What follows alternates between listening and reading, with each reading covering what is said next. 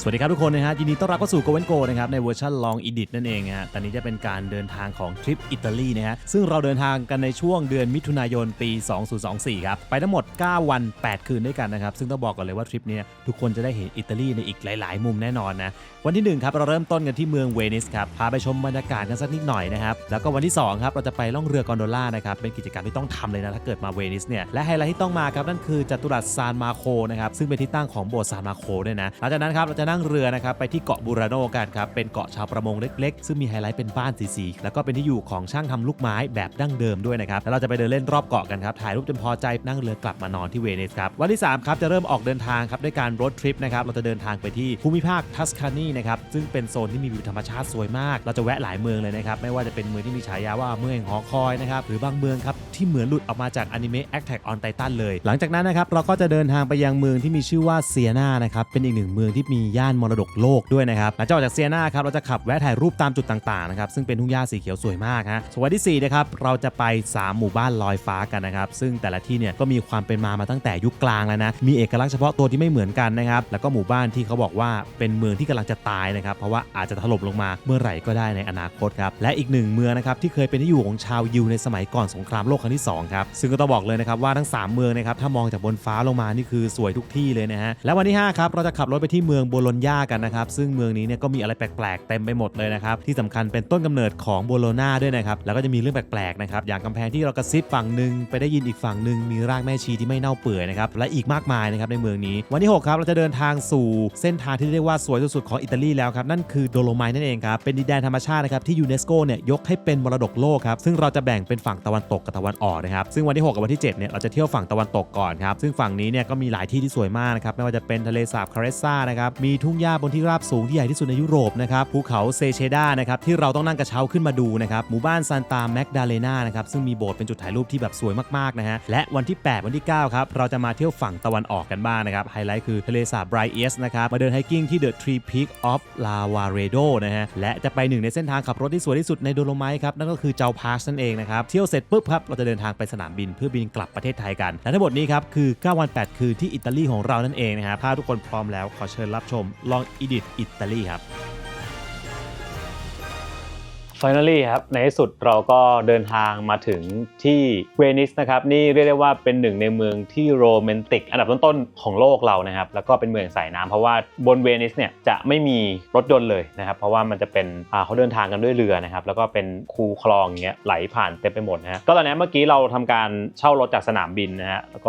ไปจอดที่การาจเสร็จปุ๊บเนี่ยก็เข้ามาพักที่โรงแรมอาวานีนะครับอาวานีเวนิสซึ่งเป็นโรงแรมที่อยู่ในโซนของเวนิสเลยคือเวนิสมันมี2ฝั่งนะทุกคนต้องเข้าใจก่อนว่ามันจะมีฝั่งที่เป็นเวนิสที่อยู่บนแผ่นดินใหญ่ตัวนั้นจะราคาไม่แพงแต่ถ้าคุณมานอนตรงเวนิสเนี่ยตรงที่แบบเป็นเกาะเนี่ยตรงนี้จะราคาสูงครับแต่ว่าเราเลือกนอนที่อาวานีเนาะเป็นโรงแรมหนึ่งที่โหสวยมากคือขึ้นมาที่ห้องเนี่ยครับตอนนี้มองจากชั้น5ที่เรานอนออกไปเห็นเมืองเวนิสแล้วก็แบบเห็นหลังคาความแบบยุโรปมีนกบินอย่างเงี้ยสวยงามมากนะซึ่งบอกก่อนว่าจริงๆนี่คือเพิ่งบินมาถึงนะแต่รายละเอียดเป็นไงทุกคนไปฟังแล้วเดี๋ยวเราพาไปทัวร์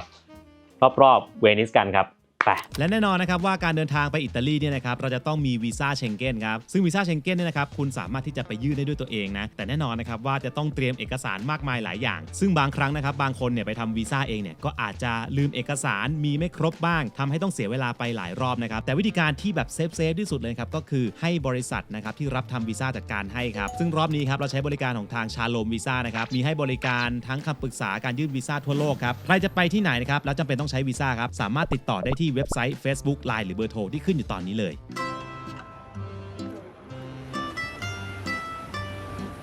โอเคตอนนี้เราอยู่หน้าโรงแรมอาวานีนะครับก็เป็นโรงแรมที่เรียกได้ว่าอยู่ใกล้กับสถานีรถบัสมากๆคือจริงๆเนี่ยเข้ามาที่เนี่ยถ้าไม่ขับรถมาเนี่ยครับก็จะมีรถบัสนะครับแล้วก็มีรถไฟหรือบางคนอาจจะใช้เรือมาที่นี่ก็ได้เหมือนกันแล้วก็ในนี้อย่างที่ทุกคนเห็นนะครับว่ามันเป็นคลองหมดมันไม่มีถนนเพราะฉะนั้นการเดินทางในเวนิสเนี่ยครับใช้วิธีการเดินหรือไม่ก็แท็กซี่โบ๊ทแท็กซี่หรือไม่ก็วอเตอร์แท็กซี่กับวอเตอร์บัสนั่นแหละคือเราใช้เรือนะครับในการเดินทางส่วนกอนโดล่าเนี่ยที่เขาชอบถ่ายรูปกันสวยๆอันเนี้ยก็มันสำหรับนั่งเล่นอ่ะสำหรับทัวร์นะครับซึ่งเดี๋ยวเราจะไปขึ้นพรุ่งนี้แล้วกันนะแล้ววันนี้เราก็จะเดินแถวนี้ก่อนแล้วเราก็อยู่กับ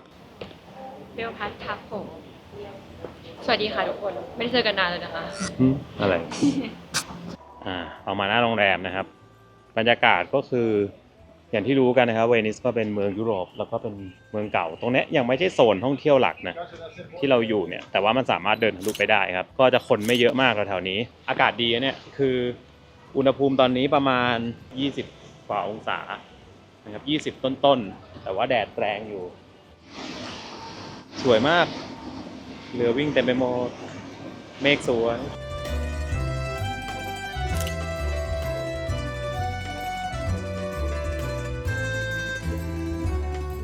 แล้วพวกเขามา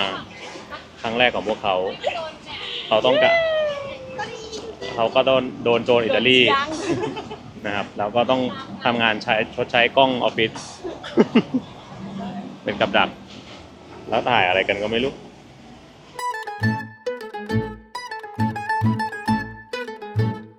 และตอนนี้ครับเรามาอยู่กันในเมืองแห่งความฝันของใครหลายๆคนแล้วนะครับที่นี่คือเวนิสครับหรือว่าเวเนเซียแห่งประเทศอิตาลีนั่นเองนะเป็นเมืองหลักของแคว้นเวเนโตนะครับปัจจุบันเนี่ยก็มีคนอาศัยอยู่ประมาณ 50,000 คนนะครับไม่ได้เยอะมากนะซึ่งต้องบอกก่อนว่าเวนิสเนี่ยมีมาตั้งแต่ก่อนจะมีการรวมเป็นอิตาลีอีกนะก่อตั้งอย่างเป็นทางการนะครับตอนนั้นเนี่ยปี 697 นะครับมีชื่อว่าสาธารณรัฐเวนิสนะครับเป็นรัฐอิสระนะครับปกครองตัวเองมายาวนานจนถึงปี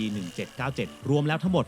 1,100 ปีนะครับและหลังจากนั้นครับทางฝรั่งเศสแล้วก็ออสเตรียเนี่ยก็ได้เข้ามายึดครองครับและในปี 1866 ครับก็ได้ถูกรวมเข้าเป็นส่วนหนึ่งของอิตาลีนั่นเองนะจนกลายมาเป็นเวนิสแห่งอิตาลีที่ทุกคนรู้จักนะครับแน่นอนนะครับว่าถ้าพูดถึงเวนิสเนี่ยนะก็เป็นเมืองที่คนรู้จักในหลายแง่มุมมากนะครับไม่ว่าจะเป็นเมืองแห่งความรักนะครับเพราะมีบรรยากาศที่แบบโอ้โหแบบโรแมนติกมากนะครับเป็นเมืองแห่งสายน้ำครับแล้วก็เป็นเมืองแห่งสะพานด้วยซึ่งถ้าเราดูจากมุมสูงนะครับเมืองนี้คือเกาะ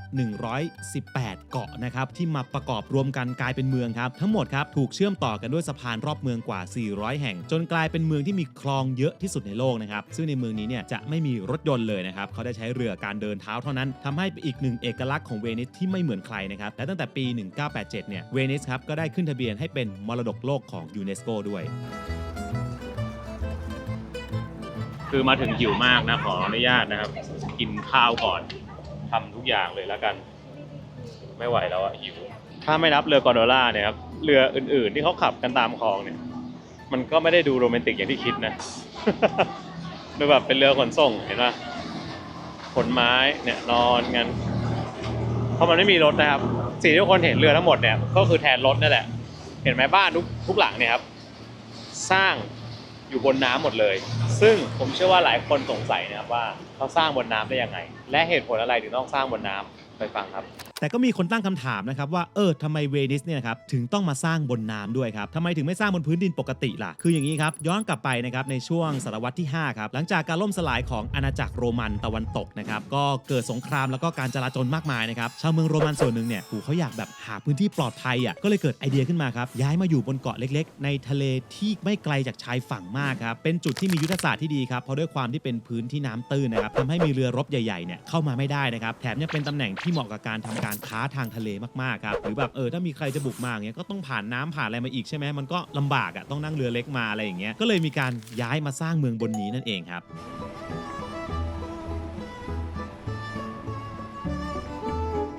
และอีกคำถามต่อมาครับหลายคนจะถามว่าแล้วเขาสร้างยังไงล่ะก็ต้องบอกก่อนนะครับว่าการที่สร้างบนน้ำเนี่ยครับเวนิสเนี่ยเป็นเมืองที่สร้างยากมากนะครับแต่ก็ไม่เกินความฉลาดของมนุษย์ครับขั้นแรกครับคือการสร้างฐานรากครับคือเขาเนี่ยครับใช้ท่อนไม้ใหญ่ๆครับปักลงไปในพื้นจนถึงชั้นดินเหนียวใต้น้ำและก็ปักแต่ละท่อนนะครับให้อยู่ชิดกันมากที่สุดเลยนะโดยไม้พวกนี้เนี่ยครับพอมันเจอกับน้ำทะเลนานๆไปเนี่ยก็จะแข็งขึ้นเรื่อยๆครับและกลายเป็นหินซะอย่างนั้นครับหลังจากนั้นครับเขาก็จะเอาพวกแผ่นไม้มาปูทับนะครับแล้วก็วางอิฐกันน้ำทับไปเป็นชั้นๆพอฐานแข็งแรงแล้วครับก็เริ่มสร้างบ้านเรือนครับแล้วก็เริ่มถมที่ดินเพิ่มนะครับมีการขุดเชื่อมต่อคลองเพื่อใช้เดินทางสร้างสะพานเชื่อมกันมาเรื่อยๆจนนำมาสู่เมืองเวนิสที่เราเห็นกันแบบนี้นี่เองนะแต่ก็ไม่ใช่ว่ามันจะไม่จมนะครับเพราะว่าต่อปีนะครับเวนิสเนี่ยจะค่อยๆจมลงไปประมาณ 1-2 มิลลิเมตรนะครับและในโลกเราเนี่ยครับก็ไม่ได้มีแค่เวนิสเท่านั้นนะครับแต่ยังมีอีกหลายเมืองในโลกกำลังจมลงเรื่อยๆเช่นกันนะครับอย่างเมืองจาการ์ตาประเทศอินโดนีเซียเนี่ยก็เป็นเมืองที่เสี่ยงจมไวที่สุดในโลกด้วยครับ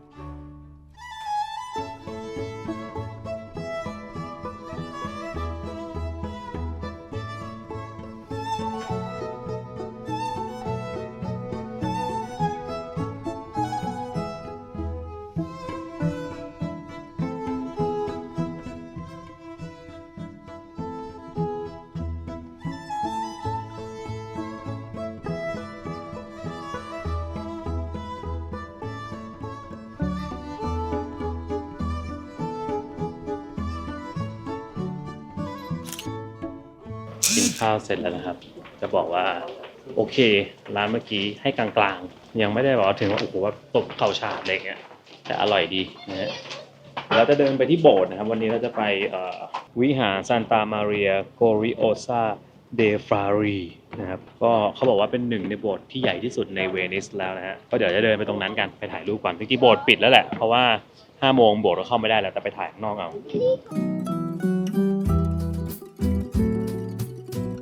จริงคือมหัศจรรย์มากนะเนี่ยเขาแบบเป็นตอกเป็นซอยเล็กๆแล้วก็มีสะพานข้ามอยู่ตลอดเวลานะครับแล้วก็มีคลองพาดผ่านคือนึกไม่ออกเลยว่าสมัยก่อนคือแบบโอ้ตอนสร้างก็คือเจ๋งมากอะที่เนรมิตเมืองนี้ขึ้นมาได้นะ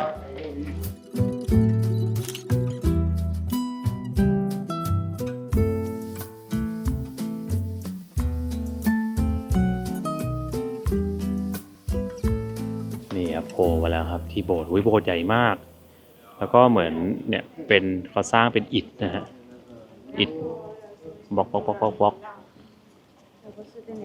ตอนนี้เรากำลังเดินตามหาด้านหน้าของโบสถ์นะเพราะว่าโบสถ์ใหญ่มาก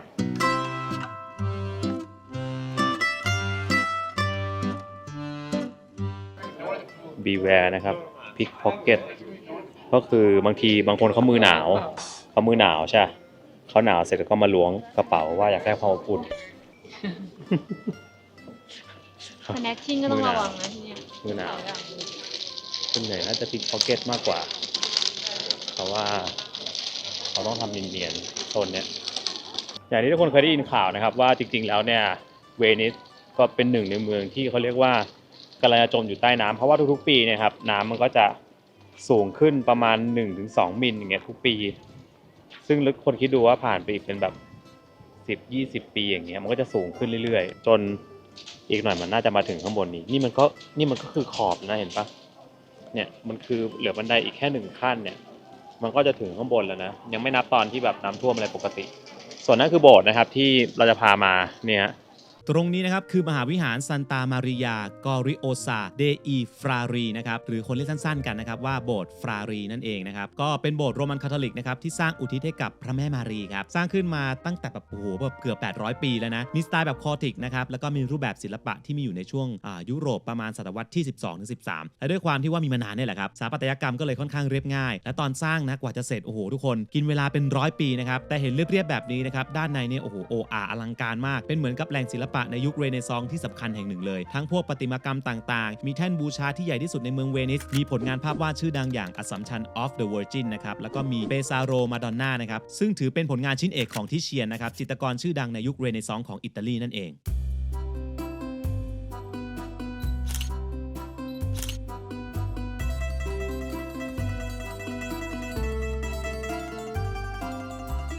ตอนนี้ผมกำลังลองเนี่ยขยับเสานี้ก็คือปักไปในน้ำนะก็คือจริงๆถ้าดูจริงๆน้ำมันก็ไม่ได้ลึกมากนะเนี่ยเสามันก็แบบขยับได้เหมือนมันอยู่ใต้ดิน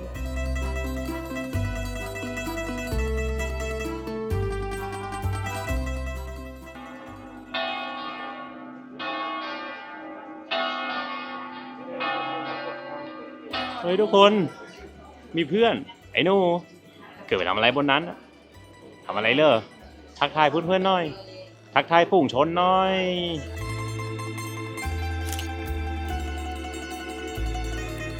ถ้าพูดถึงช่วงยุคทองของเวนิสเนี่ยนะครับก็จะอยู่ในช่วงศตวรรษที่ 13-16 ซึ่งในยุคนี้เนี่ยแหละครับที่ได้ถือกำเนิดพ่อค้าและนักสำรวจที่มีชื่อเสียงไปทั่วยุโรปอย่างมาโคโปโลหลายๆคนนะครับคุ้นเคยชื่อของเขากันดีนะครับเขาเกิดในครอบครัวพ่อค้าชาวเวนิสครับและพออายุ 17 ปีครับก็ได้ออกเดินทางกับพ่อและลุงไปประเทศจีนครับก็ไปตามเส้นทางสายไหมนะซึ่งในยุคนั้นครับก็เป็นช่วงศตวรรษที่ 13 เนี่ยแน่นอนว่ามันไม่ง่ายเลยนะฮะเขาใช้เวลาประมาณ 3 ปีครึ่งนะครับกว่าจะถึงจีนและใช้ชีวิตอยู่ในจีนนานถึง 17 ปีครับแล้วก็เรียนรู้วัฒนธรรมอะไรต่างๆมากมายพอกลับมาที่เวนิสเนี่ยนะครับก็มาเขียนเป็นบันทึกการเดินทางครับทำให้กลายเป็นหลักฐานสำคัญที่บอกเล่าเรื่องราวเกี่ยวกับโลกตะวันออกให้ชาวตะวันตกได้รู้จักครับกลายเป็นแรงบันดาลใจของนักเดินทางในยุคต่อๆมาครับและในปี 1324 เขาก็ได้เสียชีวิตที่เวนิสอย่างสงบในวัย 69 ปี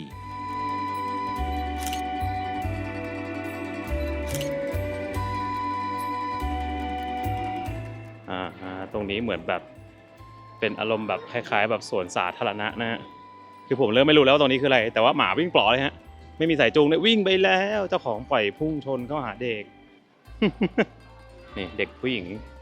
อิตาลีเล่นอะไรกันเต้นเนี่ย เต้น น้องเต้น ตีลังกา น้องตีลังกาน้องเต้นเลดอิทโกเมื่อกี้ตรงนี้ก็คือแบบครอบครัวแฟมิลี่หมาโซนนี้แบบครอบครัวเยอะนะฮะเล่าแบบนี้ก่อนที่เราเดินมาทางเนี้ยครับมันไม่ใช่โซนท่องเที่ยวหลักแต่ว่าเราจะเดินไปดูเขาบอกว่าที่นี่เป็นคาสิโนแห่งแรกของโลก ว้าว ใช่อยู่ที่เวนิสเนี่ยแหละ เจลาโต้ ใช่ซึ่งเป็นเจลาโต้ร้านนี้แต่อะไรอ่ะอะไรจะโต้มาจากไหนกำลังพูดถึงคาสิโนอยู่อ่ะนี่คือเราจะเดินไปแต่ว่าคือเราจะไม่ได้เข้าไปในคาสิโนนะเพราะยังไงคาสิโนถ่ายไม่ได้แน่นอน แต่ว่าเราจะไปถ่ายจากฝั่งตรงข้ามครับเพราะว่าจริงๆแล้วมันต้องไม่นั่งเรือก็ต้องหาสะพานข้ามไปทุกคนดูดินี่น่ารักส่วนน้องคนนี้ก็ชอบร้านผักเฉยนะครับ ร้านน่ารัก อ้าวร้านผักดูน่ารักนะ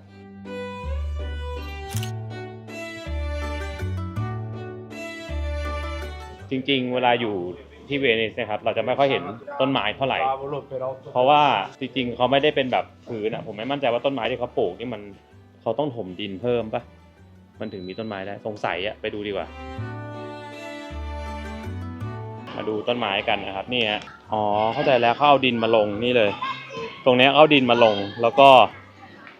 อารมณ์แบบเหมือนเป็นกระถางต้นไม้ขนาดใหญ่อ่ะเพราะว่าอย่างที่ทุกคนรู้ครับวิธีสร้างเวนิสขึ้นมาเนี่ยพื้นข้างล่างมันเป็นอะไรใช่ไหมตรงนี้เขาก็น่าจะแบบเหมือนเอาดินถมมาแค่ตรงนี้แล้วก็ปลูกต้นไม้ต้นใหญ่ได้ด้วย แต่มีไม่ค่อยเยอะนะดูสิร้านตรงนี้ก็น่ารักแบบว่านั่งกินข้าวใช่ไหมริมน้ำแล้วก็ประตูบ้านเขาอะน้ำจะเข้าบ้านอยู่แล้วเหมือนต้องเอาแผ่นอะไรมากั้นด้วยเลย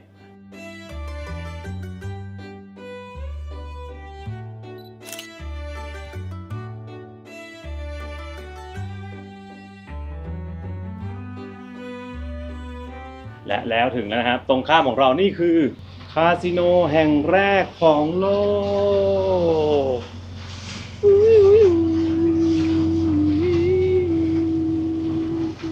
และเมืองเวนิสเนี่ยนะครับมีคาสิโนที่เก่าแก่ที่สุดในโลกและยังเปิดทำการมาจนถึงปัจจุบันนะครับนั่นก็คือคาสิโนดิเวเนเซียซึ่งมีมาตั้งแต่ปี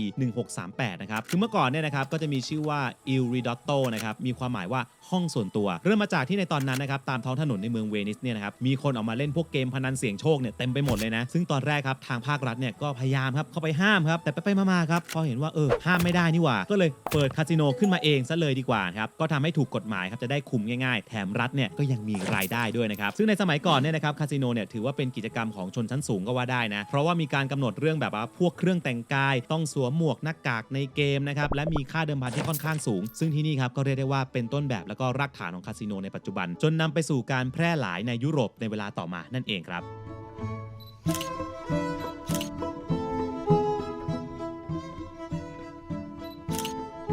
เราสามารถนั่งวอเตอร์แท็กซี่นะครับหรือว่ากอนโดล่าเนี่ยมาได้เพราะเขามีท่าเรืออยู่แต่ตอนนี้เหมือนปิดปะประตูหน้าเขาดูไม่มีคนต้อนรับมีอะไรเลยแต่ดูสวยมากแล้วก็ดูคลาสสิกมากนี่ฮะการได้มาเห็นอะไรที่แบบเฮ้ยณจุดเริ่มต้นของหลายๆอย่างบนโลกเรานี่มันเจ๋งจริงๆ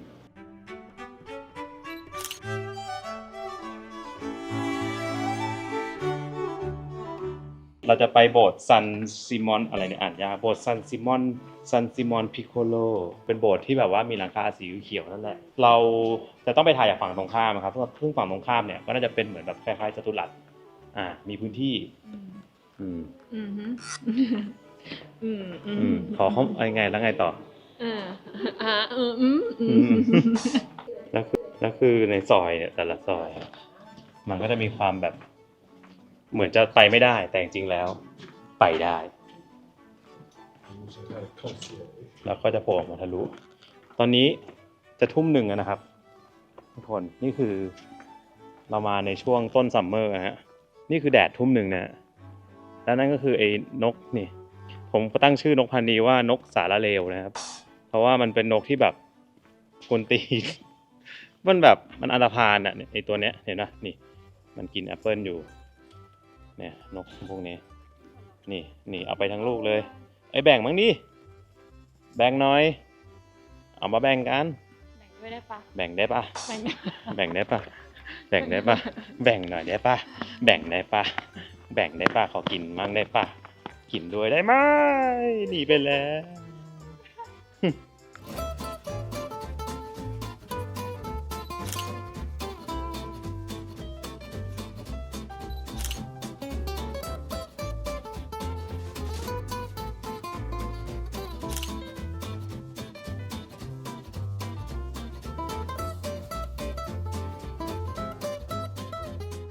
เรากำลังข้ามสะพานใหญ่นะครับซึ่งสะพานนี้ข้ามไปเสร็จฝั่งตรงข้ามก็จะเป็นโบสถ์ที่ผมพูดให้ฟังโบสถ์พิโคโลอ่ะซึ่งตรงนี้ก็จะมีร้านอาหารนะอยู่ริมน้ำสวยๆงามๆหันไปดูพร้อมกันแดดแรงมากนี่สะพานอยู่ข้างบนนี่ฮะถึงแล้วแล้วก็พิโคโลนี่คือโบสถ์อยู่ด้านนี้ฮะสวยงามมากสวยจริงไม่อิงนิยาย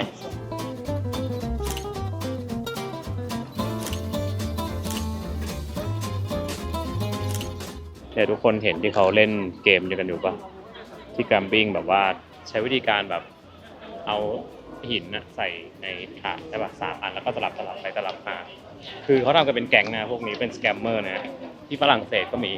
ก็คือมันจะมีคนมาเหมือนหน้าม้ามาเล่นแล้วอุ้ยได้ตังค์แล้วก็ชวนคนรอบๆที่เป็นนักท่องเที่ยวจริงๆครับลองเล่นดูสิแล้วก็สุดท้ายก็คือจะเสียเงินให้เขาพวกนี้ก็เวลาไปก็ระวัง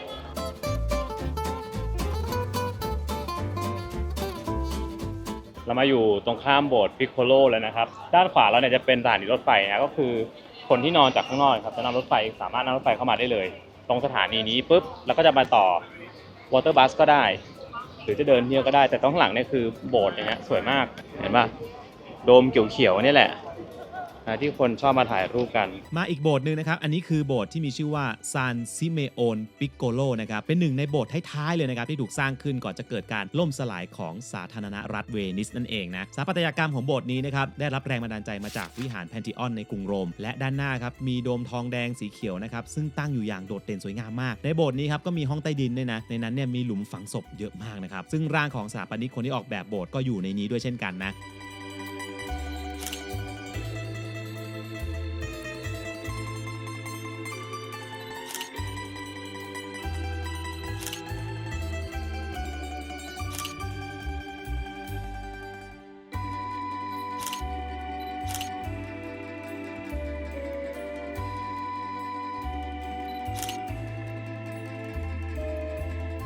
ตอนนี้2 ทุ่มนะครับ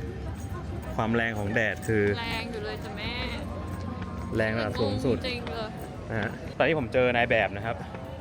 นายแบบจริงได้ถ่ายรูปอยู่ริมสะพานเราไปถ่ายรูปเขากันดูสินี่เขายืนได้ถ่ายรูปยืนได้ถ่ายรูปไงโรเบิร์ตมึงถ่ายอะไรกันนะมนุษย์มึงถ่ายอะไรกูเลิกลากแล้วกล้องไหนกูต้องมองกล้องไหนกล้องนู้นกล้องนี้หรือกล้องนั้นกูต้องมองกล้องไหนกูไม่รู้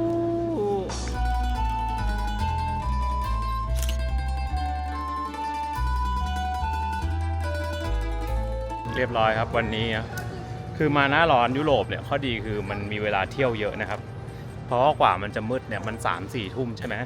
แต่ไม่นับว่าโบสถ์อะไรปิดนะเพราะว่าสถานที่ส่วนใหญ่พวกโบสถ์แล้วก็ปิดเวลาเดิมแหละแต่เดี๋ยวก่อนเข้าที่พักเราจะแวะนี่ฮะคูปครับอันโปรดปรานของเบลพัทเพื่อซื้อของแล้วก็เข้าห้องที่เอาวันนี้นะครับไปเราจะพาชมที่นี่คือคูปแห่งอิตาลีนะคะตอนนี้ค่ะนี่คือมะเขือเทศค่ะ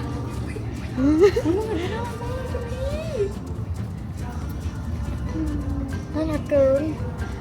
เหมาะกับเราสุดแต่เราไม่กินไม่เป็นก็ประมาณนี้แหละค่ะอยากได้อะไรก็หาดูเอาเองบ๊ายบายไป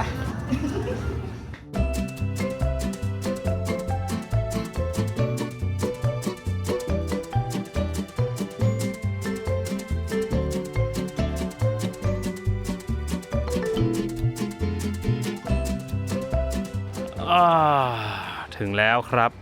โรงแรมของเรานะฮะก็จะสงบหน่อยแถวๆนี้นะครับก็เป็นข้อดีเนาะตอนนี้เวลาประมาณ2 ทุ่มกว่าเพราะว่าง่วงแล้วเพราะว่าที่ไทยจริงๆตอนนี้น่าจะประมาณแบบตีอะไรแล้วไม่รู้อะดึกแล้วอะโอเคห่างกัน5 ชั่วโมงนะถ้าผมจำไม่ผิดป่ะน่าจะ5 ชั่วโมงโอเคฮะโอ้ยเปิดไฟด้วยตอนกลางคืนโรงแรมสวยมาก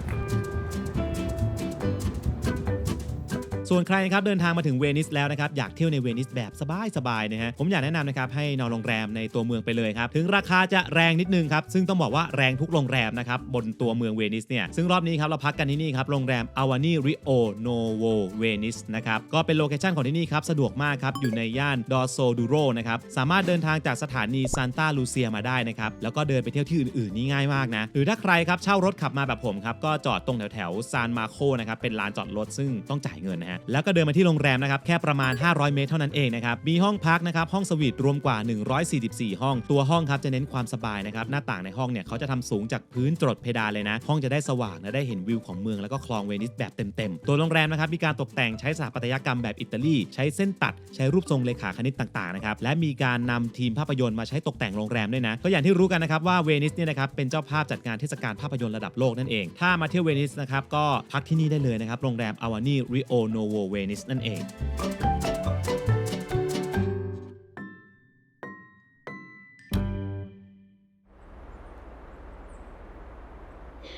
เช้าแล้วนะครับเช้าแล้วกินข้าวเช้าที่โรงแรมนะครับเมื่อคืนหลับสบายวิวที่ห้องตอนเช้าสวยมากคือแบบมองไปเห็นในเมืองใช่ไหมแล้วก็เป็นแสงรำไรวิวดีก็เดี๋ยววันนี้เราจะไปสำรวจในเวนิสอย่างจริงจังแต่ว่าขอกินข้าวกันเดย์2นะครับสำหรับเวนิสและฉันเองด้วยค่ะ แนะนำตัวทำไมทุกวัน เอาอย่างนี้ก็โยนมาทำไม เดี๋ยววันนี้เราจะไปขึ้นเรือก่อนนั่งเรือกอนโดร่ายามเช้าเพราะว่ามันจะไม่ร้อนมากจริงๆไม่ร้อนเลยแหละเพราะตอนนี้17องศานะครับส่วนตอนนี้นะนี่คือการจราจรยามเช้านะครับทุกคนก็คือช่วงเช้าๆเนี่ยเรือจะเยอะออกไปทำงานเหรอเนี่ยขับสวนกันเต็มเลยเห็นปะนี่คือยามเช้าฮะ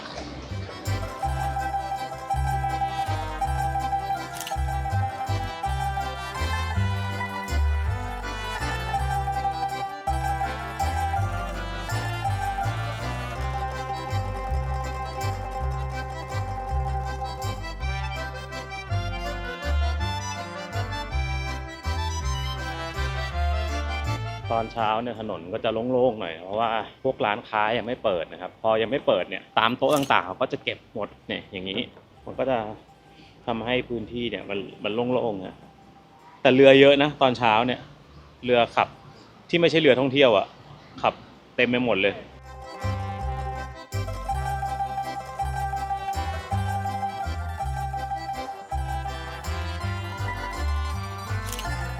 ตอนนี้เดี๋ยวจะไปขึ้นเรือกอนโดร่านะครับกอนโดร่าก็เป็นเรือที่เรียกได้ว่าความฟีลประมาณว่าแบบมันคือความคลาสสิกนะครับของเวนิสเนาะแล้วบอกว่าคนที่พายกอนโดร่าเนี่ยไม่ใช่ว่าใครจะพายก็ได้นะเขามีไครทีเรียในการที่จะแบบว่ามาเป็นเรือกอนโดร่าเดี๋ยวเราจะไป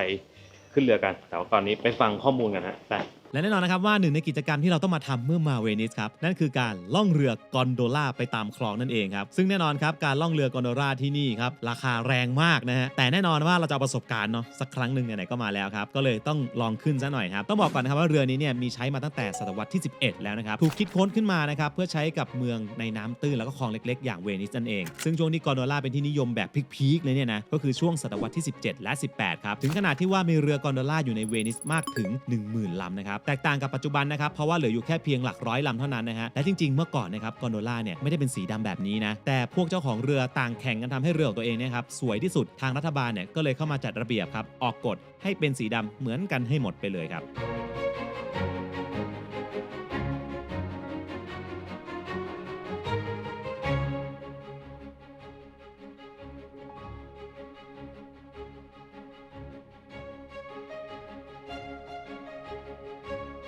ถึงสถานีนะครับเรามาเลือกสถานีที่มันอินดี้หน่อยนะไม่ใช่สถานีหลักเดี๋ยวเราไปดูกัน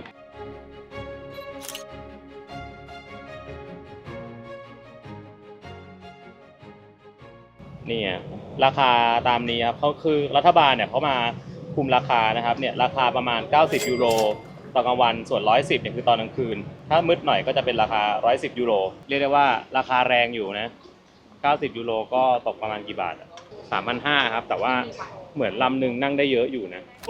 อ๋อคือตรงนี้มันเป็นท่าเรือครับเป็นกอนโดราเฟอร์รี่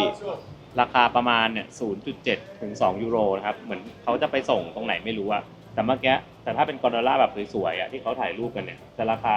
90 ยูโรซึ่งไอเรือกอนโดล่าเฟอร์รี่เนี่ยนั่งได้12 คนแต่ไอเรือเนี้ยน่าจะได้ประมาณ 4-5 คนมั้งถ้าผมจำไม่ผิด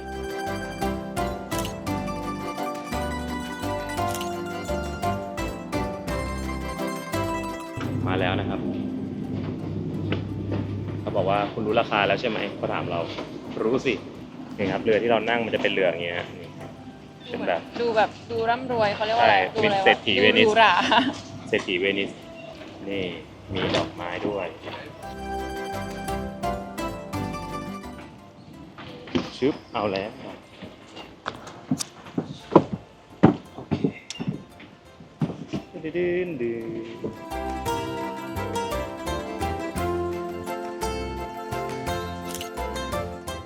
ว้าวเขาออกมาตรงกลางน้ำแล้วสวยมากเลยอะส่วนรถตำรวจนี่ครับอันนี้คือเรือตำรวจนะครับก็เขาก็จะตระเวนไปรอบๆเนี่ยโพลิเซียเนี่ย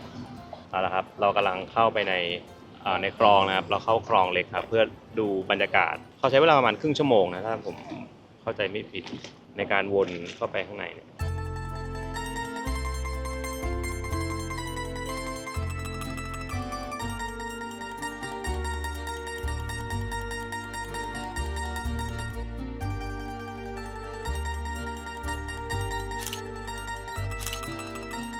คนจะเห็นว่าซอยมันแคบจริงๆนะมันแคบเกินเรือแล้วเรือมันต้องถูกบังคับให้แบบซิกแซกได้เนี่ยแล้วก็นี่คือระดับน้ำถ้าดูจากเขียวๆเนี่ยว่าตอนนี้น้ำต่ำแต่ว่าไอ้เขียวๆน้ำขึ้นเนี่ยคือขึ้นเกือบเข้าบ้านเขาแล้วอะอีกนิดเดียวอะก็คือจะเข้าไปในบ้านแล้วเนี่ยโอ้เนี่ยแคบมากเห็นปะคือเรือมันเหมือนหักจะไม่พ้นแต่เขาก็หักพ้น เขาคงขับบ่อย แล้วข้างหน้าคือดูสิ มิเตอร์ ตรงไหนนะแกรนด์คาแนล แกรนด์ฟิกแต่เนี้ย อ๋อ 1-2 มิเตอร์ แกรนด์คาแนล6 เมตร แต่ว่าตรงนี้คือ 1-2 เมตร ตรงข้างใน ก็คนทั่วไปไม่จมถ้าเด็กก็จมประมาณนั้น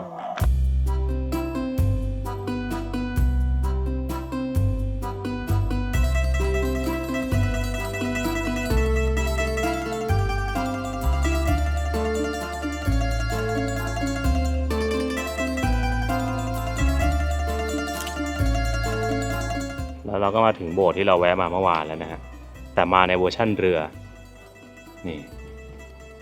ว้าว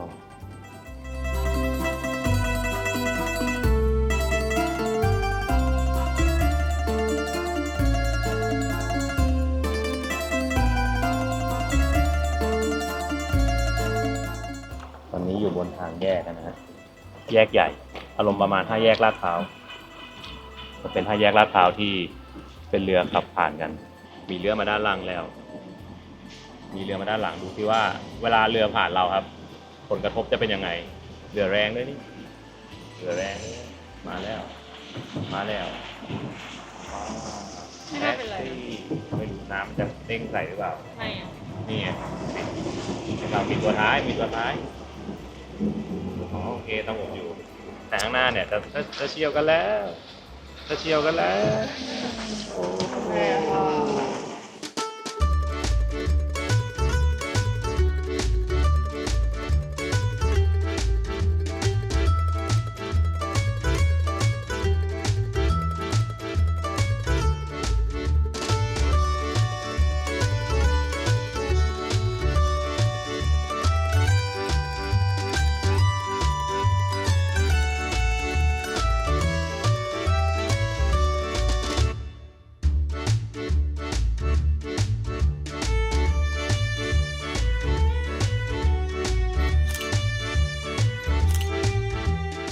จบเรียบร้อยแล้วนะครับ 3,500 บาทนะครับในเวลาประมาณน่าจะ20 นาทีได้เขาวนไม่ทั่วนะเขาวนแค่ช่วงหนึ่งแล้วก็ ซอยหนึ่งอะ ทะลุอยู่แล้วก็เห็นบรรยากาศเหมือนนู่นนี่เพราะฉะนั้นถ้าคุณอยากเห็นอะไรอ่ะก็คิดว่า โอเค รอแป๊บนึงก็บอก ถ้าคุณอยากเห็นอะไรคุณก็ต้องไปขึ้นกอนโดล่าที่มันใกล้กับที่นั่นคุณก็จะเห็นบรรยากาศโซนนั้นเพราะอันนี้มันไปไม่ถึงไอ้ตรงบัสนะครับตอนแรกผมก็จะมันจะไปถึงได้อีก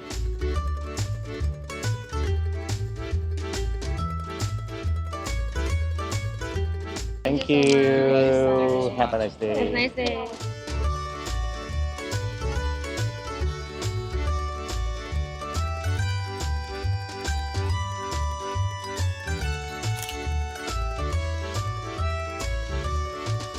นี่ครับเราวันนั้นไปดูฟาราทอกนะครับแล้วเขามีการแจกของรางวัลซึ่งของรางวัลก็คือนี่ปฏิทินบาทหลวงหล่อปี 2025 แต่ว่าเขาบอกทุกปีก็คนเดิมหมดนะครับ เขามีขายจริงด้วยตามรอยคุณฟารถคุณแดงมาตามรอยคุณแดงนี่ฮะเมืองก็สงบสวยงามดีเขาไม่ได้มีแค่บาทหลวงหล่อว่ะเขามีคนพายกอนโดล่าหล่อ หล่อนี่ข้างหลังเต็มเลยเนี่ย เฮ้ย คนพายกอนโดล่าหล่อบอกต่อด้วยบ้าบอ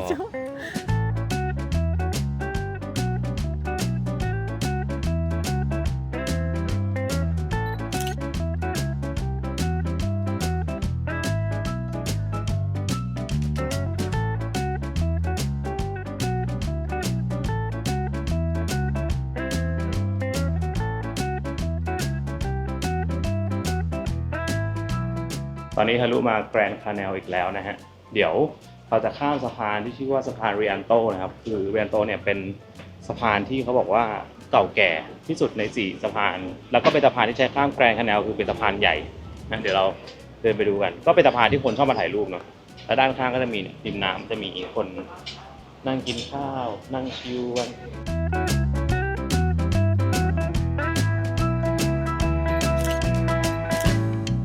อันนั้นรถขยะฮะรถขยะสีเขียวเหมือนบ้านเราแต่เป็นเรือขยะ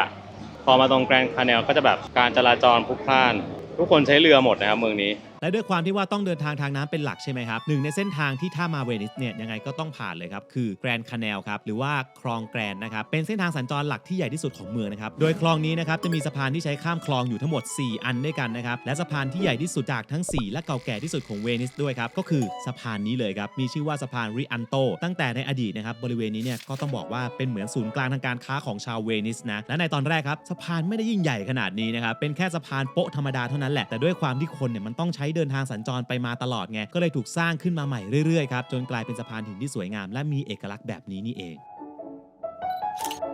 ขึ้นสะพานริอันโตนะครับคือสะพานบนนี้ก็จะมีร้านขายของด้วยแล้วก็สามารถดูวิวจาก2ฝั่งของแกรนด์คาเนลได้ด้วยนะฮะและแน่นอนครับบนนี้ฮะตามสะพานพวกนี้คนเยอะๆอย่างนี้สแกมเมอร์ทั้งหลายนะครับระวังของให้ดีแล้วกันผมบอกทุกคนไว้ก่อนเพราะจุดเป็นจุดที่โซนคนเยอะ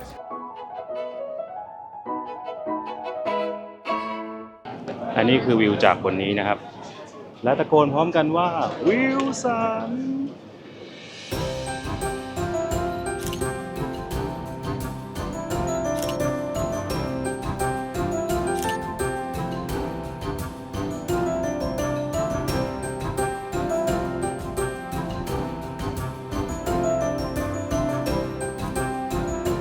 ตอนนี้ข้ามฝั่งมานะครับเป็นถนนช้อปปิ้งแล้วก็คือคนฝั่งนี้จะค่อนข้างเยอะเพราะว่าโซนท่องเที่ยวมันจะอยู่ฝั่งนี้น่าจะเยอะกว่านะข้ามเกาะมานะฮะ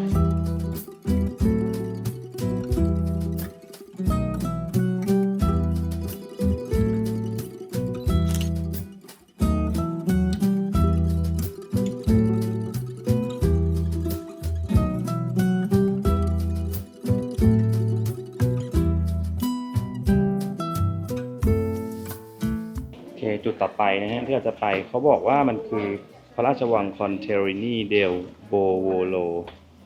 ก็เป็นเหมือนราชวังเก่าของตระกูลที่เขาเรียกได้ว่าเป็นตระกูลยิ่งใหญ่นะฮะอยู่ตรงนี้ สถานที่ตรงนี้นะครับเป็นวังเล็กๆครับที่มีชื่อว่า Palazzo Contarini del Bovolo นะครับในอดีตนะครับใช้เป็นที่อยู่ของตระกูล Contarini นะครับซึ่งเป็นตระกูลที่ก่อตั้งเมืองเวนิสขึ้นมาดอทหลายๆคนนะครับก็มาจากตระกูลนี้นะครับเป็นตระกูลชั้นสูงของอิตาลีที่เก่าแก่ที่สุดตระกูลหนึ่งเลยนะซึ่งตัววังเนี่ยนะครับมีจุดเด่นคือบันไดวนที่เราเห็นอยู่ตอนนี้เลยครับเรียกกันว่า Scala Contarini del Bovolo นะครับเป็นบันไดที่มีกว่า80ขั้นนะครับและมีความสูงอยู่ที่ประมาณ26เมตรนะครับถูกสร้างต่อเติมขึ้นมาจากตัวอาคารและถ้าใครอยากเข้าไปถ่ายรูปนะครับด้านบนนี้เนี่ยนะเราสามารถขึ้นมาชมวิวได้ด้วยนะครับแต่ว่ามีค่าใช้จ่ายนะครับแล้วเขาก็จะเปิดเป็นรอบๆไปด้วยนะเป็นอีกหนึ่งจุดชมวิวเมืองนะครับที่สวยงามดีฮะราคานะครับค่าเข้านะครับขึ้นไปข้างบนเนี่ยราคาคนละ8ยูโรนะครับเรามี4คนก็ประมาณ 1,200 นะเราtwo percent ได้มาแล้วนะครับบัตรหน้าตาแบบนี้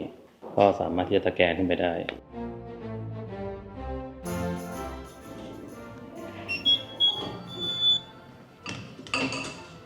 ก็คือเป็นบันไดวนนะครับเหมือนแบบหอคอยโบราณสมัยก่อน วนไปเรื่อยๆวนไปไม่มีที่สิ้นสุด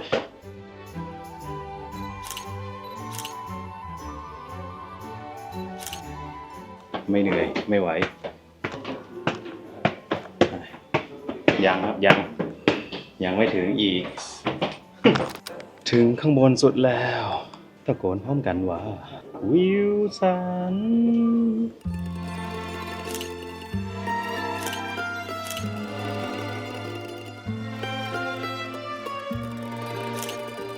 โอเคฮะสรุปแล้วนะครับขึ้นมาวิวถามว่าสวยไหมผมว่ามันเตี้ยไปนิดนึงในความรู้สึกถ้าคนจะขึ้นมาเพื่อถ่ายรูปนะมันเราอยู่ระดับเดียวกับหลังคาส่วนใหญ่อะแต่ก็คือเห็นนะแต่รู้สึกว่าถ้าขึ้นไปสูงกว่านี้อีกก็จะสวยกว่านี้ก็เลยรู้สึกว่าถ้ามาเพื่อถ่ายรูปที่สูงก็โอเคแต่ก็ไม่ได้คุ้มขนาดถ้าคุณไม่ได้ซีเรียสเรื่องบัดเจ็ตมากก็ขึ้นมาได้แต่ถ้าซีเรียสผมว่าก็ตัดออกไปเพราะว่าไอ้พวกข้อมูลอะไรที่ให้ศึกษามันไม่ค่อยมีเท่าไหร่มันคือบันไดทางขึ้นอย่างเดียวเลยแต่ถามว่าถ้าใครสนใจประวัติศาสตร์สนใจพวกสถาปัตยกรรมเก่าแก่อะไรอย่างเงี้ยอันนี้ก็ดูน่าสนใจไปอีกแบบหนึ่งโอเคไปตอนนี้ฮะเหมือนเริ่มอยู่ในโซนที่เห็นในวิดีโอบ่อยๆแล้ว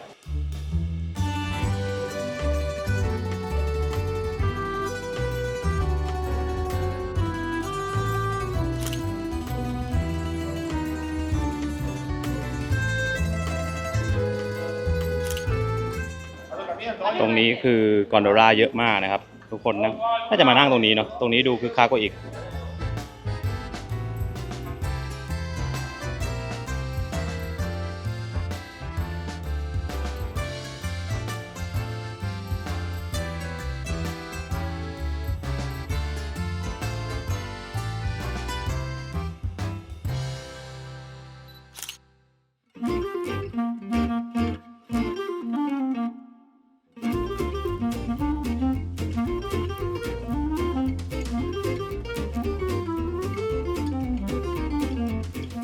ร้านนี่ครับRestaurant Bar Piccolo Martini นะครับอร่อยดีนะเมื่อกี้พอกินจริงๆก็ถือว่ารสชาติดีเลยนะครับหมดแล้วมื้อเที่ยงไปต่อเราจะไปจัตุรัสซานมาโคนะครับก็คือเป็นจัตุรัสหลักแหละที่พลุกพล่านที่สุดเพราะว่าตรงติดกับซานมาโคเนี่ยก็เป็นจุดช้อปปิ้งพวกแบรนด์เนมเนี่ยหลุยส์วิตตองดีออนี่ครับมาแล้วครับนี่ไอเทมล่อโจร อย่า โปรดมาปล้นฉัน เดี๋ยวหาถุงหน่อยไงเราไปร้านซูเปอร์มาร์เก็ต นี่ก็ระวังนะทุกคนถ้าใครจะมาช็อปแบรนด์เนมที่อิตาลีโดยเฉพาะในเมืองที่แบบเมืองท่องเที่ยวหลักๆเช่นแบบมิลานโรมเวนิสอย่างเงี้ยหลายๆคนน่าจะพอรู้บ้างว่าจะมีแบบพวกสแกมเมอร์มีพวกล้วงกระเป๋าอะไรอย่างเงี้ยคือยิ่งเราใส่ของแพงเนี่ยฮะก็จะยิ่งเป็นเป้าสายตาแต่คุณจะใส่ก็ไม่ผิดนะครับก็แค่ต้องระวังแต่ถ้าจะเอาดีที่สุดก็แล้วแต่เอาเซฟก็ไม่ต้องใส่นะเดี๋ยวเนี่ยเบลพาซื้อก็ต้องไปหาถุงมาคุมอีกทีนึง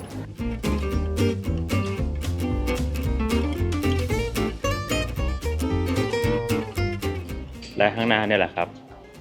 คือจัตุรัสถ้าในอิตาลีเขาจะใช้คำว่าเพซ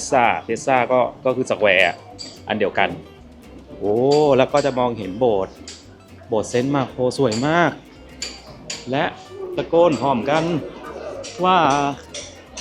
วิวสันโอ้โหสวยจริง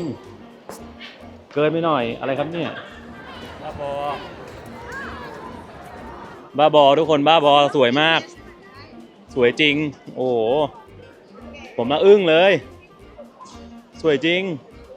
โอ้แล้วมีคนขึ้นไปบนหอคอยนั้นเต็มเลยอะ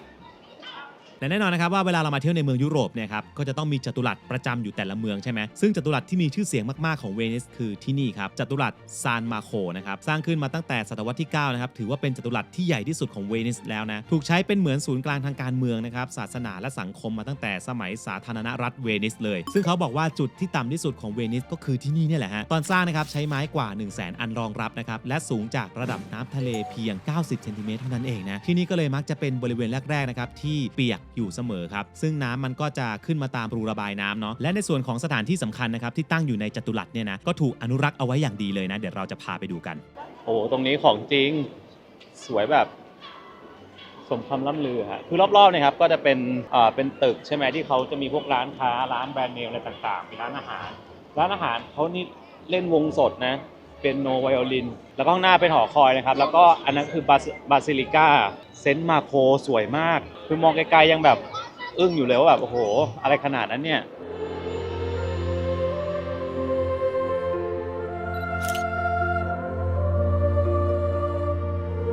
ในช่วงยุคแรกๆของเมืองเวนิสเนี่ยนะครับที่นี่ไม่มีโบสถ์เป็นของตัวเองนะครับถ้าจะทำพิธีทางศาสนาอะไรแต่ละครั้งเนี่ยนะครับก็ต้องไปเชิญพวกบาทหลวงครับจากฝั่งแผ่นดินใหญ่เนี่ยมาทำพิธีให้แล้วก็ทางคริสตจักรเนี่ยนะครับก็ไม่ยอมให้มีสักทีครับแต่ที่พีคคืออะไรรู้ไหมครับชาวเวนิสครับเขาแก้ปัญหายังไงรู้ไหมคือมีพ่อค้าชาวเวนิสเนี่ยครับได้ล่องเรือไปที่ประเทศอียิปต์ครับแล้วก็ได้ไปขโมยร่างหรือว่าพระธาตุของนักบุญคนหนึ่งมาจากเมืองอเล็กซานเดรียครับชื่อว่ามาระโกซึ่งเขาเนี่ยนะครับเป็นหนึ่งในคนที่บันทึกประวัติของพระเยซูครับซึ่งไปขโมยมาได้ยังไงไม่รู้เหมือนกันนะแต่พอขโมยกลับมาได้แล้วเนี่ยนะครับทางเวนิสเนี่ยก็ไปบอกกับคริสตจักรครับว่าเรามีเหตุผลที่จะต้องมีโบสถ์ได้แล้วเพราะว่าเรามีร่างของนักบุญคนสำคัญคนนี้อยู่ครับซึ่งทางคริสตจักรนะครับเห็นแบบนี้ก็ต้องยอมสิครับทำให้เกิดเป็นมหาวิหารประจำเมืองแห่งนี้ที่ทุกคนเห็นกันอยู่นั่นเองนะและปัจจุบันครับด้านในก็ยังคงเก็บรักษาร่างของนักบุญเอาไว้อยู่ด้วย เดี๋ยวเนี่ยจะเข้าไปในโบสถ์ครับต้องมีตั๋วซึ่งปกติก็ซื้อหน้างานได้แต่ว่าวันนี้เขาบอกโซลเอาท์ไปแล้วก็คือโซลเอาท์คือหมดนะ และติดกันกับมหาวิหารนะครับก็จะเป็นวังที่เคยเป็นที่อยู่ของดอสนะครับหรือว่าผู้ปกครองเวนิสในสมัยที่ยังเป็นสาธารณรัฐนะครับมีชื่อว่าพาลัสโซดูกาเลนะครับหรือพระราชวังแห่งดอสสร้างขึ้นมาครั้งแรกครับตอนนู้นเลยครับศตวรรษที่9นะคืออยู่มาตั้งแต่ดอสคนแรกของเมืองนี้เนี่ยแล้วก็สร้างขึ้นมาใหม่อีกครั้งครับในช่วงศตวรรษที่14ก็เป็นรูปแบบสถาปัตยกรรมนะครับกอธิกสไตล์เวนิสปัจจุบันครับเปลี่ยนให้กลายเป็นพิพิธภัณฑ์เป็นที่เรียบร้อยแล้วนะครับซึ่งหนึ่งในจุดที่มีชื่อเสียงที่สุดของวังนี้ครับจะมีชื่อว่า Bridge of Sighs นะครับหรือว่าสะพานถอนหายใจเป็นสะพานที่เชื่อมต่อจากตัววังไปยังคุกที่ใช้คุมขังนักโทษนั่นเองนะชื่อสะพานก็เลยกลายเป็นเหมือนกับการเปรียบเปรยถึงเหล่านักโทษที่ต้องเดินทางข้ามสะพานนี้ไปแล้วก็ได้แต่ถอนหายใจก่อนจะต้องเดินเข้าไปในคุกนั่นเองครับหอคอยนี้นะครับถ้าคุณจะขึ้นก็ต้องจองมาเหมือนกันนะครับแล้ววันนี้คนเยอะมากจนงง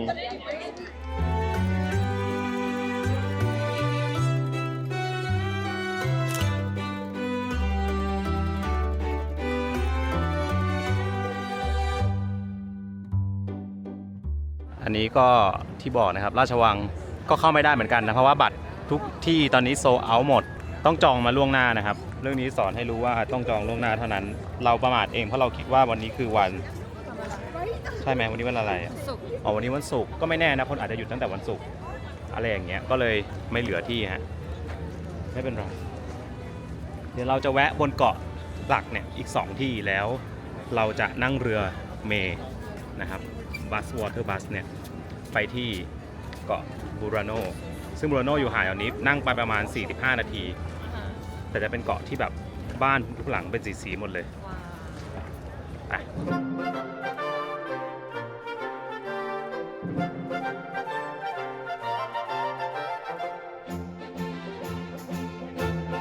และข้างหน้าของผมนะครับนี่คืออนุสาวรีย์ของวิกเตอร์เอ็มมานูเอลที่2ถามว่าเขาเป็นใครนั้นไปหาข้อมูลมาให้สั้นๆอนุสาวรีย์นี้นะครับมีชื่อว่าพระเจ้าวิกตอริโอเอมานูเอเล่ที่2เขาเป็นคนรวบรวมแคว้นต่างๆเข้าด้วยกันจนกลายเป็นอิตาลีได้สำเร็จครับเรียกเหตุการณ์นี้ว่าริสซอร์จิเมนโตนะครับหรือว่าการรวมชาติอิตาลีซึ่งในปี1861นะครับเขาได้รับสถาปนาเป็นกษัตริย์องค์แรกของอิตาลีด้วยนะและท่านมีฉายาด้วยนะครับเรียกกันว่าเรกาลันโตโมหรือว่ากษัตริย์สุภาพบุรุษนะครับซึ่งก็มาจากสไตล์การปกครองของเขาครับที่สนับสนุนระบอบรัฐธรรมนูญและการปกครองแบบเสรีนิยมนะครับทำให้อิตาลีครับได้เริ่มต้นเข้าสู่ยุคใหม่อย่างเป็นทางการนั่นเอง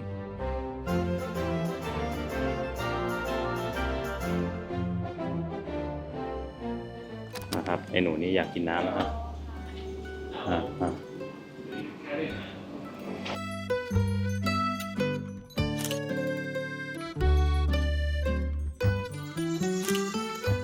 มาดูครับน้ำนี่คือเลดบูพายแอปเปิลนี่ไปกันใหญ่ได้เป็นไงหรอหั่นแบบสดๆแล้วแล้วก็แบบเอามาให้กินเลยมาโคเพสเขาเรียกว่าอะไรอ่ะมาโคเพสสกัดเย็นมันเลยแบบอร่อยหอมมากหวานด้วยไม่เชื่อลองชิมก็อร่อยแต่ว่ารสชาติมันดูแบบอะไรก็เลดบูไงอร่อย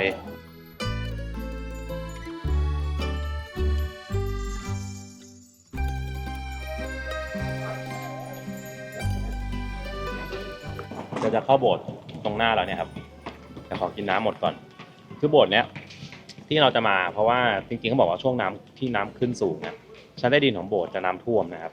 แต่ว่าตอนนี้คิดว่าไม่น่าท่วมนะเพราะว่าน้ำไม่ได้ขึ้นสูง และใกล้ๆกับจัตุรัสซานมาโคนครับจะมีโบสถ์ซานซักคาเรียนะครับก็เป็นโบสถ์คาทอลิกที่มีสถาปัตยกรรมผสมผสานกันระหว่างกอธิกกับเรเนซองส์นะครับเพราะว่าสร้างในช่วงศตวรรษที่ 15 เป็นยุคเปลี่ยนผ่านพอดีเลยนะซึ่งจุดที่ทำให้คนเดินทางมาที่โบสถ์แห่งนี้เนี่ยนะครับเพราะว่าชั้นใต้ดินของโบสถ์ครับด้านในนี้ใช้เป็นสถานที่ฝังร่างของเหล่าดอสในเวนิสครับซึ่งเขาบอกว่าน่าจะมีมาตั้งแต่ก่อนจะมีโบสถ์หลังปัจจุบันนี้อีกนะซึ่งอย่างที่เราเห็นนะครับว่ามันมีน้ำท่วมอยู่ข้างล่างนะครับทำให้เราเห็นเลยนะครับว่าเวนิสเนี่ยกำลังจะค่อยๆจมลงไปในน้ำอย่างชัดเจนที่นี่ก็เลยกลายเป็นโบสถ์ที่มีชั้นใต้ดินที่มีน้ำท่วมครับ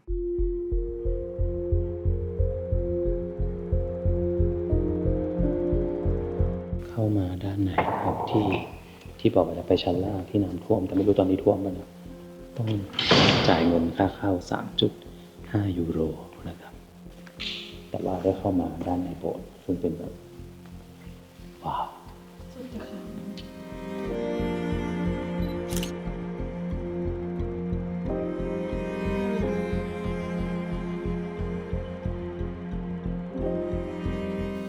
ถ้ากลางคืนก็คือโลเคชั่นถ่ายหนังที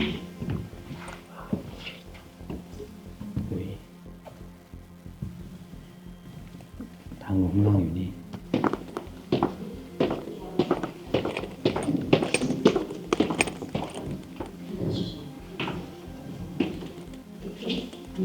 มีน้ำท่วมจริงด้วย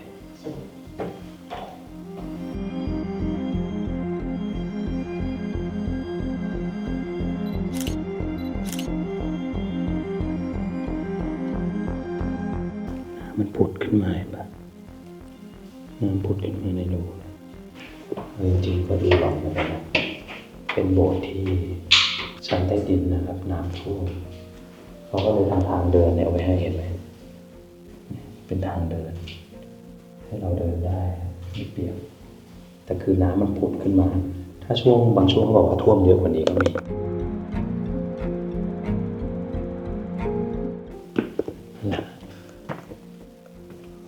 เจ๋งมาก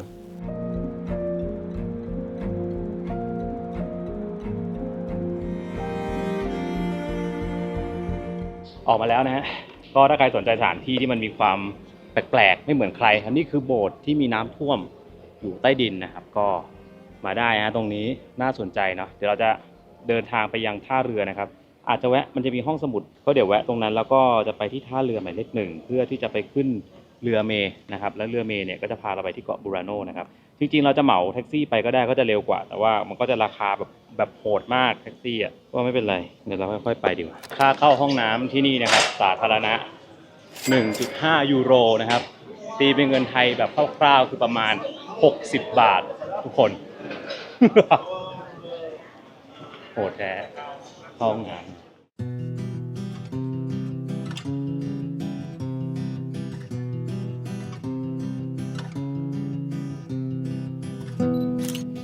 ที่นี่คือร้านหนังสือที่ดูแปลกตามากนะครับสำหรับผมครับที่นี่มีชื่อว่า Rigberia Aqua Alta นะครับเป็นร้านที่เปิดมาตั้งแต่ปี 2002 นะครับขายพวกหนังสือมือ 2 หนังสือแร่ๆหายากอย่างนี้ครับแล้วก็เป็นร้านหนังสือที่คนมาเยอะมากนะครับต้องบอกก่อนนะครับว่าโลเคชั่นของร้านเนี่ยครับมักจะมีน้ำท่วมบ่อยๆนะครับดูไม่ได้เป็นจุดที่เหมาะกับการจะขายหนังสือเลยครับวิธีแก้ปัญหาของเขาก็เลยเอาหนังสือครับไปไว้ในเรือกับถังไม้เพื่อกันจมน้ำครับกลายเป็นเหมือนเอกลักษณ์ของร้านไปแล้วก็กลายเป็นชื่ออีกความหมายหนึ่งคือร้านหนังสือแห่งน้ำสูงนะครับและก็เป็นจุดที่คนมาถ่ายรูปเยอะมาก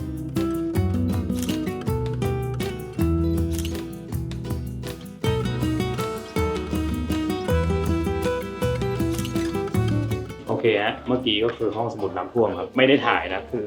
แถวยาวมากแต่ว่าเราแค่ถ่ายบรรยากาศมาให้ดูคือมันแบบเขาให้ถ่ายฟรีครับเป็นร้านหนังสือที่ให้เข้าไปถ่ายฟรีแล้วพอถ่ายฟรีปุ๊บโอ้โหคนเข้ามาในร้านเขา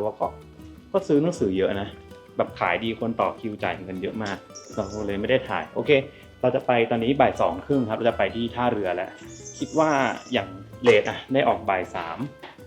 3จะถึงที่นู่นไม่เกิน4 โมง5 6 7ตีว่าอยู่3 ชั่วโมงไปเลย7กลับปุ๊บถึง2 ทุ่มพอดีกินข้าวเย็นก็ได้นี่หว่าไป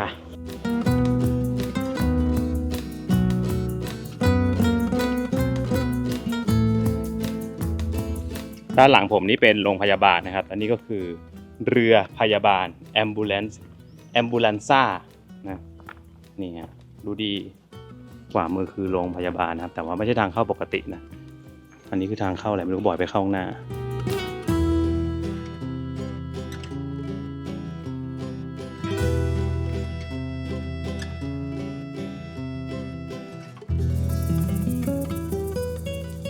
เกาะตรงข้ามที่ทุกคนเห็นนะครับถ้าผมเข้าใจถูกต้องนี่คือสุสานนะครับคือเปิดดูใน Google Map เมื่อกี้มันเขียนเลยว่าเป็นทูมก็คือนั่นคือเกาะที่เป็นไว้ฝังศพโดยเฉพาะโห สิ่งที่น่าสนใจกับเมืองเวนิสยังไม่หมดนะครับมีอีกเรื่องที่น่าสงสัยก็คือเวลาคนเวนิสเขาเสียชีวิตเนี่ยครับเขาเอาร่างไปฝังกันที่ไหนใช่ไหมทั้งที่มันไม่น่าจะมีที่ฝังได้ใช่ไหมล่ะคือเมื่อก่อนเนี่ยครับเขาจะฝังอยู่ในห้องใต้ดินใต้โบสถ์กันแต่ณปัจจุบันนะครับเขามีเกาะที่ใช้เป็นสุสานโดยเฉพาะเลยนะครับเป็นเกาะเล็กๆครับที่อยู่ทางตอนเหนือของเวนิสครับมีชื่อเกาะว่าซานมิเชลเป็นเหมือนสุสานหลักของเมืองมาตั้งแต่ปี 1807 แล้วนะครับมีบุคคลที่มีชื่อเสียงมากมายของอิตาลีฝังอยู่ที่นี่นะซึ่งเขาก็จะแยกเป็นคาทอลิกโปรเตสแตนต์แล้วก็อีสเทิร์นออร์โธดอกซ์เอาไว้ชัดเจนนะชื่อซานมิเชลนะครับมาจากชื่อโบสถ์ที่ตั้งอยู่บนเกาะนั้นนั่นเองซึ่งถ้าใครไปเวนิสนะครับระหว่างนั่งเรือไปที่บูราโนเนี่ยนะครับก็จะผ่านเกาะนี้ด้วยนะจะเห็นแบบอยู่ไกลๆเกาะอะไรนะนั่นคือสุสานครับ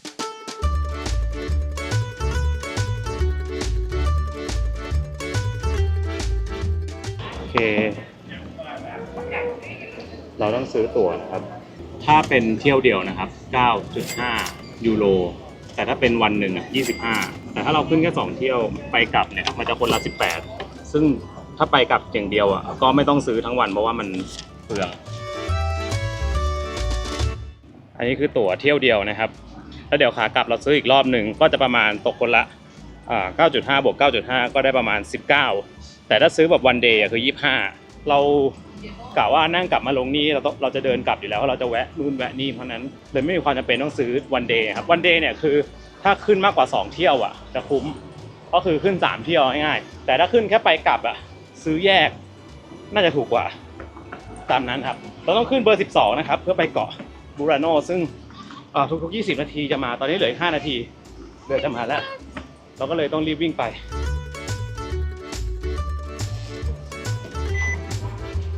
เรียบร้อยนั่ง45นาทีนะครับเพราะฉะนั้นควรจะมีที่นั่งเป็นของตัวเองเก่งมากทันเวลาอีก3นาทีออกถือว่ามีฝีมือในการเดินอย่างยอดเยี่ยมร้องฮูเร่พร้อมกันฮูเร่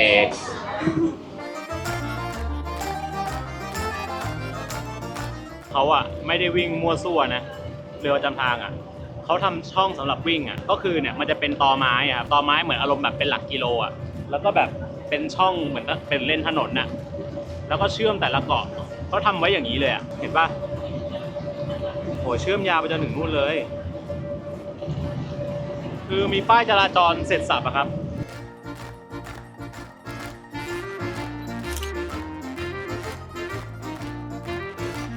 เดี๋ยวตอนนี้เราจะขึ้นแมปให้ทุกคนดูนะครับว่าระยะทางจากเกาะเวนิสเนี่ยเกาะหลักเนี่ยไปบูราโนเนี่ยมันไม่ใกล้นะมันไกลพอสมควรนะครับแต่ว่าทุกคนเห็นไหมว่าเนี่ยในแมปที่มันกำลังวิ่งอยู่ครับเรานึกว่าเขาก็จะขับตามเส้นเรือปกติใช่ไหมไม่ฮะเขาตีเป็นช่องเอาไว้สำหรับวิ่งโดยเฉพาะว่าเป็นเขตเรือวิ่งอะไรอย่างเงี้ย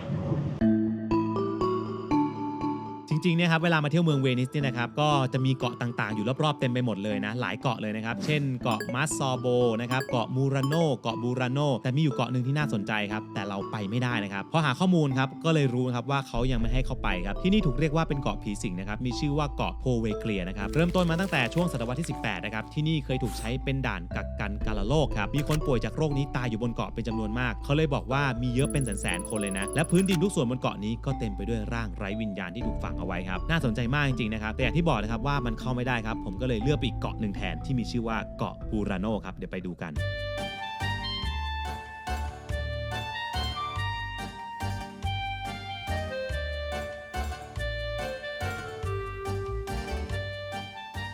เ เกาะนี้ครับไม่ไกลจากเวนิสนะครับเป็นหมู่บ้านชาวประมงที่มีสีสันสดใสมากๆนะครับชื่อว่าบูราโนครับมาจากภาษาท้องถิ่นที่มีชื่อว่าพอร์ตาโปเรียนานะครับมีความหมายว่าประตูเมืองด้านเหนือที่นี่มีชื่อเรียกเล่นๆด้วยนะครับว่าเวนิสจิ๋วครับเพราะบรรยากาศจะคล้ายๆกันนะครับแต่มีสเกลที่เล็กกว่ามีคนอยู่บนเกาะประมาณเกือบ 3,000 คนครับแต่จุดที่แตกต่างจากเวนิสเลยครับคือสีสันของบ้านเรือนที่นี่ครับจะถูกทาเป็นสีต่างๆแตกต่างกันไปจนกลายเป็นเอกลักษณ์ของเกาะซึ่งเขาเนี่ยก็มีเรื่องเล่าด้วยนะครับว่าเขาเลือกทาสีบ้านแบบนี้เนี่ยก็เพราะว่าชาวประมงที่ออกเรือไปนะครับจะได้เห็นบ้านตัวเองในระยะไกลนั่นเองนะ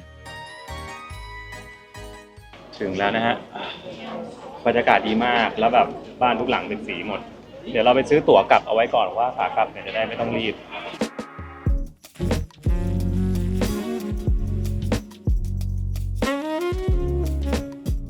ก็คือบัตรเราซื้อขากลับไปก่อนเพราะว่าเดี๋ยวเคาน์เตอร์เขาจะปิดตอน6 โมงเย็นนี่ก็เลยซื้อเก็บไว้ก่อนเผื่อเรากลับหลัง6 โมงเพราะว่าเรือมันยังมีเรื่อยๆนะฮะ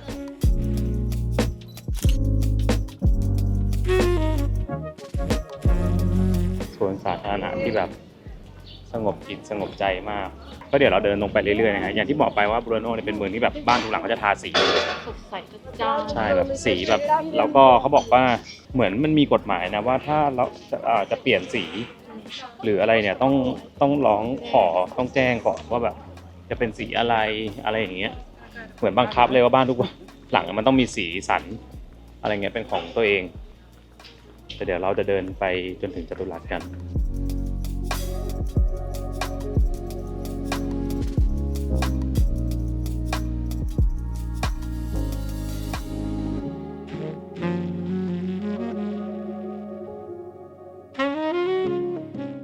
ตรงนี้เขาเรียกว่าทรีปอนตินะครับเป็นเหมือนกับว่าสะพานที่เชื่อม3 เกาะเข้าด้วยกันแล้วดูฝั่งตรงข้ามเขาอุ้ยสีน่ารักมากเห็นไหมคือเมืองเขาแบบมีสีสันทุกที่เลยอะ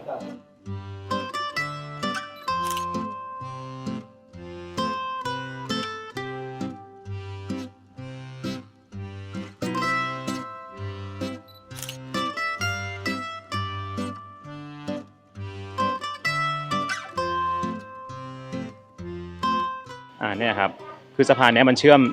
3 เกาะเนี่ยก็คือมีเกาะหมายเลข1 2แล้วก็3ที่ผมยืนก็คือเป็นสะพานแบบ3 แฉกก็เลยเรียกว่าทริปอนติเนี่ยคือเนี่ยเขาก็มีการตากผ้าอิตาลีต้องตากผ้านะสไตล์อิตาลีอุ้ยบ้านตรงนี้สวยมากเลยคือชอบตรงที่มันเหมือนกันเป๊ะแล้วก็คนละสีคือพอมองไปแล้วแบบน่ารักมากเลยเป็นเมืองที่แบบสีเยอะจัด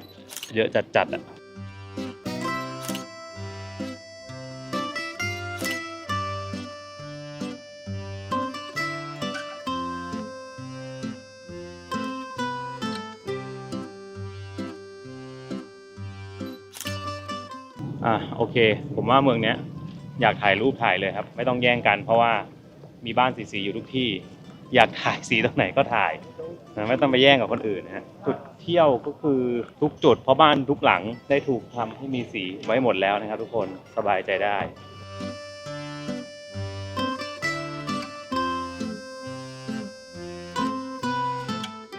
และนี่ฮะหอเอ็นไม่ได้มีแค่หอเอ็นพิซซ่าครับแต่หอนี้ก็เอ็นเช่นกันครับทุกคนอันนี้ก็เป็นหอคอยอันหนึ่งครับที่เอ็นเดี๋ยวไปดูใกล้ๆกันและอีกจุดเด่นหนึ่งของเกาะนี้นะครับคือหอระฆังเอียงของโบสถ์ซานมาติโนเวสโคโวนะครับเป็นสิ่งก่อสร้างที่สูงที่สุดของเกาะนี้นะครับมีความสูงอยู่ที่53 เมตรไม่ว่าเราจะมองจากมุมไหนของเกาะก็สามารถมองเห็นหอระฆังนี้ได้นะครับถูกสร้างขึ้นมาตั้งแต่ช่วงศตวรรษที่17แล้วนะครับมีสถาปัตยกรรมแบบเรเนซองส์แล้วก็นีโอคลาสสิกทุกคนอาจจะสงสัยใช่ไหมครับว่าทำไมมันถึงเอียงที่มันเอียงเนี่ยนะครับเพราะว่าเกิดจากการซุดตัวของดินครับแล้วก็ตอนสร้างเนี่ยครับเหมือนเขาจะคำนวณน้ำหนักพลาดนะฮะก็เลยเอียงซึ่งเขาเนี่ยก็มีการบูรณะอยู่เรื่อยๆนะครับแต่ก็ดูหวาดเสียวดูไม่ใช่เล่นโอเคเดี๋ยวข้างหน้าที่เราจะไปนะครับนี่คือจัตุรัสที่ชื่อว่าดันซาเรกาลุปปี้ก็เป็นเขาบอกเป็นจัตุรัสแห่งเดียวบนเกาะบูราโนนี่ให้ดูไอตัวที่แบบไว้กั้นหน้าต่างเขาอะเห็นป่ะเขาทำเป็น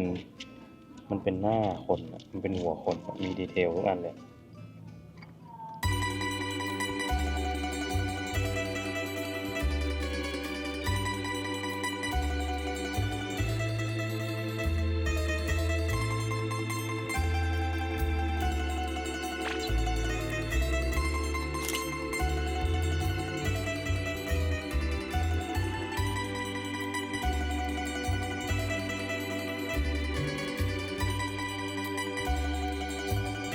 โอเคครับนี่คือจัตุรัส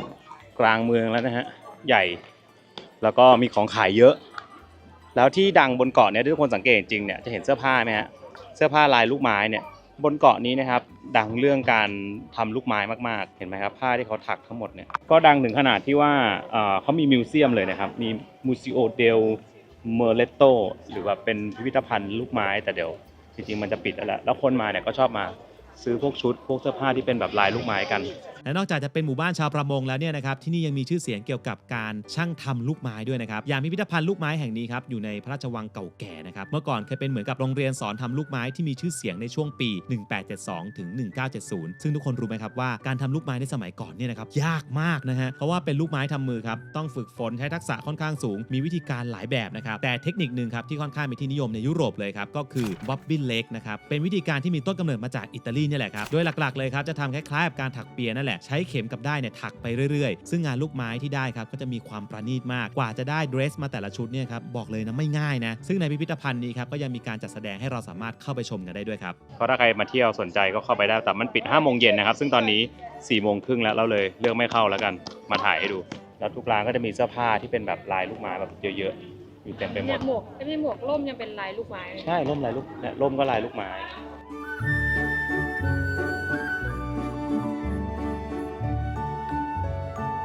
และที่เกาะบูราโนเนี่ยนะครับยังเป็นบ้านเกิดของนักแต่งเพลงคนหนึ่งที่มีชื่อเสียงในช่วงศตวรรษที่ 18 ด้วยครับเขามีชื่อว่าบาลดัสซาเรกาลุปปีนะครับได้รับฉายาว่าเป็นบิดาแห่งโคมิกโอเปร่านะครับโดยโคมิกโอเปร่าเนี่ยนะครับเป็นโอเปร่าประเภทหนึ่งครับที่มีเนื้อเรื่องสนุกสนานและตลกล้อเลียนซึ่งบนเกาะนี้เนี่ยนะครับรูปปั้นของเขาเนี่ยสร้างเอาไว้อยู่ด้วยครับตั้งอยู่ที่จัตุรัสบันดัสซาเรกาลุปปีนะครับก็เป็นอีกหนึ่งจัตุรัสชื่อดังของเกาะนะครับรอบๆเนี่ยก็เต็มไปด้วยร้านค้าต่างๆแล้วก็จะเห็นพวกบ้านหลากสีสันเนี่ยอยู่เต็มไปหมดเลย เดี๋ยวเราจะไปถ่ายรูปโบสถ์เอียงนะครับจากฝั่งน้ำฝั่งนี้เพราะว่ามันจะเห็นแต่ตอนนี้เหมือนจะย้อนแสงเลยแต่ไม่เป็นไรลองเดินไปก่อนเผื่อได้รูปสวยเนี่ยมันต้องถ่ายย้อนกลับไปตรงมันต้องเดินไปไกลนิดนึง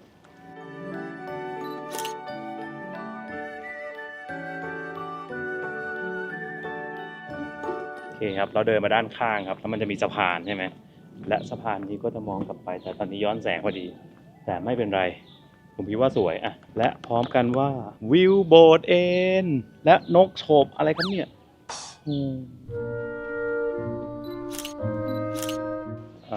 รูปที่ได้นะครับไม่ได้อย่างที่คิดเพราะว่ามันย้อนแสงพอดีแต่ก็พอถูไถนะ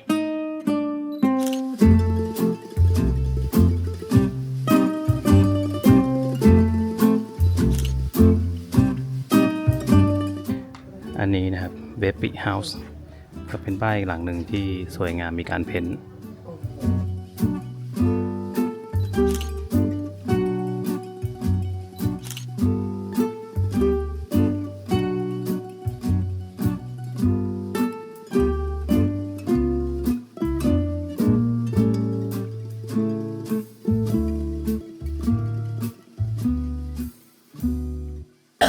โอเคครับเดี๋ยวขึ้นเรือกับเกาะเวนิส อยากไปกินไอติมแล้วอ่ะ ไป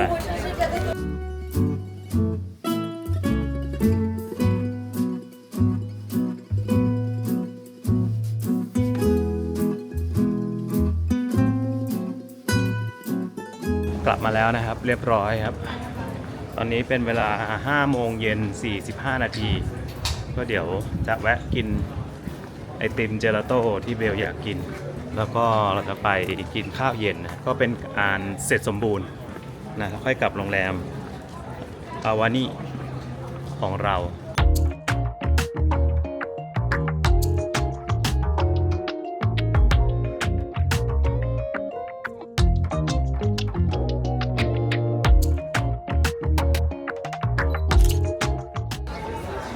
อันนี้มาตามรอยเลยนะ ลาลิซ่าเอ็ม หรอ นี่ให้ดู ขอเขามากินก็เลยมาตาม แต่คนละสาขา ไม่แต่มันอยู่ใกล้กันไม่เป็นไรเหมือนกันแหละ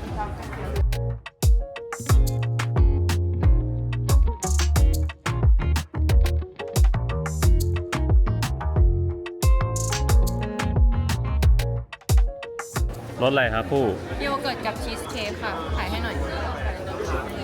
ตรงไหนย้อนไหม ไม่ย้อน ข้างล่างเป็นโยเกิร์ต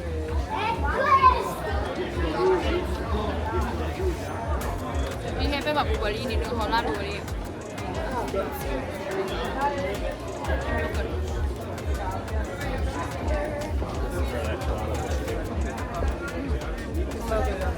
ข้างล่างโยเกิร์ตแพชชั่นฟรุตข้างบนเป็นชีสเค้ก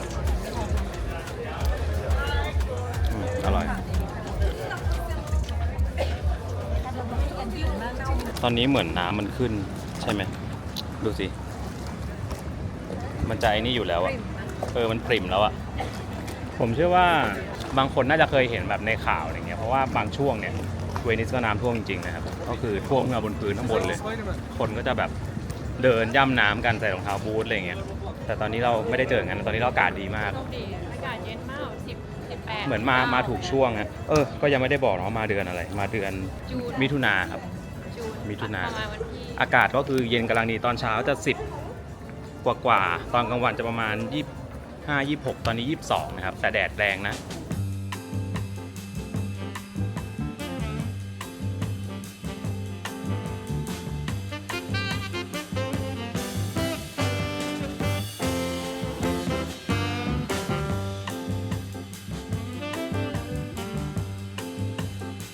แล้วเมื่อกี้โต๊ะข้างๆมีนกนะนกตัวใหญ่อะ นกสารเลวที่เราชอบเรียกกันอะมันบินลงมากลางโต๊ะเลยปะแล้วมันก็จิกอะ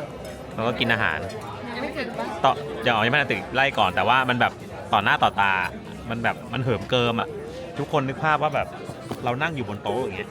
อยู่บนโต๊ะอะแล้วไอ้นกตัวใหญ่มันบินลงมาตรงหน้าแล้วจะแย่งอาหารเรากินอะมันเหิมเกิมอะทุกคน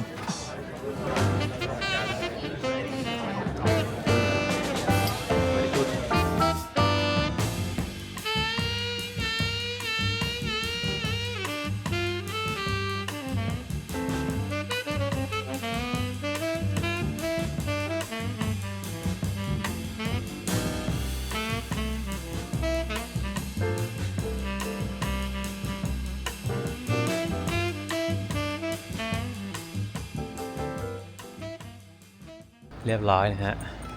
กินอิ่มสรุปว่าอร่อยดีบรรยากาศดีด้วยนะครับอยู่ใกล้โรงแรมเราก็กลับมาแล้วนะครับอาวานิริโอโนโวเวนิสโฮเทลก็เดี๋ยววันนี้จะรีบเข้านอนไปกันเถอะ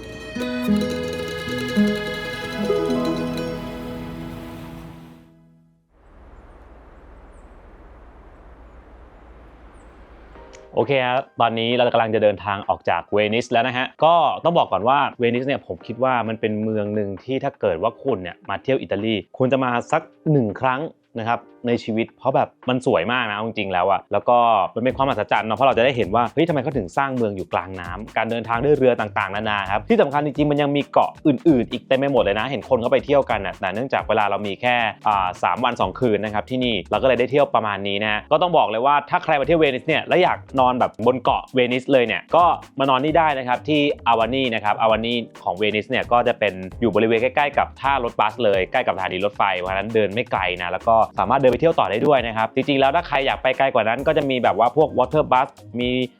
water taxi อะไรต่างๆนานาให้เราได้ไปนะก็มานอนได้ครับสบายมากเป็นโรงแรมที่ถือว่าอยู่ใกล้กับทุกอย่างแล้วก็นอนสบายจริงๆนะเรากำลังจะไปที่ทัสคานีซึ่งหลายคนน่าจะเคยได้ยินชื่อทัสคานีเนาะเพราะว่าเมืองใหญ่สุดเมืองหลักของเขาคือฟลอเรนซ์นะครับแต่ว่าวันนี้จะโรดทริปไปเมืองเล็กๆย่อยๆแล้วก็แลนด์สเคปที่สวยงามของที่นี่กันนะก็เดี๋ยวขับรถไปกันนะครับไปกันเถอะสวัสดีครับวันนี้แต่งหน้าเต็ม Carita. Carita.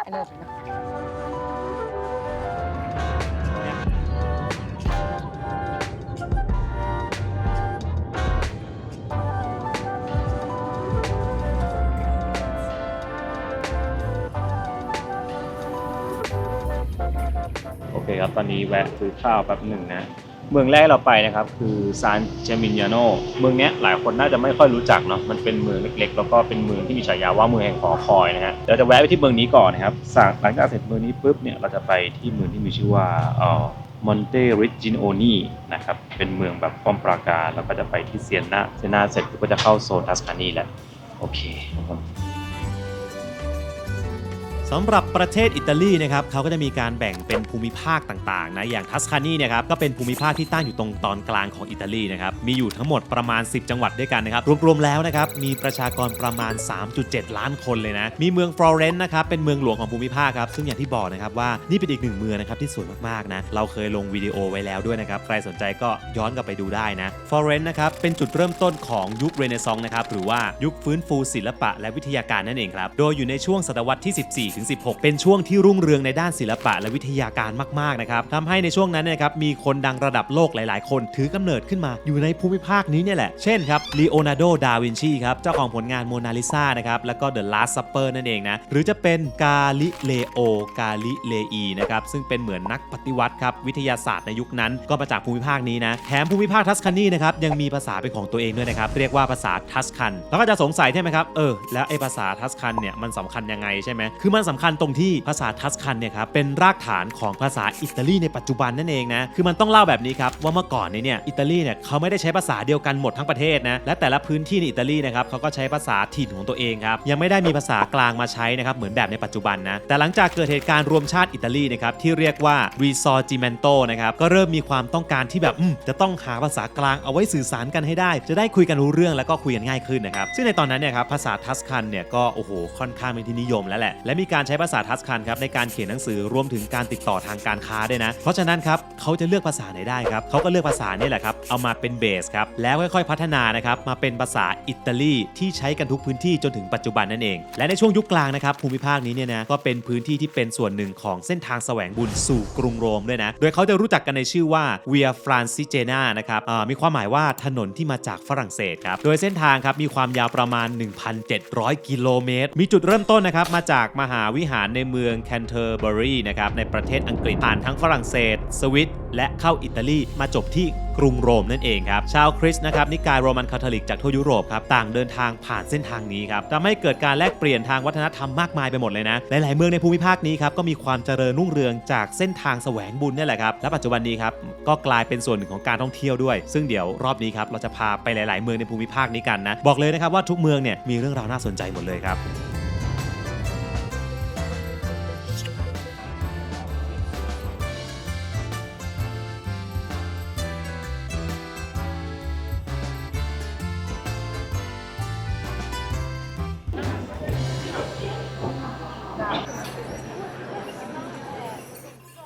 บถึงเมืองนะฮะจะบอกว่าคนเยอะมากวันนี้เป็นวันเสาร์นะครับแล้วมีแต่คนมาเที่ยวเต็มไปหมดเลยที่นี่เป็นยูเนสโกนะครับคนก็เลยเยอะก็ไม่แปลกหรอก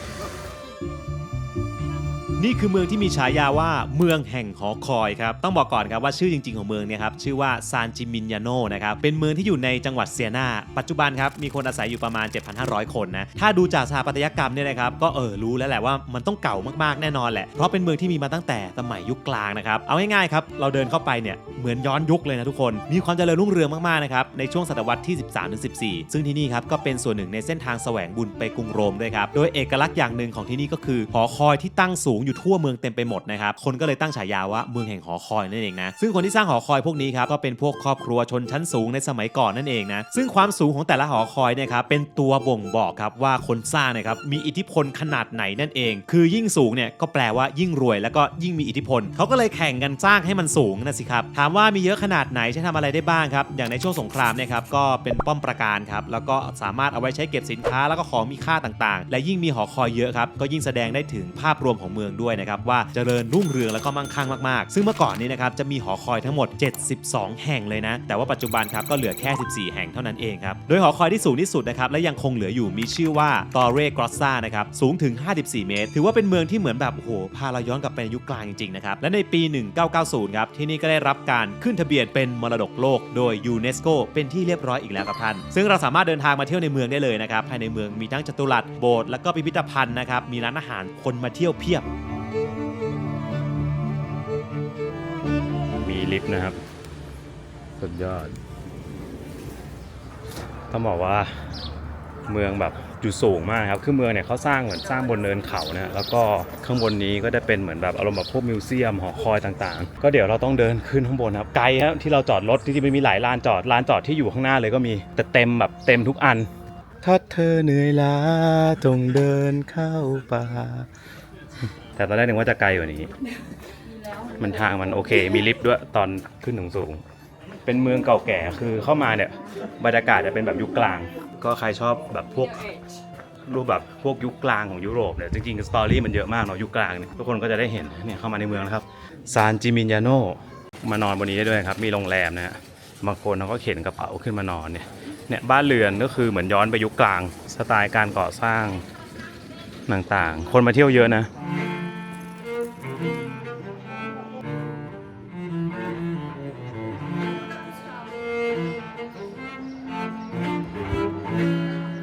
เนี่ยคนมากินมาเที่ยวเยอะมากเลยบรรยากาศเหมือนแบบอยู่ในยุคกลางจริงนะคือมันเป็นหินแบบเนี้ยหมดเลยอะเจ๋งมากนะที่เขารักษาเมืองไว้อย่างนี้ได้ก็ขึ้นทะเบียนมรดกโลกก็ไม่แปลกโอ้ยเนี่ยมันมีซุ้มประตูอย่างนี้เลยนี่สินะความรู้สึกแบบยุคกลางโอ้ยเหมือนเลยอะเหมือนในหนังที่ดูเนี่ยเหมือนเปียบอัศวิน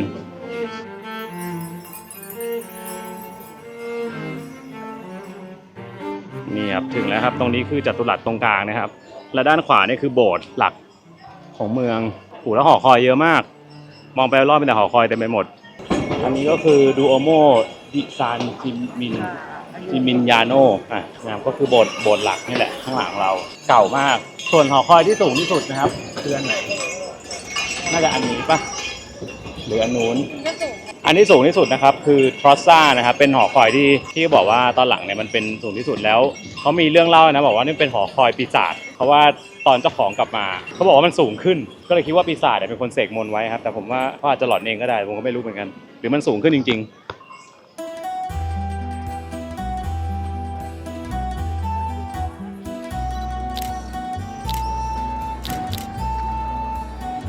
โอเคตรงนี้ก็เป็นจัตุรัสหลักอีกอันหนึ่งเนี่ยแล้วโอ้คนขายของเขาแต่งชุดด้วยชุดแบบสมัยก่อนอันนี้คือจัตุรัสนะฮะคนเยอะมากตอนนี้ฉันอยู่ยุคกลางแน่ๆมันเหมือนลานประหารสมัยก่อนแต่น่าจะเป็นบ่อน้ำป่ะเอ้ยแล้วทุกคนก็โยนเหรียญลงไปครับในนี้เก็บหมดก็รวยอยู่นะ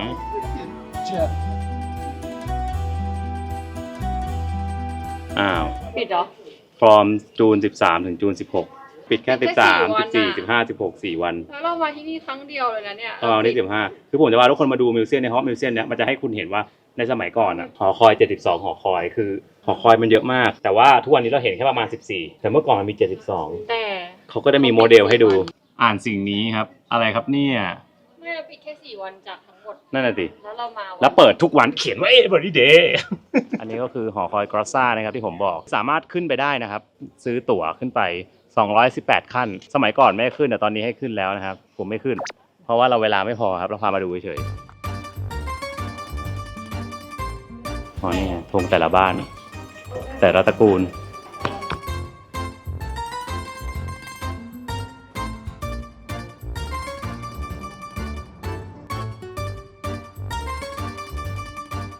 มี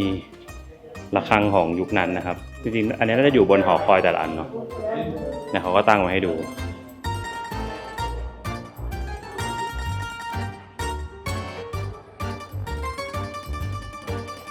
เขาจะมีวันที่เขาแบบทั้งเมืองนัดกันไหมแต่งเป็นชุดยุคกลางหมดเลยไม่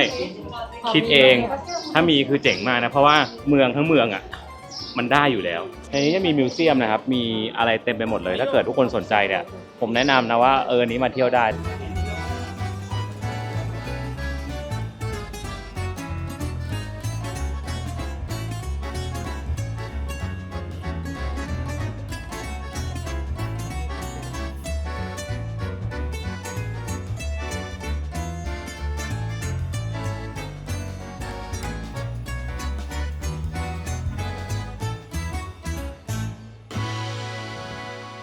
โอเคครับมาถึงอีกเมืองนึงเลยครับนี่คือมอนเตริจิโอนีชื่อยากอีกเช่นเคยแต่เมืองนี้ความเจ๋งมันคือที่เนี่ยเปรียบเสมือนเป็นเมืองที่เหมือนในอนิเมะAttack on Titan แต่เป็นของจริงเมืองไม่ใหญ่มากนะครับเล็กมากเดี๋ยวเราจะเดินเข้าไปกันอยู่สูงเนี่ยบนเขา หลายคนเห็นเมืองนี้ครั้งแรกนะครับอาจจะคิดในใจว่าเฮ้ยนี่มันหลุดออกมาจากเรื่อง Attack on Titan หรือเปล่าที่เป็นอนิเมะครับ Attack on Titan เนี่ยจะเป็นเมืองที่มีกำแพงล้อมรอบใช่ไหมครับแต่ว่าจะมีประมาณ3ชั้นแต่ที่นี่มีชั้นเดียวนะครับและเมืองนี้มีชื่อว่า Monte Riccioni ครับเป็นเมืองยุคกลางเล็กๆนะครับที่ตั้งอยู่ท่ามกลางชนบทแล้วก็ไร่องุ่นมีคนอยู่ไม่ค่อยเยอะครับแค่ประมาณหลักร้อยคนเท่านั้นเองโดยเมืองนี้ครับถูกสร้างขึ้นในช่วงต้นศตวรรษที่13นะครับสร้างขึ้นเพื่อใช้เป็นป้อมปราการป้องกันเมืองฟลอเรนซ์ครับที่เป็นคู่แข่งในสมัยนั้นซึ่งเอกลักษณ์ของที่นี่ครับคือกำแพงที่ล้อมรอบเมืองอยู่เนี่ยแหละมีลักษณะเป็นวงกลมนะครับมีความยาวประมาณ570เมตรแล้วก็สูง10เมตรบนกำแพงเนี่ยก็จะมีหอคอยด้วยนะครับสำหรับสังเกตการณ์อีก14แห่งตั้งอยู่ด้วยเช่นกันซึ่งกำแพงรอบๆนี้ครับเราสามารถขึ้นมาเดินด้านบนได้นะส่วนทางเข้าออกเมืองเนี่ยนะครับก็จะมีอยู่ทั้งหมด2ทางเท่านั้นนะครับก็คือประตูซานจิโอวานนีนะครับหันไปทางเมืองฟลอเรนซ์ครับและประตูฟรังกาหันไปทางกรุงโรมเนี่ยนะและที่สำคัญนะครับทุกคนน่าจะรู้จักเกมในตำนานอย่าง Assassin's Creed ใช่ไหมนี่คือหนึ่งในฉากของเกม Assassin's Creed ภาค 2 นะครับเพราะฉะนั้นเนี่ยนะครับใครมาเที่ยวที่นี่ส่วนตัวผมแนะนำว่าต้องเช่ารถขับมานะเพราะมาค่อนข้างยากนะครับแล้วเราก็สามารถจอดรถด้านนอกแล้วก็เดินเข้าไปเที่ยวในเมืองได้เลยเขาบอกว่าเมืองนี้มีทางเข้าแค่2ทางนะนี่ก็คือประตู1ใน2ตรงนี้จะเป็นทางขึ้นคือเราสามารถไปเดินรอบกำแพงได้ด้วยนะเขาทำทางขึ้นเอาไว้ให้นะฮะตรงนี้เป็นจัตุรัสกลางเมืองนะครับคือมีจัตุรัสเดียวเลยเพราะว่าเมืองมีแค่ประมาณนี้แหละแต่ตอนนี้เป็นร้านค้าเป็นโรงแรมแล้วก็ด้านขวาผมครับก็คือเป็นโบสถ์ประจำเมืองก็คือครบตามสูตรของเมืองในยุโรปยุคกลาง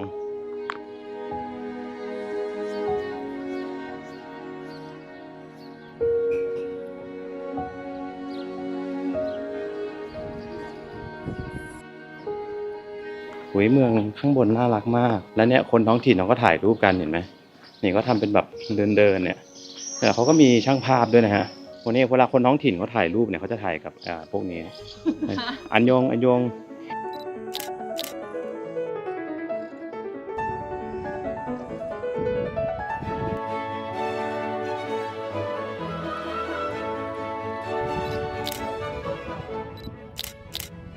โรงแรมเพียงแห่งเดียวแล้วบ้านทุกหลังจะมีบ้านเลขที่นะฮะเป็นเบอร์เลขเดียวเลย4บ้านเลขที่4ทุกหลังจะมีเลขกำกับนะน่ารักมากแต่ว่าเล็กนะเล็กจิ๋วเดียวเลยไม่ได้มีอะไรเยอะนะครับแต่มันแบบมันน่ารักอ่ะเป็นโบสถ์ที่ดูขลังมากอ่ะแบบข้างในเงียบสงบแล้วก็มีแสงรอดมาจากข้างหลังอย่างเดียวสวยอันนี้ด้านข้างโบสถ์นะครับ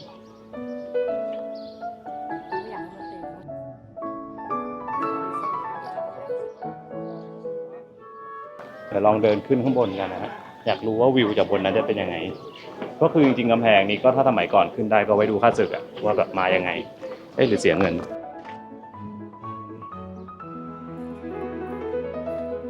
5 ยูโรนะฮะแล้วก็มันเหมือนจะไปเข้ามิวเซียมได้ด้วยเดี๋ยวผมเดินไปดูข้างบนนะก็รีวิวครับ5 ยูโรราคาเต็มไป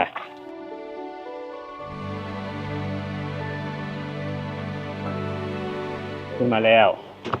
ว้าวโหมันดูน่ากลัวเหมือนกันนะคือมันตอกยึดเข้าไปในกำแพงนะฮะดูวิวฮะตะโกนพร้อมกันว่าวิวสันและนี่คือวิวที่คุณจะได้เห็นเมื่อมองกลับไปที่เมืองครับซึ่งเมืองมีเท่านี้เลยที่ทุกคนเห็นเล็กมากก็บัตรเนี่ยครับสามารถเดินลงตรงนี้นะครับแล้วก็เข้าไปในตึกนี้น่าจะเป็นแบบพวกมิวเซียมมีเข้าไปอีกข้างๆหนึ่งของโบสถ์นะฮะ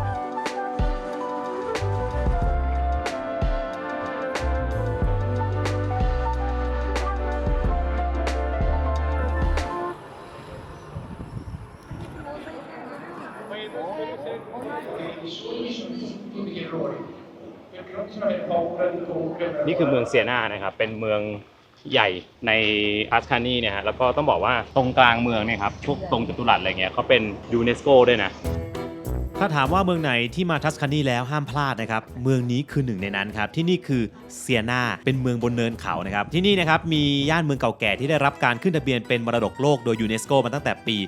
1995ซึ่งเขาเนี่ยนะครับก็มีตำนานเล่าว่าคนที่สร้างเมืองนี้ขึ้นมาเนี่ยครับคือเซเนียสและ แอสชิอุสซึ่งทั้งคู่นะครับคือลูกชายของรีมูสนะครับผู้ก่อตั้งกรุงโรมนั่นเองคือเรื่องมันเริ่มมาจากมีรีมูสเนี่ยนะครับผู้เป็นพ่อเนี่ยถูกสังหารครับลูกชายเขาก็ถูกไล่ล่าใช่ไหมก็เลยต้องหนีหัวซุกหัวซุนนะครับมาหาที่อยู่ใหม่และระหว่างทางครับพวกเขาก็ได้เจอกับหมาป่าครับซึ่งหมาป่าตัวนี้เนี่ยคือสัตว์ศักดิ์สิทธิ์ของเทพีไดอาน่านะครับซึ่งหมาป่าตัวนั้นเนี่ยก็ได้ชี้ที่ตั้งของเมืองให้กับพวกเขาเป็นเนินเขาที่มีความสวยงามพวกเขาก็เลยตัดสินใจนะครับตั้งเมืองตรงนี้และตั้งชื่อว่าเซียนาซึ่งมาจากชื่อของเซเนียสนั่นเองนะปัจจุบันนะครับยังคงมีประเพณีที่สืบทอดกันมาตั้งแต่สมัยยุคกลางอยู่นะครับเป็นประเพณีแข่งม้าที่เรียกว่าปาลิโอดิเซียนานะครับซึ่งประเพณีนี้เนี่ยนะครับจะจัดตรงบริเวณจัตุรัสเดลกัมโปใจกลางเมืองเซียนาเลยนะโดยม้าแข่งแต่ละตัวนะครับจะเป็นตัวแทนของแต่ละเขตในเมืองครับซึ่งในปัจจุบันนะครับจะมีการจัดแข่งปีละ2ครั้งคือวันที่2กรกฎาคมและ16สิงหาคม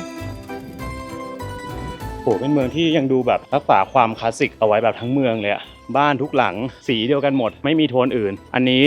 มีบันไดเลื่อนนะฮะผมไม่รู้เสียตังค์ไหมแต่มันจะสามารถขึ้นไปตรงบริเวณของโบสถ์ได้ดูโอโมข้างบนแบบเจอแต่คนแต่งตัวแบบเหมือนมางานกาล่าบันไดเลื่อนนี่มันขึ้นมาสูงมากนะที่ขึ้นมาประมาณ2รอบแล้วก็ยังมีอีกชั้นหนึ่งแปลว่าที่นี่มันแบบสูงเลยอะโหก็คือยังคงมีบันไดเลื่อนอยู่คนสมัยก่อนที่จะขึ้นมาบนนี้ก็คงเหนื่อยน่าดูเนาะถ้าตอนสมัยยังไม่มีบันไดเลื่อนทุกคนนึกภาพเดินขึ้นเองนี่คือสูงมากนะยังไม่จบนะพอขึ้นไปบนนั้นนะยังมีไปต่ออีกอะเมืองสงบมากแต่ใหญ่มากด้วยทุกอย่างคือถูกรักษาไว้แบบคลาสสิกเลยครับกำแพงอิฐถึงแล้วนะครับดูโอโมดิเซียนานะครับอลังไม่ใช่เล่นสวยมากเราชอบที่แบบเป็นลายขาวดำเนี่ย และในเซนาเนี่ยนะครับมีสถาปัตยกรรมที่สวยงามมากๆอยู่อีกแห่งหนึ่งครับและเป็นตัวอย่างของสถาปัตยกรรมกอธิกแบบอิตาลีด้วยนะนั่นก็คือดูโอโมดิเซียนานะครับหรือว่าอาสนวิหารเซนาที่นี่ครับเป็นโบสถ์โรมันคาทอลิกที่สร้างขึ้นในช่วงศตวรรษที่ 12-14 ถูกใช้เป็นจุดพักสำหรับผู้ที่เดินทางในเส้นทางแสวงบุญที่จะไปกรุงโรมนั่นแหละด้านหน้าของโบสถ์ครับจะเป็นหินอ่อนสีขาวสีแดงแล้วก็สีเขียวเข้มส่วนด้านในครับจะเป็นลายทางขาวดำซึ่งถือว่าเป็นสีที่เป็นสัญลักษณ์ของเมืองเซียนาด้วยนะมีฉากแท่นบูชานะครับมาเอสตาซึ่งเป็นงานศิลปะชิ้นเอกของศิลปะกอธิกแบบอิตาลีและจริงๆแล้วครับเขาบอกว่าที่นี่เนี่ยคือโบสถ์ที่ยังสร้างไม่ทันเสร็จเลยนะคือตอนแรกครับเขาตั้งใจออกแบบให้มันแบบต้องอลังการมากกว่านี้อีกหลายๆเท่าจริงๆเขาต้องการให้เป็นโบสถ์ที่ใหญ่ที่สุดในโลกเลยแหละแต่พอเริ่มสร้างครับก็เกิดทั้งเหตุโรคระบาดรวมถึงสงครามด้วยก็เลยไม่มีเงินสร้างต่อครับก็เลยได้เท่าที่ทุกคนเห็นครับแต่จริงๆก็ต้องบอกว่าไอ้เท่าที่เราเห็นเนี่ยมันก็ทั้งสวยแล้วก็ยิ่งใหญ่มากแล้วนะครับ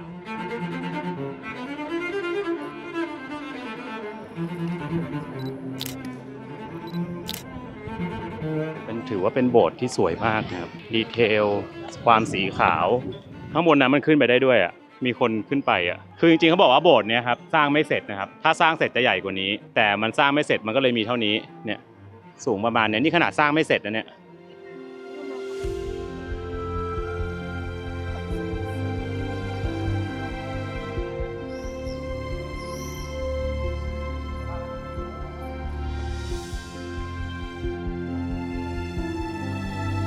ข้างหน้าเราเนี่ยครับจะเป็นจัตุรัสใหญ่ของเมืองแล้วซึ่งโซนนี้จะเป็นโซนที่ได้รับยูเนสโกนะฮะคือถ้ามองจากบนฟ้ามาจะเห็นเป็นรูปแบบคล้ายๆแบบเปลือกหอยอะไรเงี้ยแล้วเขามีงานพอดี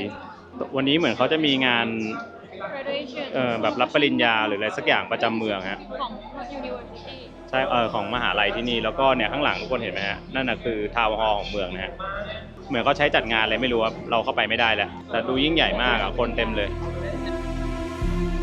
และจุดที่เป็นเหมือนกับศูนย์กลางของเมืองเซียนาก็คือตรงนี้ครับเป็นจัตุรัสที่มีชื่อว่าเปียซาเดลกัมโปนะครับถ้าเรามองจากมุมสูงนะครับจะเห็นว่าจัตุรัสนี้มีรูปทรงคล้ายกับเปลือกหอยครับที่แบ่งออกเป็น9ส่วนและ9ส่วนเนี่ยครับมันมาจากเดอะไนล์ครับเดอะไนล์ครับเป็นกลุ่มที่เคยปกครองเซียนาในช่วงยุครุ่งเรืองครับพวกเขาเนี่ยนะครับดำรงตำแหน่งระหว่างปี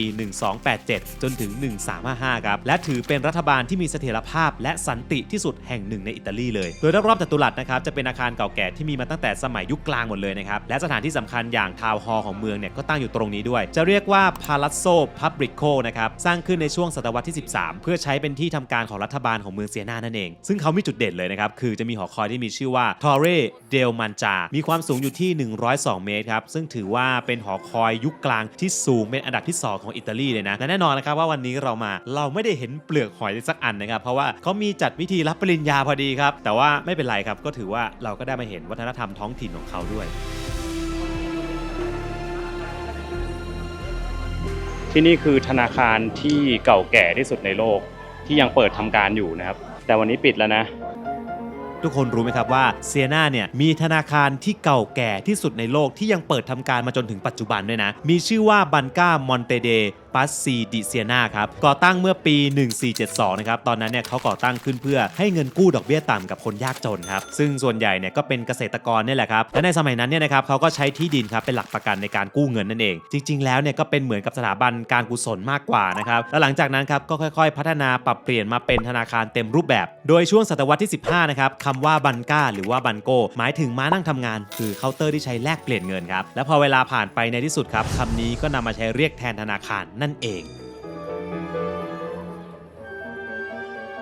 โอ้นี่คือทางลงนะครับซอยมันแบบเท่มากอ่ะเห็นป่ะมันเป็นซ้อนๆลงกันไปข้างล่างอ่ะ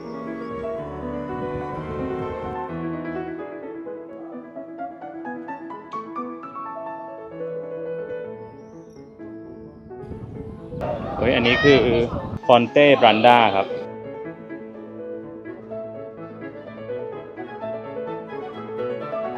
จะบอกว่าหนึ่งในวิธีนะครับเวลาคุณมาเที่ยวยุโรปและอยากประหยัดงบมากขึ้นเนี่ยนอน Airbnb ที่มีครัวนะเดี๋ยวไปไฮเปอร์มาร์ทก่อนไป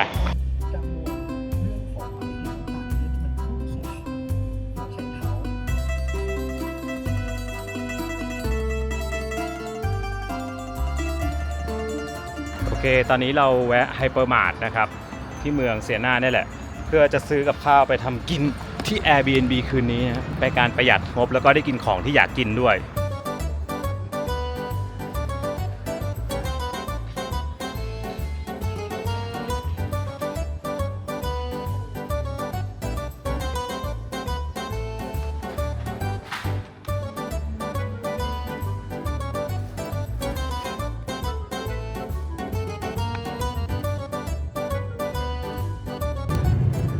ตอนนี้เราเข้ามาอยู่ในเส้นโรดทริปนะครับของทัสคานีที่สวยตลอดเส้นทางเพราะเราจะได้เห็นทุ่งหญ้าสีทองและเขียวสลับกันไปแบบนี้นี่เองฮะของแท้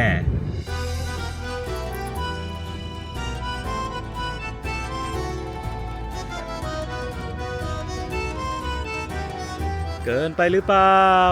แล้วตะโกนพร้อมกันว่าวิลสัน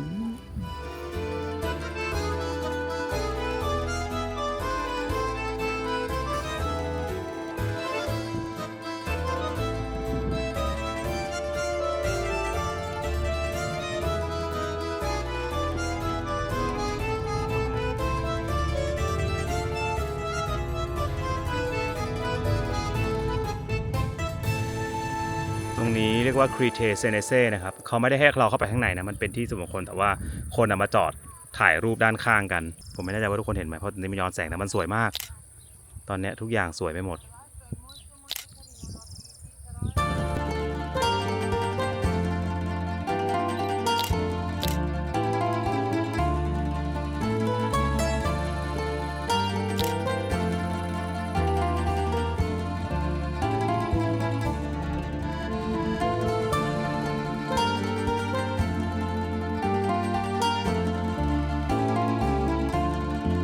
และตรงนี้นะครับผมบอกเลยนะครับว่านี่เป็นหนึ่งในถนนที่เรียกได้ว่าสวยอันดับต้นๆติดระดับโลกเลยนะเรามากันที่วาลดอเชียนะครับเป็นพื้นที่การเกษตรที่มีวิวเนินเขาที่สวยงามตรงนี้เนี่ยครับจะตั้งอยู่ทางฝั่งตะวันตกของเมืองปีเอนซานะครับเป็นจุดที่คนนิยมมาถ่ายแลนด์สเคปกันเยอะมากๆนะมีลักษณะเป็นเนินเขาที่สลับซับซ้อนกันไปแบบสวยงามมากด้วยวิวทิวทัศน์ที่สวยงามนี้ครับในปี 2004 ก็ได้ขึ้นทะเบียนเป็นมรดกโลกโดยยูเนสโกอีกเช่นกันซึ่งถือว่าเป็นเส้นทางขับรถที่ไม่ควรพลาดจริงๆนะครับถ้าใครมาอิตาลีนะครับผมบอกเลยนะว่าต้องมาโรดทริปเส้นทางนี้ครับเพราะมันสวยสุดๆจริงๆ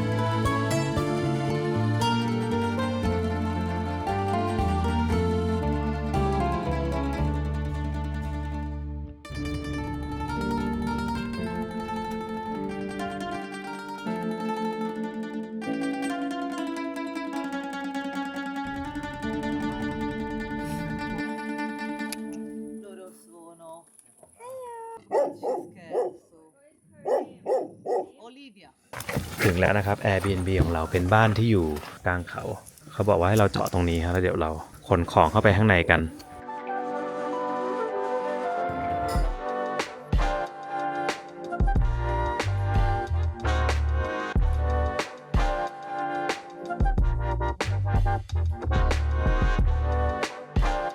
ทุกคนนี่ห้องนอนครับ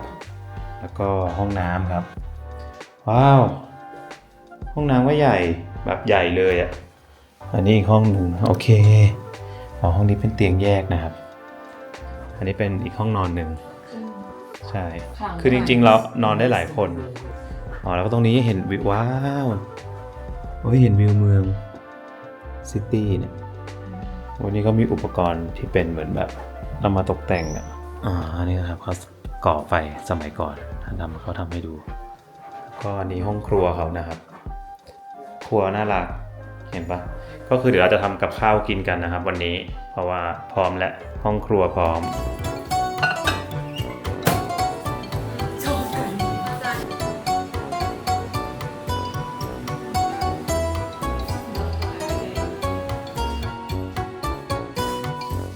เรียบร้อยครับ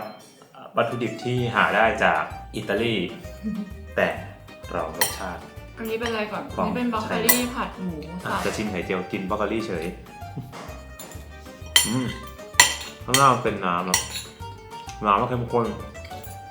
อร่อยนะ อร่อยอร่อยอ่ะ ไข่เจียวอร่อยมาก ไข่เจียวผมเองทอดเองกับมือ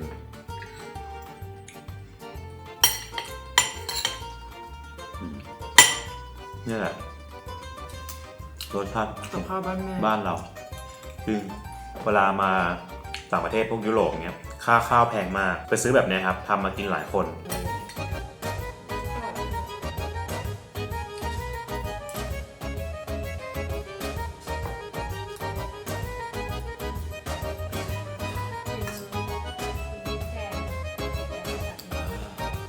กำลังดี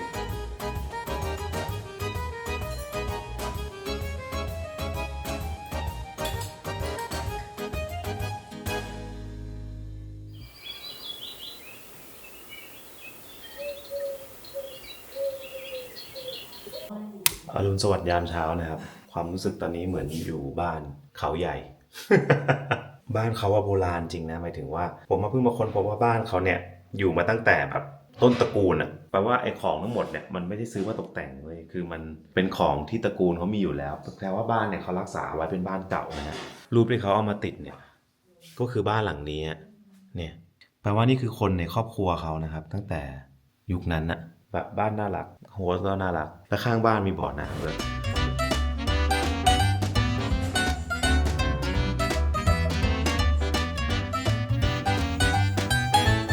ที่ทุกท่านเห็นนี่คือสวนที่บ้านเขานะครับ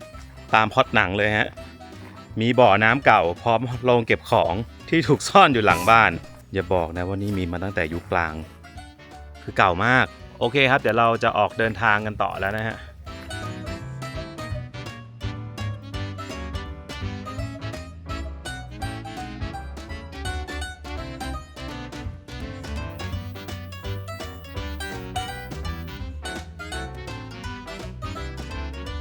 เรียบร้อยนะครับและนี่ก็คือการรถทริปที่ทัสคานีนะครับผมมหัศจรรย์มากนะคือเราไปแวะมา3เมืองใช่ไหมจริงๆเมืองในแถวนี้มีเยอะมากนะครับแล้วเมืองทุกเมืองเนี่ยเป็นเมืองเก่าเป็นเมืองแบบยุคกลางตั้งแต่เมืองแรกที่เราไปเมืองหอคอยใช่ไหมเมืองที่2เป็นเมืองที่ผมตั้งเองเป็น Attack on Titan แล้วก็เมืองที่3นี่คือแบบโอ้เหมือนหลุดไปในยุคอัศวินเลยอะแบบสวยมากฮะแล้วแน่นอนครับว่าบนเส้นทางถนนของเขาอะก็จะผ่านแบบเขาเรียกว่าเป็นภูเขาแบบเทเลทับบี้อะนึกออกไหมเป็นภูเขาที่เราแบบเห็นแถวเขาใหญ่เขาจะอินสปิเรชันมาจากโซนนี้แหละแล้วมันสวยมากจริงๆฮะแล้วเราก็มานอน Airbnb ที่อยู่กลางใช้คำว่าป่าก็ไม่เชิงเพราะมันก็ไม่ได้มีป่าอะไรขนาดนั้นแต่ว่ารอบๆเป็นภูเขาหมดเลยครับแล้วสวยมากนะแนะนำนะครับใครมาเที่ยวเนี่ยถ้าขับรถเที่ยวให้ลองทำสไตล์นี้ดูนะตอนนี้กำลังออกจากบ้าน Airbnb แถวทัสคานีเราตั้งใจจะไปนะครับวันนี้3เมืองด้วยกันซึ่ง3เมืองนี้เป็น3เมืองที่มีอะไรคล้ายกันอย่างนึงคือมันเป็นเมืองที่สร้างอยู่บนเขาหน้าผาคือมันอลังการมากที่ผมเห็นเรฟเฟอเรนซ์มานะตอนนี้ก็สมาชิกพร้อมแล้วไม่ว่าจะเป็นจุ๊บพัดเย็นพัดและเบลพัด ไปเร็วไปเร็ว ไปดิรอเบลนี่แหละ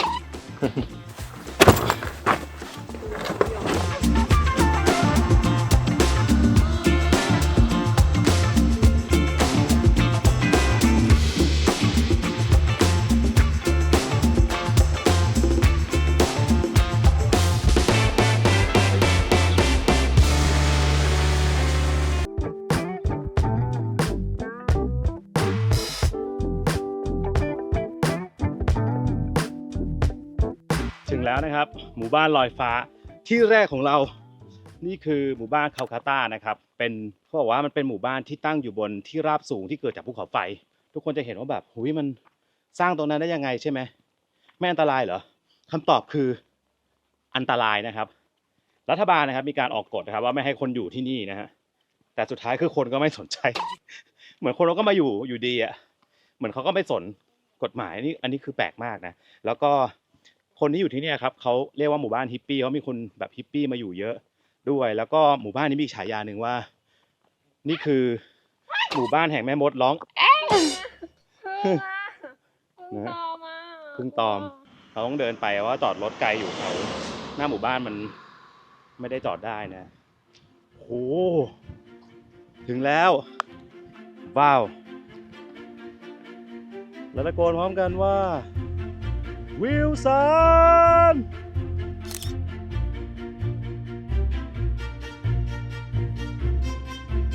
สำหรับหมู่บ้านแรกนะครับที่นี่คือหมู่บ้านริมหน้าผาที่มีชื่อว่าคาลคาตาแวคเคียตั้งอยู่ทางตอนกลางอิตาลีนะครับอยู่ในจังหวัดวิเตโบนะครับภูมิภาคลาซิโอนั่นเองคือที่นี่นะครับจริงๆอยู่ไม่ไกลจากกรุงโรมมากนะครับแต่ต้องบอกก่อนนะครับว่าจริงๆหมู่บ้านนี้เนี่ยนะครับเป็นหมู่บ้านที่เคยมีคนมาตั้งถิ่นฐานอยู่ตั้งแต่ยุคก่อนประวัติศาสตร์อีกนะและเป็นหมู่บ้านที่มีความเจริญรุ่งเรืองในยุคกลางด้วยครับแต่ด้วยความที่ว่ามีเหตุดินถล่มบ่อยมากช่วงปี 1930 เนี่ยทางรัฐบาลครับก็ได้สั่งเลยนะครับว่าให้คนเนี่ยย้ายออกไปครับเพื่อความปลอดภัยทำให้ที่นี่ครับเกือบจะกลายเป็นหมู่บ้านร้างเลยนะจนมาถึงในช่วงปี 1960 ถึง 1970 ครับที่นี่ก็กลับมามีสีสันอีกครั้งหนึ่งครับเพราะว่ามีพวกกลุ่มศิลปินฮิปปี้เนี่ยย้ายเข้ามาอยู่ในหมู่บ้านครับถึงแม้เขาจะห้ามก็ตามนะซึ่งคนเหล่านี้ครับก็เป็นทั้งจิตรกรช่างปั้นนักเขียนช่างภาพรวมๆแล้วครับพวกเขาคือศิลปินทั้งหมดนั่นแหละกลายเป็นหมู่บ้านศิลปินที่เต็มไปด้วยร้านค้างานฝีมือต่างๆแล้วก็พวกสถาปัตยกรรมสมัยยุคกลางเนี่ยก็ยังคงถูกเก็บรักษาเอาไว้อย่างดีอยู่นะครับแต่มีเรื่องน่าสนใจอย่างหนึ่งครับคือหมู่บ้านนี้มีฉายาว่าหมู่บ้านแห่งแม่มดครับคือต้องเล่าอย่างนี้ครับว่า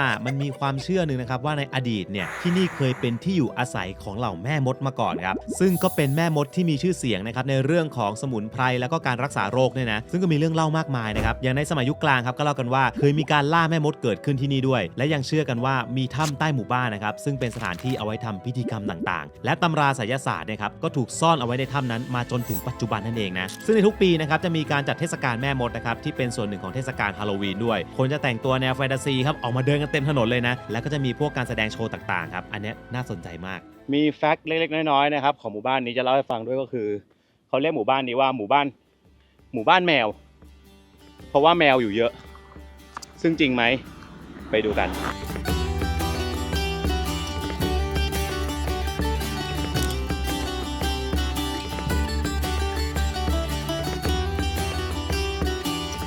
แล้วเราก็เจอแมวเหมียวมันกำลังกินข้าวอยู่อร่อยดูสิแบบน่ารักมากเลยแบบพวกศิลปะพวกงานต่างๆที่เขาเอามาขาย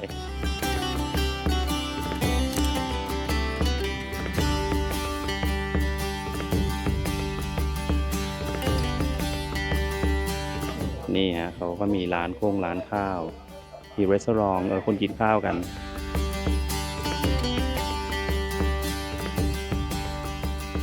โอเคตอนนี้เราขึ้นมาด้านบนเมืองครับคือเมืองเนี่ยพื้น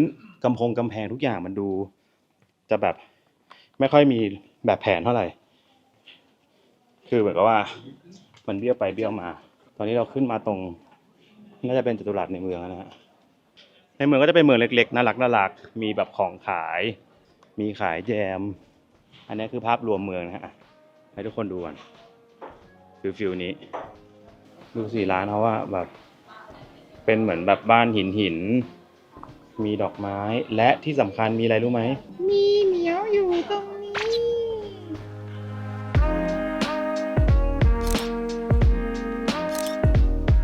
อันนี้คือโบสถ์ในเมืองนะครับ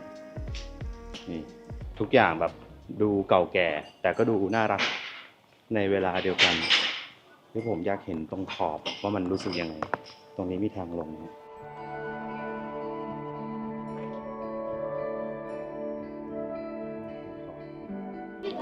หมู่บ้าน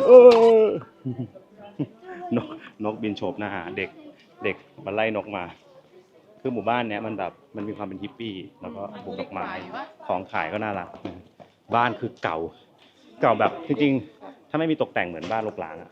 เดี๋ยวเขามีคนอยู่มีร้านอาหารอะไรอย่างเงี้ยใช่ เนี่ยครับ นี่คือหนึ่งหมู่บ้านลอยฟ้า หมู่บ้านแมว หมู่บ้านแม่มด หลายฉายาเหลือเกินหมาน้อย dog dog where you going no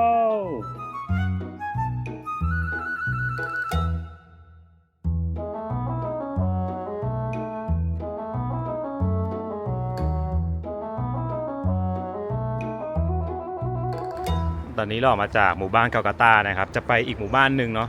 ซึ่งเป็นหมู่บ้านที่เป็นอารมณ์แบบหมู่บ้านลอยฟ้าเหมือนกันเลยแต่ว่าเดี๋ยวขับไปจากเนี่ยครับประมาณชั่วโมงกว่าๆซึ่งตอนนี้เราแวะมากินข้าวก่อนซึ่งไม่รู้จะกินอะไรก็เลยกินแมคคูโดโนครับผม ในวันที่เราสิ้นคิดเราก็กินสิ่งนี้แหละ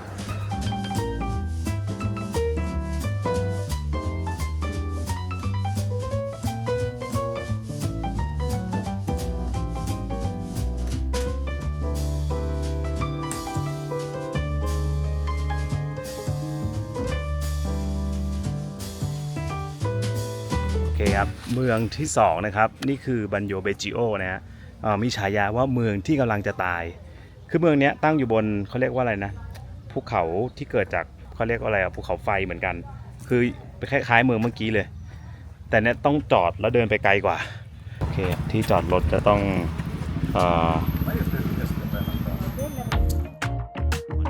โอเคครับที่จอดรถ10 ยูโรนะครับนี่ฮะเดินไปนะครับเขาเขียนเลยว่า16 นาทีเพื่อไปจุดนี้ก็ไม่ได้ไกลมาก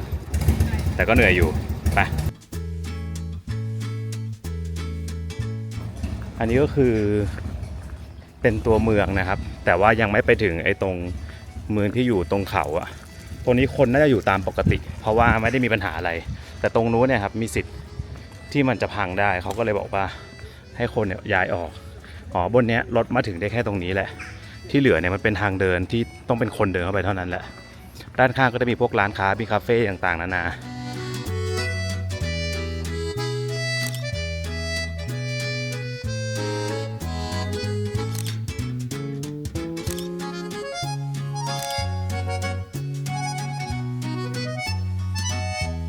ตัวเมืองนี้แบบเหงามากพอสมควรนะหมายถึงว่ามันไม่ค่อยมีร้านเปิดอ่ะมันดูไม่ค่อยมีคนก็เหมือนแบบคนไม่ค่อยอยู่กันระหว่างทางก็ผ่านโบสถ์วันนี้ฟ้าแบบใสมากและแล้วฮะเห็นแล้วครับอุ้ยอลังการมากพร้อมเพลงมาไปโอ้โหอย่างยิ่งใหญ่ผู้ทนเห็นไหมยิ่งใหญ่เกินโหนี่ของจริงเนี่ยกันในนิทานเลยฮะรอบๆเป็นหุบเขาทั้งหมดแล้ว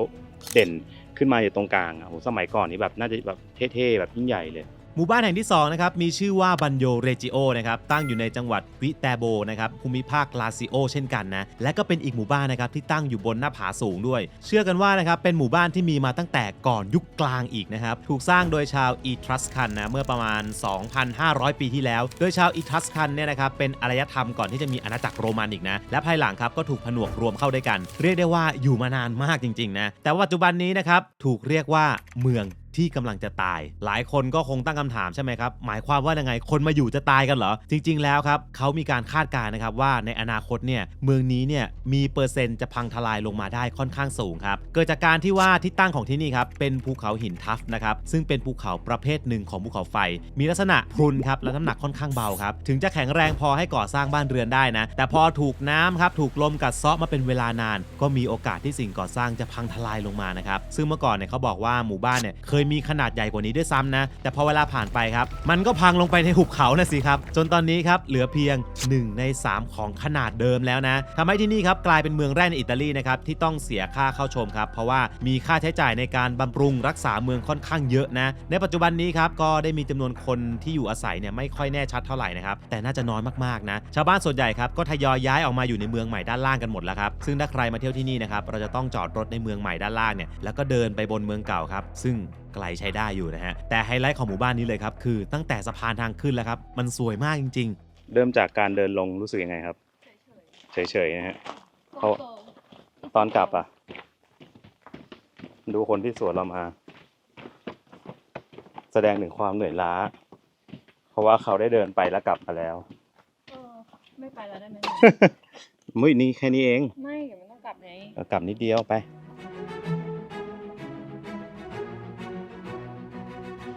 ตรงนี้เป็นสถานีระหว่างทางนะฮะ ระหว่างทางก็จะมีร้านไอติมหลอกล่อคุณเรื่อยๆ วันนี้ฟ้ามันใสจริงๆโอเคครับ มีทิกเก็ตนะครับ5 ยูโรใช่ไหมในการที่จะไป ก็คือเราจะต้องจ่ายเงินก่อนเพื่อไปลำบากนะครับ5 ยูโรเพื่อความลำบากของเราเอง4 person please เหมือนเขาต้องมาคอยบอกว่าให้ซื้ออ่ะเราก็ไม่ได้มีตั๋วอะไรนะครับ ก็คือเหมือนแค่จ่ายก่อนแล้วค่อยเดินไป ไปฮะ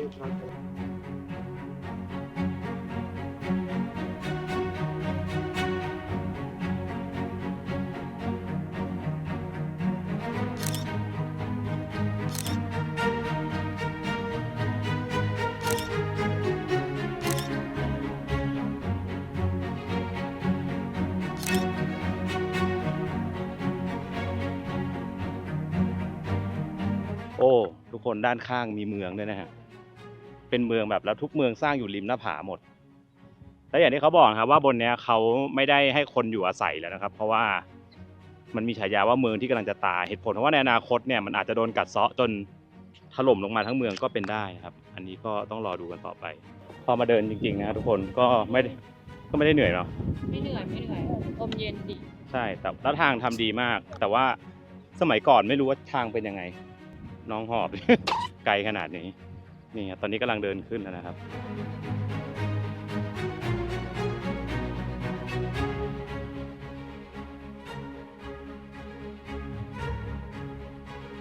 แต่มันดูแบบภูเขาอ่ะมันแบบมันกร่อนนะเนี่ยใช่ไหมเนาะมันเป็นชั้นอะโดนลมโดนน้ำโดนเซาะไปเรื่อยๆอ่ะแต่ยังคิดว่าอีกนานนะฮะแต่ก็ไม่รู้เมื่อไหร่ตอนแรกบอกไม่เหนื่อยนะครับตอนนี้เหนื่อยแล้ว มันชันไม่คือจะบอกว่าคนสมัยก่อนอะขนาดเราแค่เดินเฉยๆอะยังเหนื่อยแล้วคนสมัยก่อนสร้างอะเอาหินเอาอิฐขึ้นมาก่อวันเนี้ยมันสุดยอดอะความอดทนนี่คือคนละเรื่องกับเราละเราคนยุคใหม่คือเรารู้เลยว่าความอดทนเราแล้วคนสมัยก่อนแน่นอนนะ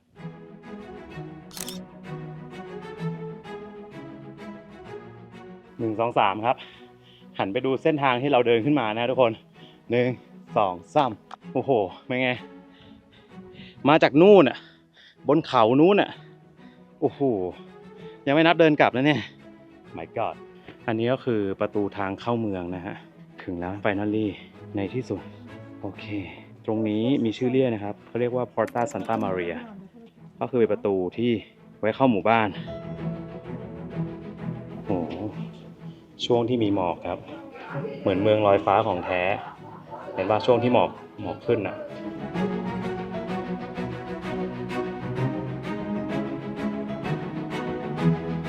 ถึงข้างบนปุ๊บนะครับข้างในเป็นหมู่บ้านปั๊บนี่สวยงามมีแบบว่า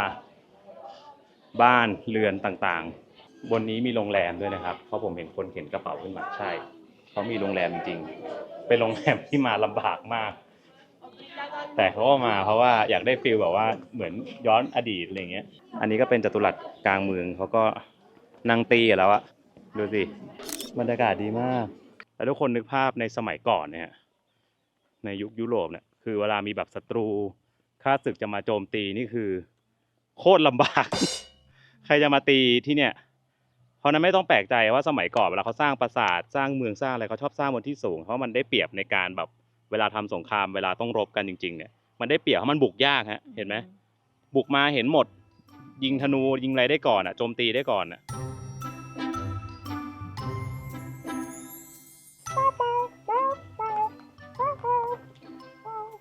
ถ้าตาหญิงพยอง น่ารักเนาะมันเป็นอย่างเงี้ย หน้าหญิงพยองเช้าเช้า อย่ามายุ่งกับกูเป็นโนดกูคือแมวอิตาลี ประตูแบบเหมือนในนิทานน่ะเขาปลูกดอกไม้อะไรจริงจังอุ้ยโผล่มาเจอแมวอีกตัวหนึงอีกแล้ว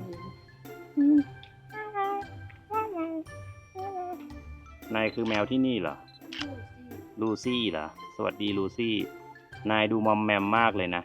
นายมอมแมมเกินไปหรือเปล่าลูซี่มองทางนี้สิอันนี้คือโบสถ์นะครับ The Church of San Donato ว้าวเป็นโบสถ์เก่าแก่เข้าไปดูกันนะนี่ก็เป็นจัตุรัสอีกอันหนึ่งกลางเมืองนี่ดูเหมือนสมัยก่อนเลยอะทุกอย่างดูเก่าแก่เหมือนลานประลองอะผมก็จินตนาการไปเรื่อยเพราะดูหนังเยอะนะ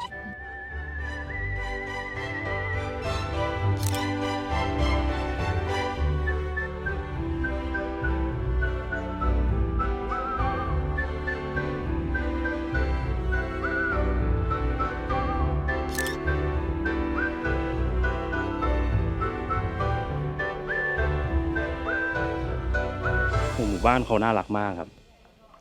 สวยมากด้วยความที่ว่าเป็นหินที่ดูเก่าแก่แล้วบวกกับการปลูกต้นไม้ปลูกดอกไม้ประตูบ้านทุกอย่างมันน่ารักไปหมดเลยอะเนี่ยฮะข้างบนก็มีโรงแรมครับ B&B Bed and Breakfast ส่วนตรงนี้คือ Piazza Sadato Sodato อะไรทักอย่างเนี่ยแหละสวยงามครับข้างๆมีหอนาฬิกาแต่เป็นหอนาฬิกาที่แบบรู้เลยว่าเก่าอ่ะเก่ามาก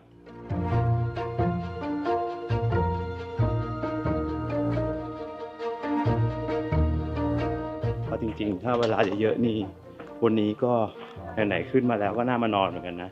อยากรู้เลยว่าตอนกลางคืนมันจะเป็นบรรยากาศแบบไหนนะเพราะว่ามันคงจะสงบมากๆแล้วอยู่สูงมากด้วยมองไปเห็นแบบภูเขารอบๆเต็มไปหมดเลย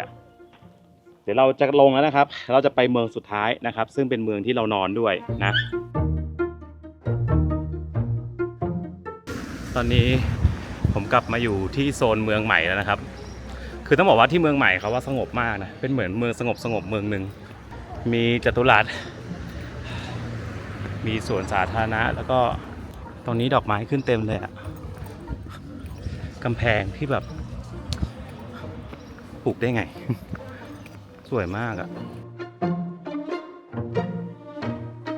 โอเคนะออกเดินทางสู่เมืองสุดท้ายต้องเล่าก่อนว่าที่เนี่ยให้ทุกคนเผื่อเวลาไว้เลยเดินเข้าออกชั่วโมงหนึ่งยังไม่นับเที่ยวนะครับแค่เดินจากตรงจอดรถเมืองใหม่เนี่ยเข้าเมืองเก่าขาไปครึ่งขากลับครึ่งบวกความเหนื่อยแต่คุ้มค่านะครับไปที่สุดท้ายกัน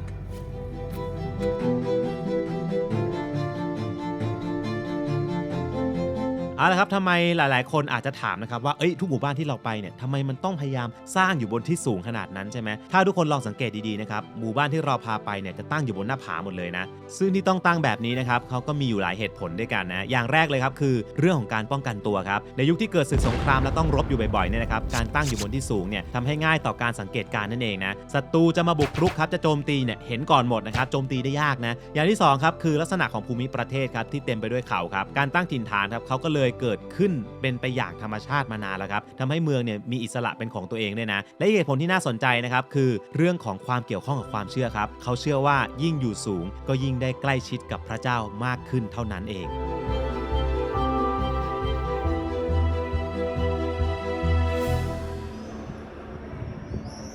ถึงแล้วครับอันนี้คือเมืองพิธีเกรียอาโนนะครับชื่อยากนิดนึงนะเป็นเมืองบนหน้าผาเหมือนกันตอนนี้เรานอนเป็น Airbnb นะครับอยู่ในโซนเมืองใหม่ซึ่งถ้าเดินข้ามไปก็จะเป็นเมืองเก่าเหมือนกันนะแต่ไม่รู้ว่าวันนี้จะทันไหมนะเพราะว่าเนื่องจากเวลาเหลือน้อยแล้วอาทิตย์ก็จะตกแต่เดี๋ยวจะลองเดินไปในเมืองดู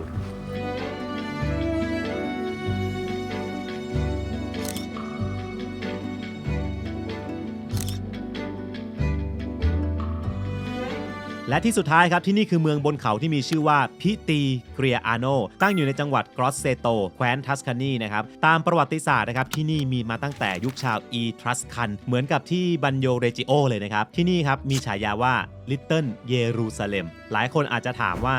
เกี่ยวอะไรกับเยรูซาเล็มใช่ไหมซึ่งถ้าพูดตามหลักศาสนายูดาห์ของชาวยิวนะครับเยรูซาเล็มเนี่ยก็เป็นเมืองที่ศักดิ์สิทธิ์ที่สุดถูกไหมโดยในช่วงศตวรรษที่16นะครับเกิดการกดขี่ชาวยิวในหลายพื้นที่ของอิตาลีครับโดยเฉพาะรัฐของสัตตป ป่าชาวยิวครับก็เลยเริ่มอพยพครับและเข้ามาอยู่ในเมืองนี้กันค่อนข้างเยอะจนเริ่มเกิดเป็นย่านชาวยิวขึ้นมานะครับหรือว่าเกตโตขึ้นในเมืองและจริงๆแล้วเนี่ยนะครับพวกเขาเนี่ยเป็นคนที่เก่งเรื่องการค้าขายครับทำให้ชาวยิวครับมีบทบาทสำคัญในการพัฒนาเศรษฐกิจของเมืองแต่ต้องบอกก่อนนะครับว่าตอนนี้เนี่ยแทบจะไม่มีชาวยิวเหลืออยู่แล้วนะครับเพราะว่าส่วนใหญ่เนี่ยก็อพยพย้ายออกไปในช่วงสงครามโลกครั้งที่2ครับแต่ในหมู่บ้านครับก็ยังมีโบสถ์แล้วก็สุสานของชาวยิวให้เราเห็นกันอยู่นะซึ่งก็ถือว่าเป็นหมู่บ้านที่ผสมผสานวัฒนธรรมของชาวคริสต์แล้วก็ชาวยิวเอาไว้ด้วยกันครับและในทุกปีนะครับที่นี่ก็ยังคงมีการจัดงานประเพณีโบราณที่ยังสืบทอดกันมาจนถึงปัจจุบันมีชื่อว่าเทศกาลคบเพลิงแห่งเซนต์โยเซฟครับซึ่งเป็นประเพณีการจุดไฟเพื่อเฉลิมฉลองให้กับนักบุญเซนต์โยเซฟและเพื่อขับไล่ความหนาวเย็นก้าวเข้าสู่ความอบอุ่นในฤดูใบไม้ผลิด้วยซึ่งเขาจะจัดขึ้นในวันที่19มีนาคมของทุกปีนะครับถือว่าเป็นอีกหนึ่งไฮไลท์ของหมู่บ้านเลยนะครับที่ต้องมาเห็นสักครั้งหนึ่ง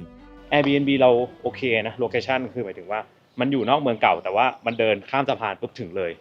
ทันทีทันใด แล้วดูดีมาก เดี๋ยวใช่เดี๋ยวพาเข้าไปดูอีกรอบนึงแต่ว่าเขาเข้าไปดูมาแล้วตรงหน้าเรานี่คือพระราชวังนะครับชื่อว่าพระราชวังออสซินีโอ้เขาบอกว่าสร้างตั้งแต่ศตวรรษที่12แล้วอะปัจจุบันคือพิพิธภัณฑ์นะครับซึ่งตอนนี้ปิดแล้วเรียบร้อยนะครับมาช้าเหมือนเดิมเดี๋ยวจะเข้าไปดูอีกมีโบสถ์อยู่ข้างใน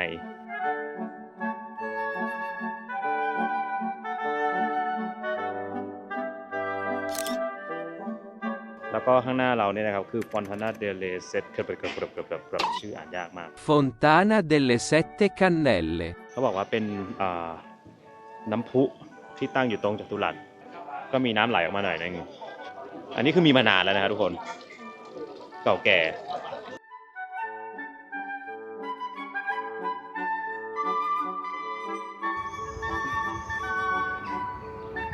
ส่วนหน้าต่างนี้ออกไปก็จะเห็นคำว่าวิลสันโอ้โหสวยมาก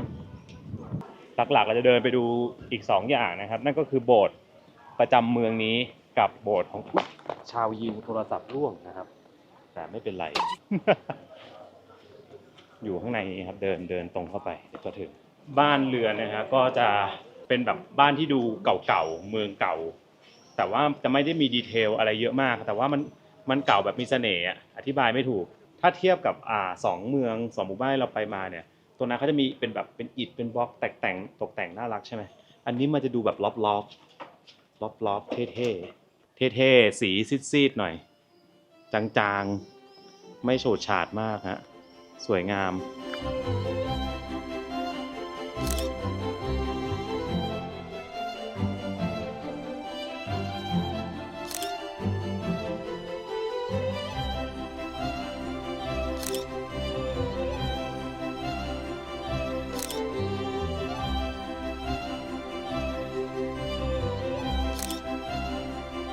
แน่นอนครับมีแมว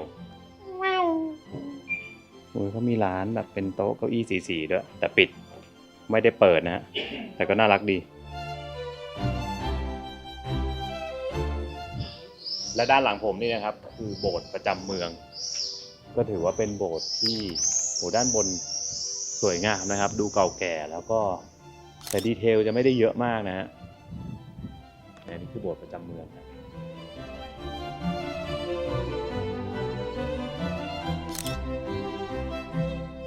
นี่ครับซินาโกกะเนี่ยมันเป็นสิ่งปลูกสร้างแรกที่ชาวยิวตอนอพยพมาอยู่ที่เนี่ยสร้างขึ้นนะฮะก็คือโบสถ์ของชาวยิวเราจะเดินไปดูมันคือในนี้ซึ่งปิดแล้วใช่ มันเป็นมิวเซียมเนาะเพราะว่ามันเป็นสิ่งปลูกสร้างแรกครับแล้วเขาก็ทำเป็นมิวเซียมมาพรุ่งนี้สิต้องซื้อตั๋วนะครับซึ่งตั๋วราคามันจะมีเป็นทัวร์5 ยูโรเหรอแล้วก็มีเป็นแบบ Audio Guide 2.5 สรุปปิดแล้วนะครับไม่ทันไม่เป็นไรไปกินข้าวกันดีกว่าคือตึกต่างๆที่เขาสร้างทุกคนมันเป็นหินหมดนะแล้วก็ทุกอันเนี่ยก็มีเชื่อมเป็นอุโมงค์เป็นช่องแบบต่างๆนานาเต็มไปหมดคือดูเหมือนมันจะไม่มีแบบแผนแต่ว่ามันก็มีตอกซอกซอยของเขาครับแล้วก็ดูน่าสนใจมากโอ้ยนี่บรรยากาศดีมากทุกคนนี่เบลอยากกินร้านนี้ตามใจเขาตรงนี้มีที่นั่งข้างนอกครับแล้วก็ข้างหลังก็จะเห็นวิวมีคนอันนี้จะเป็นคนสำคัญสักคนหนึ่งซึ่งผมยังไม่รู้นะอุ้ยตอนนี้แสงสวยมากโอ้ยมีน้ำตกด้วยอันนี้คือบ้านเมืองแ ถวนี้คืออยู่บนเนินเขาหมดเลยนะครับแล้วล้อมรอบไปด้วยป่าอย่างซีเรียสตอนนี้พระอาทิตย์กำลังตกนะครับสวยมากสวยแบบเรานั่งตรงเนี้ยแล้วเราเห็นพระอาทิตย์ตกพอดีคือหลายวันที่ผ่านมาเนี่ยครับคือฟ้าเคลียร์จริงแต่ว่าช่วงพระอาทิตย์ตกอ่ะจะโดนเมฆบังตลอดแต่วันเนี้ยดีแล้วก็ร้านนี้ชื่อลาล็อกค่านะครับรีสอร์ทรีวิวเป็นพันแต่ว่ายังไม่ได้ลองชิมนะว่าอาหารเป็นยังไงก็เดี๋ยวมารีวิวพร้อมชิมพร้อมกัน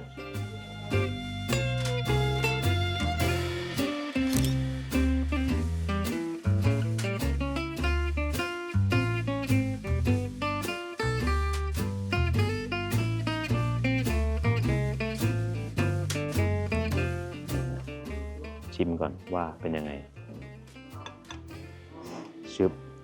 เหมือนเขาจะใส่เหมือนเขาเป็นสเต็กที่เขาแบบทำรอบๆให้มันเกลี่ยมแล้วก็ตรงกลางเป็นมีเดียมแรร์ลองชิมแบบยังไม่ปรุงเพิ่มแล้วกัน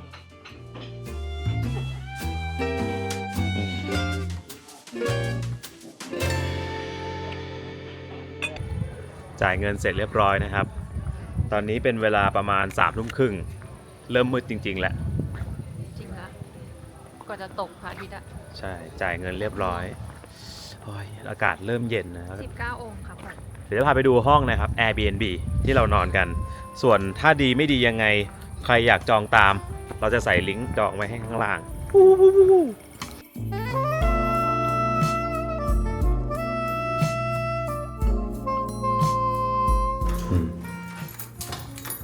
ขายได้กี่โมงโอเคไอ้ขวางนี่ฮะมาครับนี่บ้านสวยมากนี่ครับเป็นห้องนั่งเล่นห้องครัวนี่ห้องอะไรอันนี้เป็นห้องน้ำมีห้องน้ำ2 ห้องนะครับแต่ว่าอาบน้ำได้ห้องเดียวแล้วก็ห้องนอน2 ห้องครับห้องหนึ่งมี2 เตียงห้องหนึ่งเป็นเตียงใหญ่นะครับเตียงเดียวก็นั่นแหละฮะทั้งหมดนี้ก็คือ Airbnb เราก็คืนนี้ไปนอนดีกว่าบาย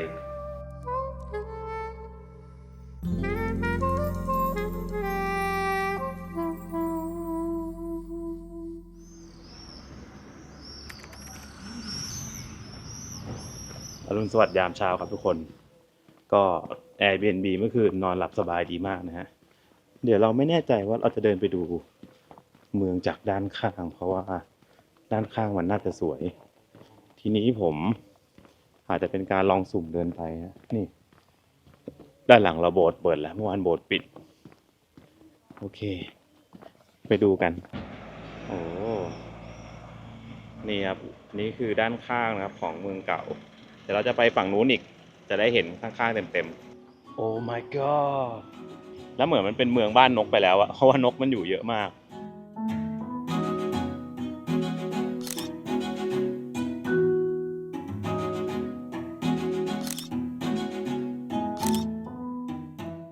เรียบร้อยครับและนี่คือ3 เมืองลอยฟ้านะครับที่วันนี้ผมพาทุกคนมาดูแล้วผมจะบอกว่ามันดีทุกเมืองจริงนะเพราะว่าไม่ค่อยมีรีวิวด้วยนะครับดีมากแบบแต่ละเมืองนี่แบบมหัศจรรย์มากนะแต่ว่าก็รีบมาเที่ยวกันแล้วกันเพราะบางเมืองเนี่ยเขาก็มีการประเมินนะครับว่าแบบมันอาจจะวันนึงอาจจะพังลงมาก็ได้หรืออะไรแบบนี้นะครับอย่างเช่นแบบเมืองที่2เมืองที่กำลังจะตายอะไรแบบนี้นะก็ถือว่าเป็นการมาเที่ยวที่สนุกสนานมากนะครับแล้วก็ขับรถเที่ยวมันมาก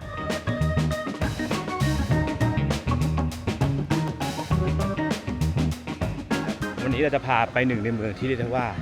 มีเรื่องแปลกๆอยู่เพียบนั่นคือเมืองโบโลญญาครับ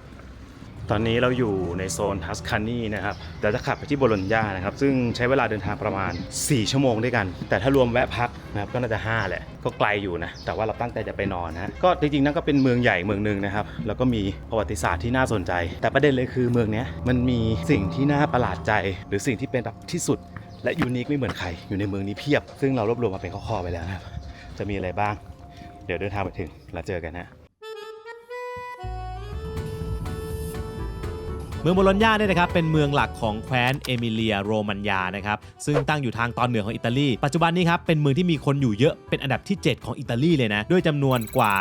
390,000 คนนะครับแต่ถ้าพูดถึงเมืองโบโลญญานะครับก็จะมีคำนิยามอยู่ทั้งหมด3คำด้วยกันนั่นก็คือคำว่า La Dotta La Rossa Ragazza ครับคำแรกครับ La Dotta เนี่ยนะครับมีความหมายว่าผู้รอบรู้ครับเพราะเมืองนี้เป็นเมืองที่ตั้งของมหาวิทยาลัยที่เก่าแก่ที่สุดในโลกตะวันตกที่ยังคงเปิดอยู่ครับส่วนคำที่2ครับคือ La Rossa นะครับแปลว่าสีแดงครับอันนี้มาจากตึกต่างๆในเมืองนี้เป็นสีแดงนั่นเองนะอันนี้เนี่ยก็เป็นความตั้งใจของเมืองนะครับที่ต้องการคุมสีของอาคารเอาไว้ให้อยู่โทนเดียวกันซึ่งก็ไม่ได้มีแค่สีแดงอย่างเดียวนะครับแต่ก็มีสีอื่นอยู่ในโทนเดียวกันด้วยนะอย่างเช่นสีอิฐสีเหลืองสีส้มแล้วก็สีชมพูและคำสุดท้ายครับคือคำว่า Ragazza ครับซึ่งแปลว่าตัวอ้วนฮะเพราะเป็นเมืองที่ของกินอร่อยฮะแล้วก็เป็นต้นกำเนิดของอาหารอิตาลีหลายๆเมนูเลยนะครับ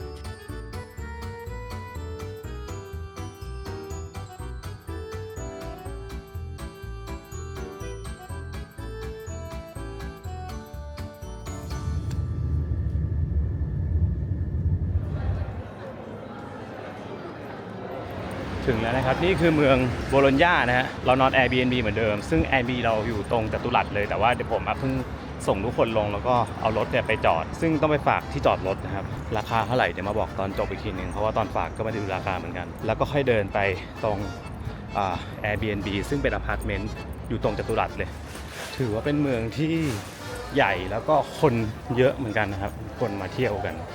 ดูแบบเป็นนักท่องเที่ยวซะเยอะเลย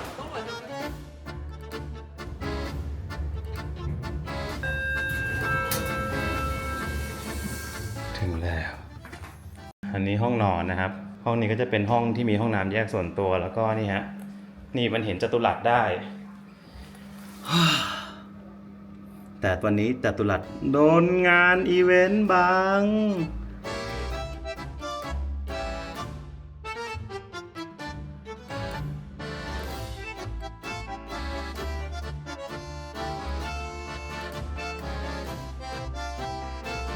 และนี่คือโบโลญญาครับอย่างแรกเลยครับที่เมืองนี้เนี่ยก็คือ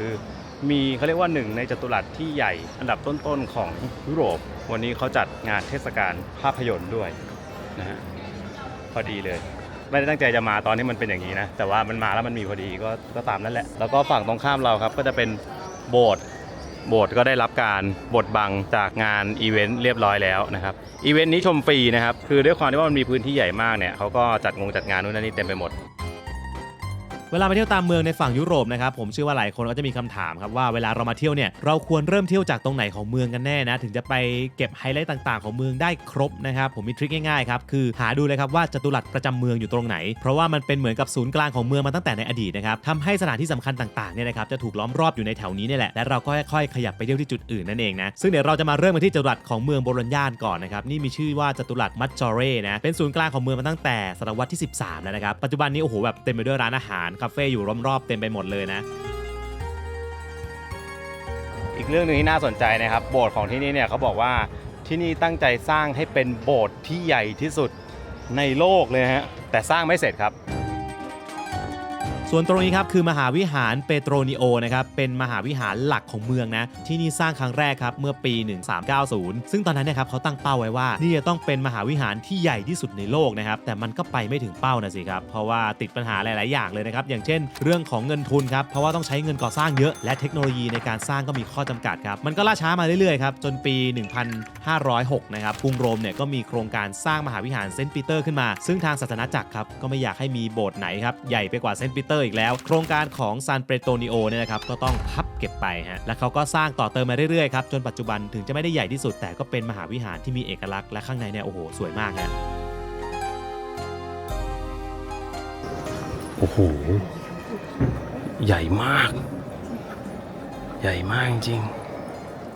ก็ใหญ่จริงนะกำแพงข้างบนนี่คือสูงไม่ใช่กำแพงข้างบนดิเพดานข้างบนสูงมากนะครับคือสมกับที่เขาบอกว่าตั้งใจสร้างให้ใหญ่ที่สุดในโลกตอนแรกแต่แน่นอนฮะสุดท้ายต่อให้วันนั้นสร้างใหญ่สุดในโลกได้จนเสร็จทุกวันนี้ก็น่าจะมีคนทำลายสถิติอยู่ดีแต่นี้ก็ใหญ่จริงเข้ามาคือเย็นแบบเหมือนเปิดแอร์แต่ไม่ได้เปิดนะข้างนอกก็ร้อนวันเนี้ยเปิดแอร์วะเนี่ย ด้านข้างครับก็จะมีจำลองเรื่องราวด้วยทำเป็นรูปปั้นต่างๆสวยงามมาก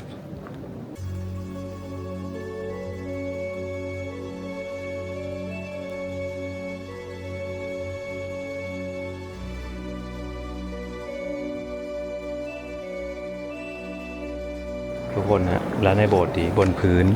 มีนาฬิกาแดดแบบสมัยก่อนนี่ดู เอาไว้ดูเวลา นี่ครับคือเขาจะไม่ให้เหยียบนะครับเหมือนดูตอนแดดส่องเข้ามาเหรอว่ามันไปอยู่ตรงไหน แต่สองเขาเรียกกี่โมงเลย อ่า เหมือนออคูล่าในตอนสมัยกรีกที่มันเป็นกลมๆ ใช่ใช่ ข้างบน แล้วเขาจะไม่ให้เหยียบนะเหมือนแบบเขาเก็บเอาไว้อะให้มันแบบแปลว่ามันคลาสสิกมาก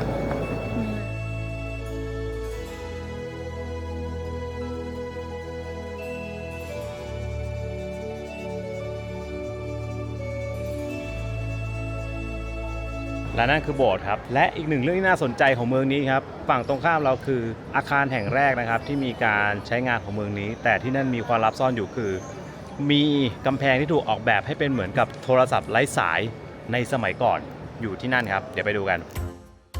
และสำหรับ Palazzo del Podesta นะครับก็เป็นอาคารแรกที่ใช้ในการปกครองเมืองครับซึ่งความพิเศษคือทุกคนเชื่อไหมครับว่ามีเหมือนโทรศัพท์ไร้สายแบบโบราณอยู่นะครับซึ่งเป็นบริเวณมุมของ2ฝั่งซุ้มประตูในอาคารครับซึ่งเราจะเรียกกันว่า Votone del Podesta นะครับวิธีการเนี่ยนะครับเดี๋ยวผมจะทำให้ทุกคนดูนะครับแต่ต้องบอกก่อนนะว่าอันเนี้ยมันไม่ใช่เรื่องบังเอิญนะครับที่อยู่ๆเนี่ยคนเนี่ยไปคุยกันใช่ไหมแล้วมันก็ได้ยินเสียงขึ้นมาอันนี้เป็นไอเดียที่เกิดขึ้นในสมัยยุคกลางต่างหากครับคือตอนนั้นเนี่ยครับมีโรคระบาดเกิดขึ้นครับแล้วเวลาคนต้องการมาสารภาพบาปกับบาทหลวงเนี่ยมันอยู่ใกล้กันไม่ได้ไงเพราะว่าเดี๋ยวจะเกิดการแพร่เชื้อขึ้นมาครับเขาก็เลยสร้างเป็นเสาสองฝั่งแบบนี้ขึ้นมาเพื่อรักษาระยะห่างครับซึ่งผมก็มองว่ามันเป็นการสร้างตามหลักฟิสิกส์เลยนะแต่ว่าในสมัยนั้นเนี่ยโอ้โหมันคงว้าวมากเลยแหละแล้วก็กลายเป็นเหมือนกับโทรศัพท์ไร้สายในยุคนั้นนั่นเอง อย่างที่บอกไปครับข้างในเขามีการบอกว่าออกแบบกำแพงเป็นสถาปัตยกรรมแบบพิเศษคือหมายถึงว่าถ้าเรากระซิบตรงมุมกำแพงฝั่งหนึ่งอะอีกฝั่งหนึ่งจะได้ยินด้วยมันเป็นการออกแบบทางสถาปัตยกรรมนะเดี๋ยวผมขอไปหาจุดนั้นก่อนมันคือไอ้ตรงนี้นะฮะหรอมันจะได้ยินจริงเหรอสวัสดีลองให้เบลพูดมาพูดใหม่เบลได้ยินป่ะได้ยินป่ะได้ยินไหมใช่เห็นป่ะทุกคนได้ยินนะผมอยู่ฝั่งนี้นะครับแล้วก็เบลอยู่ฝั่งนู้นตรงนั้นเลยนะแล้วเราจะมาเทสกัน ฮัลโหลได้ยินปะ ได้ยินเบลเป็นไงบ้าง ได้ยิน ได้ยินไหม ชัดเหมือนมีคนพูดออกมาตรงนี้ ชัดป่ะนั่นแหละเหมือนมีคนพูดให้ฟัง ได้ยินได้ไงได้ยินจริงๆทุกคนเหมือนแบบมีเสียงออกมาจากตรงนี้เลยทั้งที่แบบอยู่ฝั่งตรงข้าม ถ้าถ่ายจากข้างนอกจะรู้สึกว่าเหมือนเราอะแบบหันหลังชนกันแบบอยู่ไกลกันมากอะแต่ได้ยินชัด แปลกดี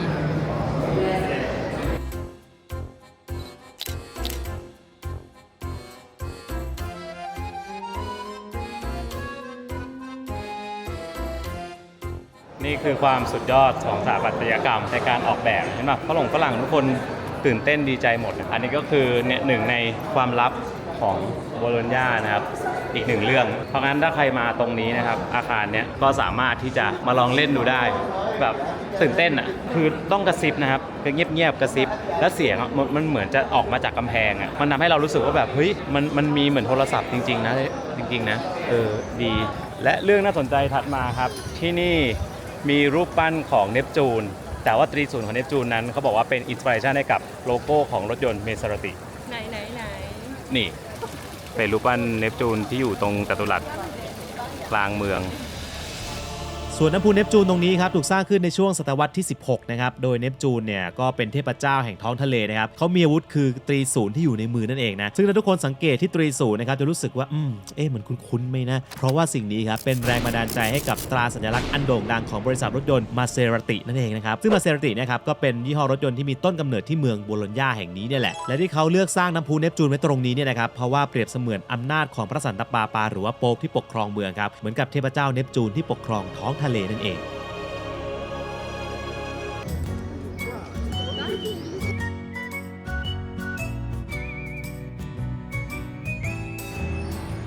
อีกเรื่องหนึ่งที่น่าสนใจครับคือที่โบโลญญาเนี่ยมีพอร์ติโกก็คือไอทางเดินแบบเนี้ยที่เป็นซุ้มอย่างเงี้ย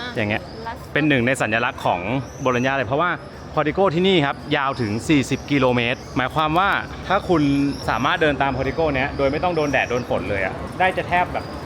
ทั้งเมืองอะคือไม่ได้หมายความว่าไปได้ทุกที่นะแต่หมายถึงว่าถ้าเดินไปเรื่อยๆอะมันก็จะไม่โดนแดดเลยก็อาจจะไปรอบเมืองได้เลยทีเดียวเชียวคุณผู้ชม และถ้าทุกคนลองสังเกตนะครับตามอาคารสถานที่ต่างๆในเมืองโบโลญญาเนี่ยครับเราจะเห็นว่าในเมืองนี้มีสถาปัตยกรรมที่สวยงามและดูคลาสสิกมากๆนะครับซึ่งหนึ่งในสัญลักษณ์ของมันเลยก็คือระเบียงทางเดินที่ทำเป็นซุ้มประตูโค้งแบบนี้เขาจะเรียกกันว่า Portici di Bologna นะครับซึ่งถ้าเรามองในมุมมองคนในยุคปัจจุบันเนี่ยครับแค่ทางเดินในร่มธรรมดาใช่ไหมแต่จริงๆแล้วเนี่ยนะครับมันมีเบื้องหลังที่น่าสนใจมากกว่านั้นนะครับในช่วงศตวรรษที่ 13เนี่ยเป็นช่วงที่มีนักศึกษามาเรียนมหาวิทยาลัยกันเยอะมากนะครับเขาก็เลยอยากขยายพื้นที่ครับเพื่ออยู่อาศัยเพื่อรองรับจำนวนคนที่หลั่งไหลเข้ามาแต่ก็อยากให้มีพื้นที่ที่อยู่บนถนนอยู่เหมือนเดิมครับเขาก็เลยใช้วิธีการทำระเบียงยื่นออกไปข้างหน้าตึกแทนนะครับทำให้มีพื้นที่แบบเป็นห้องบนเพิ่มขึ้นมาครับส่วนด้านล่างเนี่ยคนก็ยังสามารถใช้เดินสัญจรไปมาได้อยู่นะซึ่งในเมืองโบโลญญาเนี่ยครับมีทางเดินแบบนี้อยู่เยอะมากถ้านับโดยทั่วเมืองแล้วนะครับมีความยาวรวมถึง62กิโลเมตรได้เลยนะครับและเมื่อปี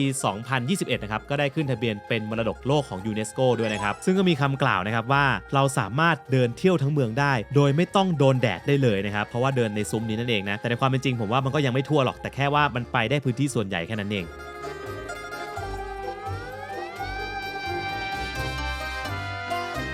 เนี่ยครับมันจะมีอย่างเงี้ยยาวไปเรื่อยๆเลยเป็นแบบกี่กิโลก็ไม่รู้อะไปได้เรื่อยๆฮะซึ่งมีคนบอกว่าเนี่ยคุณสามารถเดินแบบไม่โดนแดดได้เลยทั้งเมืองไม่โดนตรงไหนเนี่ย แดดมาทางนี้ก็โดนอยู่ดีแต่แค่ว่าโอเคมันก็มีร่มเงามันก็บังฝนอะไรอย่างนี้ได้นะก็ยังโอเคครับแต่บางคนอาจจะเขียนเวอร์ไปหน่อยแต่ผมก็ชอบนะที่เขามีอย่างนี้ให้แบบเดินได้ทั่วทั้งเมืองอะมันสบายดีเนี่ยทุกคนเห็นป่ะมันมีทางต่อเนื่องเลยฝั่งโน้นก็มีนะครับมีทุกฝั่งคือเราสามารถเดินในนี้ได้ยาวๆเลยฮะในเมืองมีอย่างนี้ตลอดทางไม่โดนแดดก็มีโดนบ้างแหละบางช่วงส่วนอันนี้สวยมากเป็นอีกฝั่งหนึ่งนะครับแล้วเขามีการแบบมีงานศิลปะอยู่ข้างบนด้วย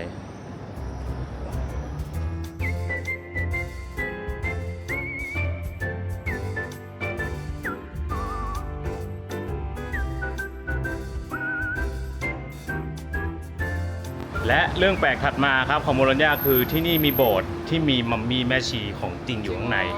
ใช่และเราจะไปดูครับไป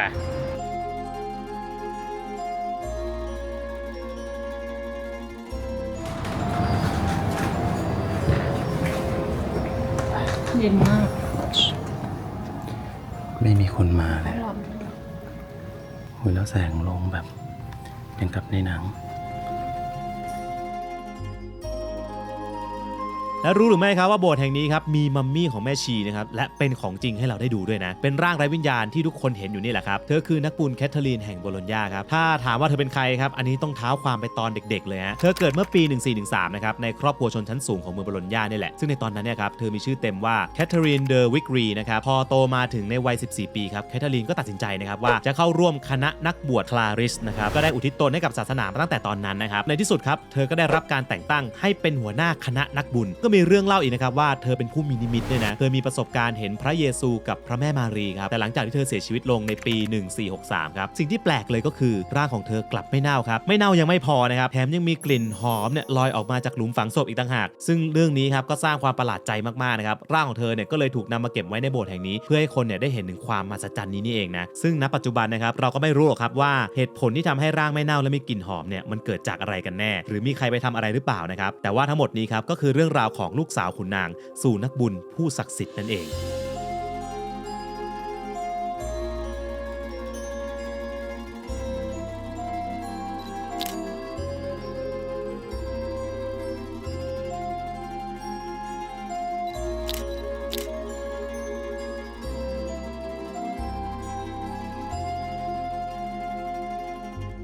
ปิดแล้วเหรอ คือหมายความว่าไงวันจันทร์ปิด ก็เขาเขียน แล้ ว่าว เปิดกี่โมง 10 โมงถึงเที่ยงแล้วก็อีกทีนึง4 โมงถึง 6 โมงเย็นพรุ่งนี้มาได้ 10 โมงถึงเที่ยง โอ้ปิดวันจันทร์ซึ่งเรามาวันจันทร์พอดีก็ในนี้ก็จะเป็นร่างที่ไม่น่าเปื่อยของนักบุญแคทเธอรีน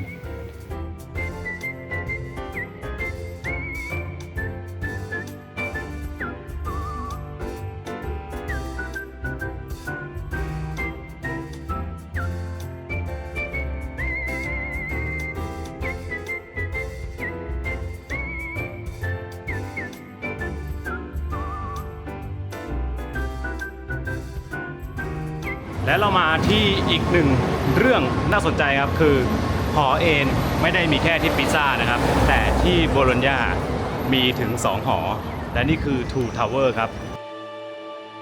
และนี่ครับก็เป็นเหมือนกับสัญลักษณ์ของเมืองนะครับเป็น2หอคอยโบราณในยุคกลางครับซึ่งเรียกกันว่า The Two Tower นะโดยที่มาของชื่อของทั้ง2หอคอยเนี่ยนะครับมาจากชื่อของตระกูลที่สร้างนี่แหละอย่างหอคอยอันนี้ครับที่เตี้ยกว่าเนี่ยจะมีชื่อว่าการิเซนดานะครับมีความสูงอยู่ที่ 47 เมตรส่วนอันที่สูงกว่าครับชื่อว่าอาซิเนลลีนะครับสูงอยู่ที่ 97 เมตรนะครับซึ่งทั้ง2หอคอยครับถูกสร้างขึ้นระหว่างปี 1109 ถึง 1119 ครับแต่ทำไมเขาถึงต้องมาสร้างเอาไว้ข้างๆกันใช่ไหมทั้งที่แบบก็ไม่ได้มาจากตระกูลเดียวกันนี่หว่าอันนี้ครับมีการวิเคราะห์ครับว่าเป็นการแข่งขันกันระหว่าง2ตระกูลครับเพราะว่าความสูงของหอคอยครับเนี่ยก็บ่งบอกถึงอำนาจและก็ฐานะของคนสร้างนั่นเองนะคนรวยสมัยก่อนครับเขาก็เลยชอบสร้างหอคอยให้สูงไว้ก่อนครับเพื่อบอกว่าฉันนี่แหละใหญ่ที่สุด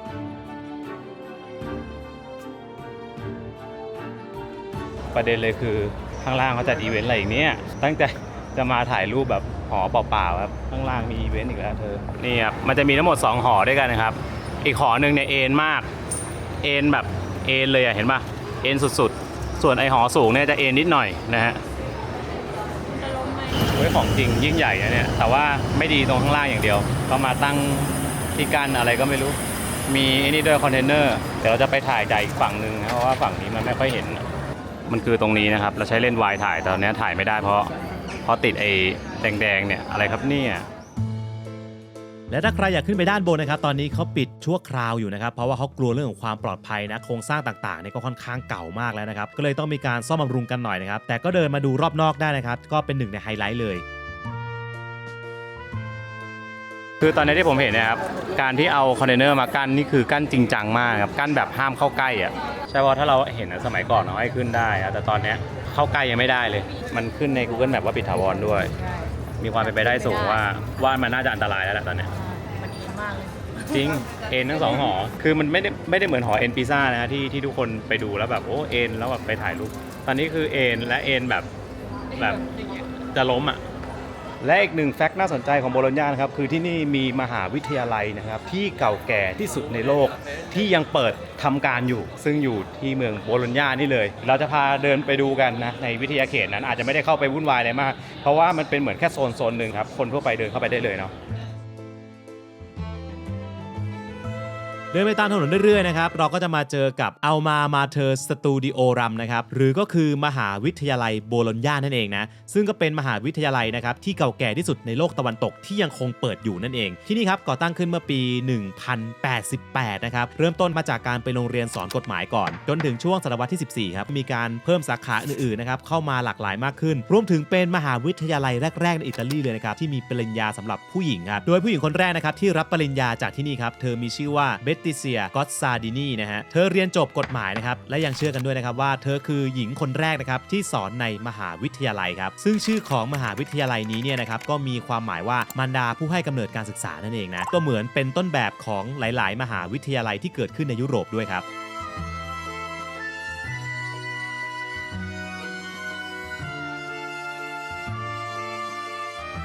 แน่นอนตอนนี้โอ้โหวัยรุ่นเพียบวัยรุ่นมหาลัยกินเบียร์ทุกคนแบบกินเบียร์กันหมดนั่งปาร์ตี้กันอันนี้เหมือนแบบฟิลร้านเหล้าข้างมออ่ะ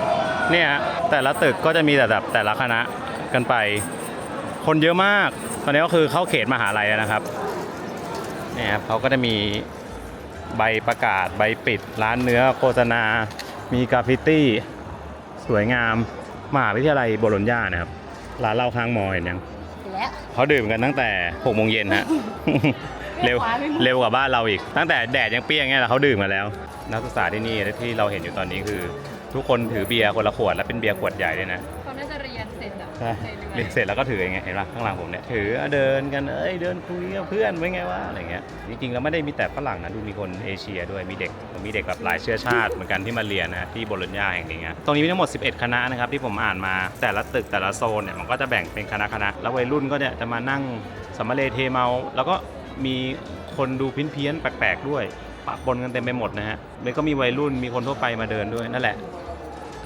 มหาวิทยาลัยที่เก่าแก่ที่สุดในโลกที่ยังเปิดทำการอยู่ครับ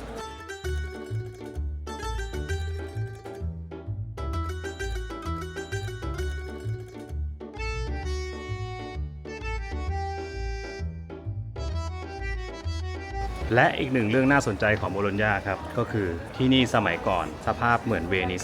หรอห ไม่ได้น้ำท่วม แต่มีคลองเหมือนเวนิสเลย แต่ทุกคนรู้ไหมครับว่าในโบโลญญาเนี่ยครับมีอยู่ย่านหนึ่งครับถูกเรียกว่าเป็น Little Venice ด้วยนะแต่จริงๆแล้วครับโบโลญญาในยุคสมัยยุคกลางเนี่ยครับเป็นเมืองที่มีคลองเยอะมากเหมือนกันนะแต่ปัจจุบันครับเขาก็เอาไปทำเป็นถนนเกือบหมดแล้วนะครับเหลือแค่เพียงบางจุดให้เราได้เห็นอย่างตรงนี้ที่เรียกว่าคลองโมรีนครับก็อยู่ในย่านของลาพิโคล่าเวเนเซียนะครับก็นึกภาพไม่ค่อยออกเหมือนกันนะว่าเมื่อก่อนเนี่ยถ้ามีคลองเยอะๆเนี่ยจะสวยขนาดไหนมาในซอยเหมือนจะเหลือแค่ตรงนี้นะครับที่ยังเป็นช่องให้เราแบบดูว่ามันเป็นน้ำมาสมัยก่อนเขาบอกว่าก่อนมันก็เป็นเส้นทางน้ำเนี่ยก็มีเส้นทางบอกอยู่ที่มีอยู่ตอนนี้นะปึ๊บโอ้ยมีอยู่จริง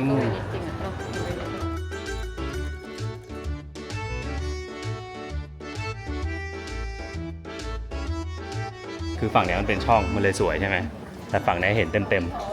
ๆนี่ครับก็คือเหลือเท่านี้ก็คือเหมือนนะเหมือนที่เวนิสเลยฟิลเดียวกันนะครับ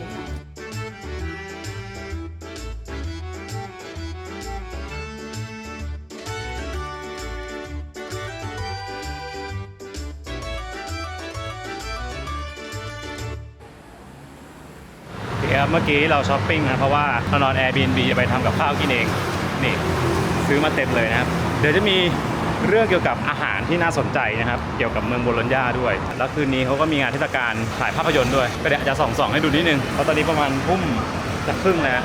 เราจะขึ้นบนห้องก่อนกลับมาอีกครั้งครับตรงจัตุรัสที่พักเราก็อยู่แถวนี้เลยคนมานั่งเล่นกันเยอะมากตอนนี้เขาเทสระบบเสียงนะครับเทศกาลภาพยนตร์ผู้คนเริ่มมาจับจองที่นั่งบางคนก็นั่งไอ้ร้านข้างๆนี่แหละเปิดเบียร์แล้วนั่งดื่มกันอย่างใจฉ่ำนะครับเดี๋ยวต้องมีวิธีเปิดแน่นอนตรงซอยที่พักเรานะครับมันเป็นย่านที่เรียกว่าคลาสวิลาเตโลอารมณ์แบบว่ามีสตรีทฟู้ดมีบาร์มีร้านอาหารเยอะๆถ้าเกิดว่าคุณอยากกินร้านโลคอลนั่งเล่นดื่มไวน์เนี่ยในซอยทั้งซอยครับเป็นบาร์หมดนะก็คือย่านเลยอันนี้คือย่านของเขาเลยและความจริงที่น่าสนใจอีกข้อหนึ่งครับหลายคนถามว่าแล้วแฮมโบโลนาเนี่ยมันเกี่ยวอะไรกับเมืองโบโลญญาหรือเปล่ามีทฤษฎีที่บอกว่าเกี่ยวครับเพราะแฮมโบโลนานะครับหลายๆคนอาจจะคุ้นเคยชื่ออยู่แล้วแหละครับรู้ไหมครับว่าอาหารชนิดนี้มีต้นกำเนิดมาจากไส้กรอกชนิดหนึ่งของเมืองโบโลญญานั่นเองครับไส้กรอกชนิดนั้นครับมีชื่อว่ามอตตาเดลล่านะครับซึ่งมีหลักฐานนะครับว่าเป็นเมนูเนี่ยที่เขาทำกันมานานแล้วนะครับตั้งแต่สมัยโรมันแต่ว่าเริ่มมีการออกสูตรแล้วก็ควบคุมการผลิตจริงจังเนี่ยในช่วงปี1661ครับแต่ทำไมคำว่าโบโลญญากับโบโลนาเนี่ยที่สะกดคำเหมือนกันถึงออกเสียงไม่เหมือนกันล่ะต้องย้อนนะครับกลับไปในช่วงที่ชาวอิตาลีเนี่ยครับอพยพเข้าไปอยู่ในอเมริกาครับพวกเขาเนี่ยได้เอาสูตรการทำไส้กรอกมอตตาเดลล่าเนี่ยนะครับเข้าไปด้วยครับแต่สำหรับชาวอเมริกันแล้วนะครับการออกเสียงว่ามอตตาเดลล่าเนี่ยมันออกเสียงยากฮะเขาก็เลยเอาชื่อเมืองโบโลญญาครับมาตั้งใหม่ครับแล้วคนอเมริกานะครับเขาก็เรียกเพี้ยนมาเป็นโบโลนีครับหลังจากนั้นครับก็ทำให้คนรู้จักอาหารชนิดนี้ในชื่อนี้มาโดยตลอดครับแต่ที่คนไทยเรียกกันเนี่ยจะเรียกว่าโบโลนานะครับ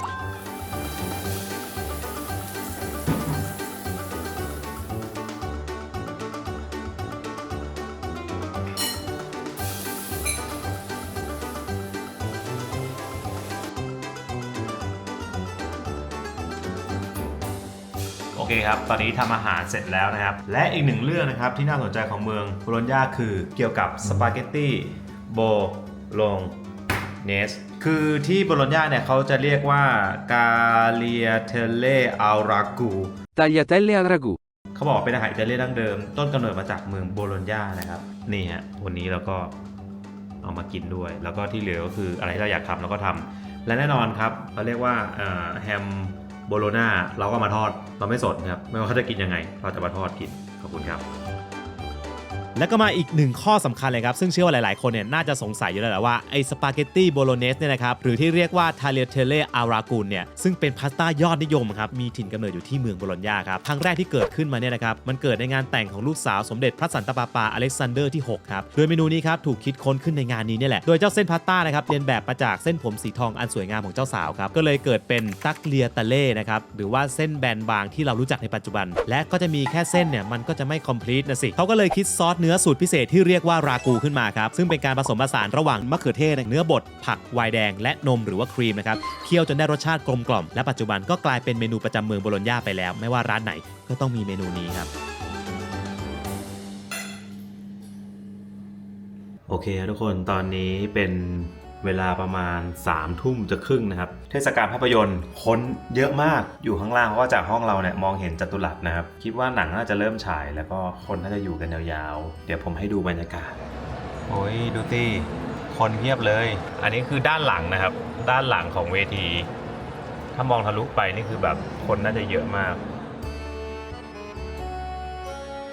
ก็เดี๋ยวคืนนี้เราก็จะแบบไปอาบน้ำนอนแล้วก็อาจจะได้ดูบรรยากาศที่เขาดูหนังกันนิดหน่อยก็เป็นเทศกาลประจำของในเมืองนะครับข้อเสียคือผมไม่ได้เห็นจัตุรัสแบบที่มันควรจะเป็นเนาะแต่ข้อดีคือการที่ได้เห็นว่าแบบช่วงเทศกาลของเขาว่ามีร้านมีงานมันเป็นยังไงก็เดี๋ยวไปนอนนะครับเจอกันพรุ่งนี้เช้าบ๊ายบาย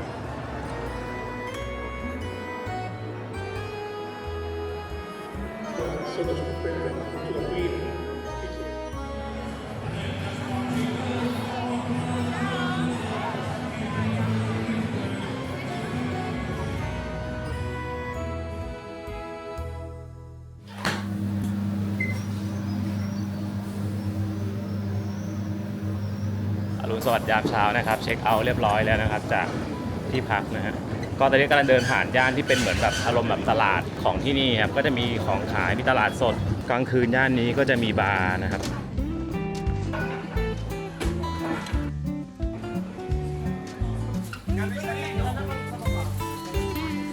ก็จะมีพวกร้านวายร้านอาหารมีบาร์เนื้อสัตว์แฮมต่างๆที่เราเคยพูดถึงไปก่อนหน้านี้นี่ก็มีขายโบโลน่ามีขายปลาด้วยปลาแบบสดๆแท้ๆ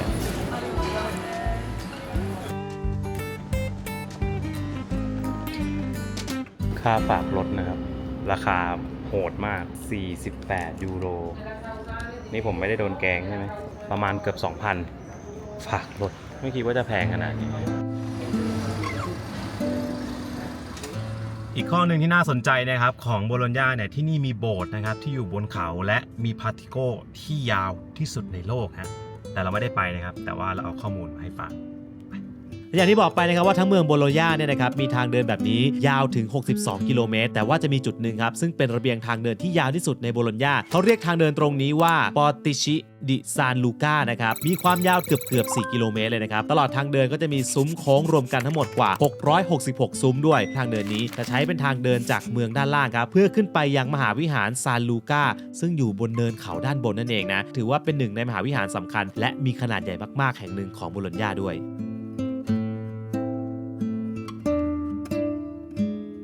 และทั้งหมดนั้นครับก็คือเรื่องราวที่คุณอาจจะไม่รู้เกี่ยวกับเมืองโบโลญญานั่นเองนะฮะเป็นอีกหนึ่งเมืองใหญ่ของอิตาลีนะครับถ้าเกิดว่าใครผ่านมาแล้วมาเที่ยวอยากมาดูเรื่องเหล่านี้ที่ผมเล่าให้ฟังก็ได้ครับก็ลองมาเที่ยวดูนะ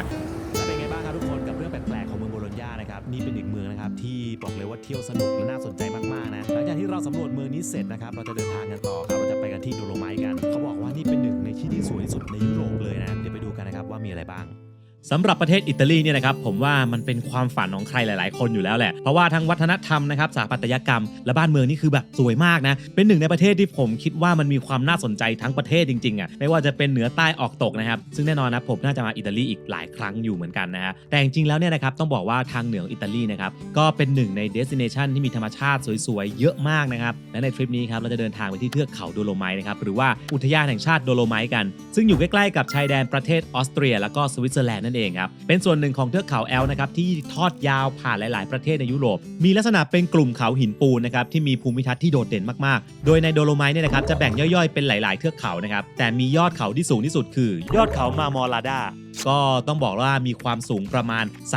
3,343 เมตรเหนือระดับน้ำทะเลนะครับซึ่งเขาตั้งชื่อว่าโดโลไมต์เนี่ยครับมันมาจากแร่โดโลไมต์ที่เป็นส่วนประกอบของหินในเทือกเขานั่นเองนะซึ่งหินนี้นะครับถูกตั้งชื่อตามนักเคมีชาวฝรั่งเศสที่ค้นพบมันอีกทีหนึ่งนะครับนั่นก็คือ Diodat Grate de Dolomier นะครับจากการสำรวจของนักโบราณคดีเนี่ยนะครับก็ทำให้ได้รู้ว่าเทือกเขาโดโลไมต์นะครับเคยอยู่ใต้น้ำมาก่อนแต่หลังจากนั้นครับก็เกิดกระบวนการทางธรณีวิทยามาอย่างยาวนานนับล้านปีจนกลายมาเป็นประติมากรรมธรรมชาติอย่างในปัจจุบันนะฮะและด้วยความสวยงามของมันนะครับไม่ว่าจะเป็นทะเลสาบป่าไม้และภูเขาทำให้ในปี 2009 ครับเทือกเขาแห่งนี้ได้ขึ้นทะเบียนเป็นมรดกโลกของยูเนสโกอีกแล้วครับท่านนะและด้วยความที่เราสามารถเที่ยวได้ทั้ง2ฝั่งเลยทั้งตะวันตกแล้วก็ตะวันออกเนี่ยเราก็เลยจะแยกออกเป็น2 EP นะครับคือโดโลไมต์ฝั่งตะวันตกแล้วก็ฝั่งตะวันออกซึ่งเดี๋ยวเราจะเริ่มกันที่ฝั่งตะวันตกก่อนนะครับมาดูกันครับว่าในแคว้นของเซาท์ทิโรลเนี่ยนะครับจะมีอะไรบ้างนะครับ สวัสดีครับทุกท่านครับ ตอนนี้อยู่ที่อิตาลีครับ แล้วเรากำลังจะไปโดโลไม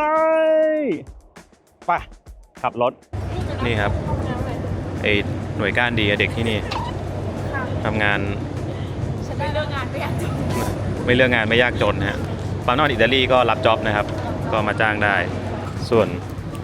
วันนี้หลังรถเรามีคนนี้นะครับ เธอหลับอยู่ไม่หลับหรอ ตื่นแล้วเพิ่งตื่น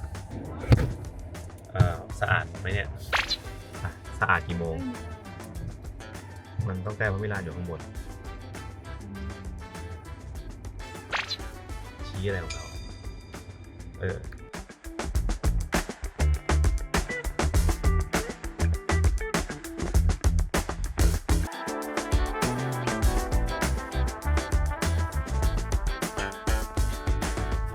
และ finally ครับ เราถึงแล้วครับ นี่คือโดโลไมท์ฝั่งตะวันตกนะฮะแล้วก็ที่แรกเราคือมาเขาเรียกว่าเลคคาเรซ่าสวยมากเมื่อกี้เห็นเป็นแบบเหมือนกระจกอะแล้วก็ต้องบอกว่าวันนี้อากาศดีเมฆเยอะนิดนึงแต่ก็ไม่ได้แบบจนเกินไปนะฮะแล้วก็ที่สำคัญเลยคือวิวดีมากอากาศเย็นกำลังดีข้างหน้าสีเขียวข้างหลังสีเทาขาวบวกเมฆบวกแสงบวกกันปะล่ะสวยมากคนมาเที่ยวกันเต็มเลยพาน้องหมามาเดินเดี๋ยวเราจะเดินไปตรงทะเลสาบกันนะครับคือวันนี้แดดกำลังดีเราต้องบอกว่าที่อิตาลีเนี่ยครับเราไปมาหลายโซนแล้วใช่ไหมคือโซนเนี้ยอลังการก็คือแบบมันความรู้สึกคล้ายๆกับสวิตเซอร์แลนด์เลยแต่ว่าก็มีฟิลที่มันแตกต่างกันอยู่นะแต่สวยมากจริงๆฮะเดี๋ยวเราไปดูใกล้ๆกันส่วนนี้เป็นแมปนะครับสำหรับคนที่มาเที่ยวนี่โดโลไมท์คาเรซ่าก็คือนี่แค่โซนนี้โซนเดียวคือที่นี่ใหญ่มากนะครับหมายถึงว่าในโดโลไมท์เนี่ยใหญ่มากจนแบบคุณอยู่ได้เป็นอาทิตย์อะโดยที่ยังเที่ยวไม่ครบทุกจุดนี่เขาทำทางลงไปทะเลสาบนะครับอย่างดีเป็นเหมือนแบบอุโมงค์เดินง่ายด้วยทุกคนจะเดินได้สบายใจและนี่คือแสงสว่างที่ปลายอุโมงค์เอาละเดินทะลุไปและตะโกนว่าวิลสันแบบเสียงหล่อไม่น่าเชื่อมันจะเกินไปหรือเปล่า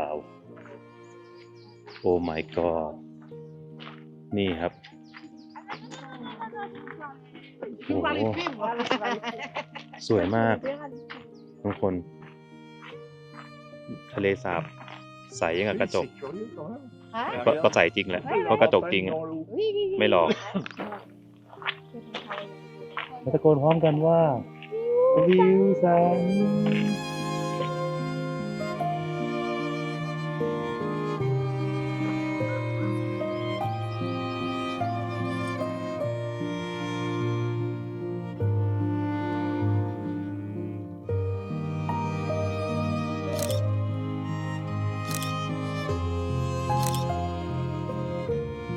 และนี่คือทะเลสาบเลคคาเรซ่านะครับเป็นทะเลสาบสีมรกตที่โด่งดังมากๆในเรื่องของวิวที่สวยสุดๆนะฉากหลังนะครับจะเป็นลาเทมานะครับซึ่งมีความสูงอยู่ที่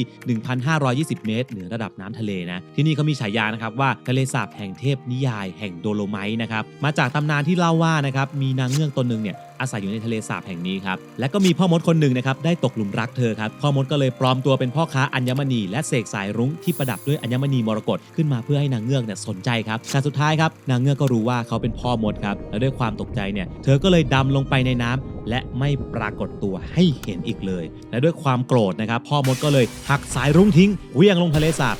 ก็เลยกลายเป็นสีสวยงามครับแล้วก็เลยเป็นที่มาของอีกชื่อว่าทะเลสาบสีรุ้งนั่นเองครับซึ่งกลางทะเลสาบเนี่ยนะครับก็จะมีรูปปั้นของนางเงือกอยู่ด้วยนะจะโผล่ขึ้นมาให้เห็นแค่ช่วงน้ำลดเท่านั้นนะครับและยังมีความเชื่ออีกด้วยนะครับว่าถ้าใครที่เป็นคนที่มีจิตใจบริสุทธิ์เนี่ยมองลงไปนะครับลึกไปในทะเลสาบเนี่ยจะสามารถมองเห็นนางเงือกตัวนั้นว่ายน้ำอยู่ในน้ำลึกได้ด้วยนะครับซึ่งแน่นอนครับผมมองลงไปแล้วไม่เห็นนะครับ ไม่รู้ว่าเป็นเกี่ยวกับจิตใจหรือเปล่านะแต่ถ้าใครมาเที่ยวนะครับลองสังเกตดูนะครับไม่แน่คุณอาจจะได้เจอก็ได้นะครับส่วนช่วงที่แนะนำว่าควรมาเที่ยวที่สุดนะครับคือใบไม้ผลิและก็ฤดูร้อนนะครับในระหว่างเดือนเมษายนถึงเดือนกันยายนนั่นเองจะบอกว่าทุกคนฟังเสียงธรรมชาติฮะเสียงนกที่ได้ยินอยู่ตอนนี้ใช่คุกคุเฮ้ยไม่ใช่เอานกจริงๆและน้ำจริงๆใสมากนะพอดูใกล้ๆมันแบบน้ำใสปิ๊งแต่ว่าเป็นสีเขียวๆหน่อยครับดีเกินอ่ะดีเกินเหตุเกินไปมาก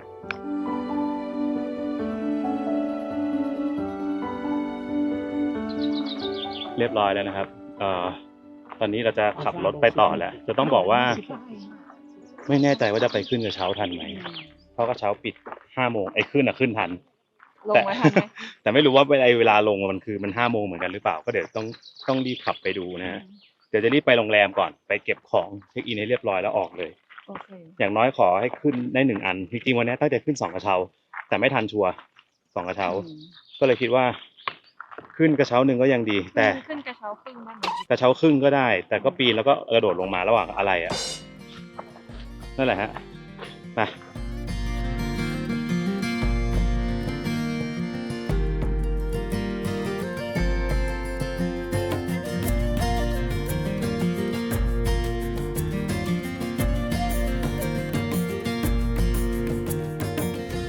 โอเคฮะ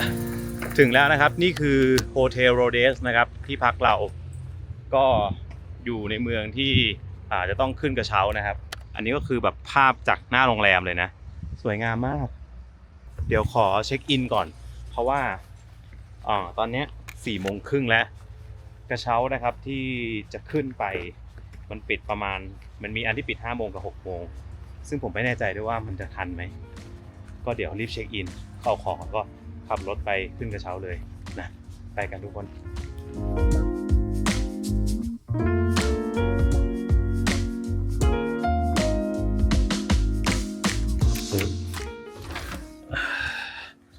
และตะโกนหรือยังไม่ตะโกนปึ๊บครับเข้ามาในห้องแล้วนะครับว้าวเตียงหน่อยน่ารักและนี่คือวิวหน้าต่างครับห้องเราเปิดมาแล้วพูดว่าวิวตานสวยงามเฮ้ยเขามีสระว่ายน้ำด้วยทุกคนน่ารักมากสระว่ายน้ำแบบเบบีอะ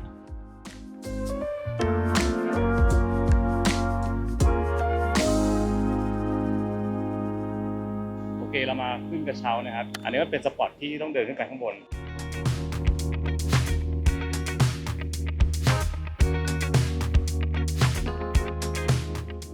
โอเคครับคนละ31 ยูโรนะครับ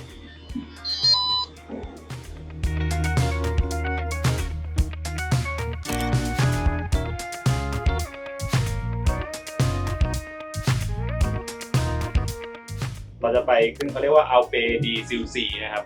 ก็ข้างบนจริงๆข้างบนมีที่พักด้วยสามารถขับรถขึ้นไปได้ถ้าพักอยู่ด้านบนแต่คนทั่วไปเนี่ยก็สามารถขึ้นกระเช้าแบบนี้ไปนะฮะว้าวเปิดตั้งแต่8 โมงครึ่งปิด6 โมงเย็นนะครับซึ่งเรามาขึ้นตอนเกือบ5 โมงเย็นแล้วอีก5 นาที5 โมงเย็นเราจะมีเวลาอยู่ข้างบนแค่ประมาณ1 ชั่วโมงนะครับก็ถือว่าตรงนี้มารีวิวให้ดูคร่าวๆไม่มีเวลาเดินเยอะเลยแล้วก็ค่อยลงไปกินข้าวนะครับ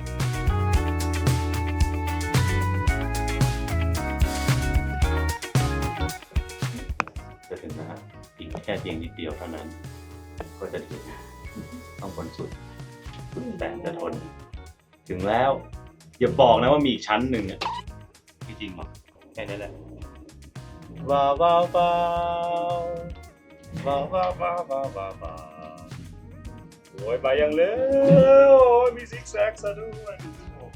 ออกไปครับและตะโกนพร้อมกันว่าวิวสันบ้าไปแล้วพวกแกเกินไปหน่อย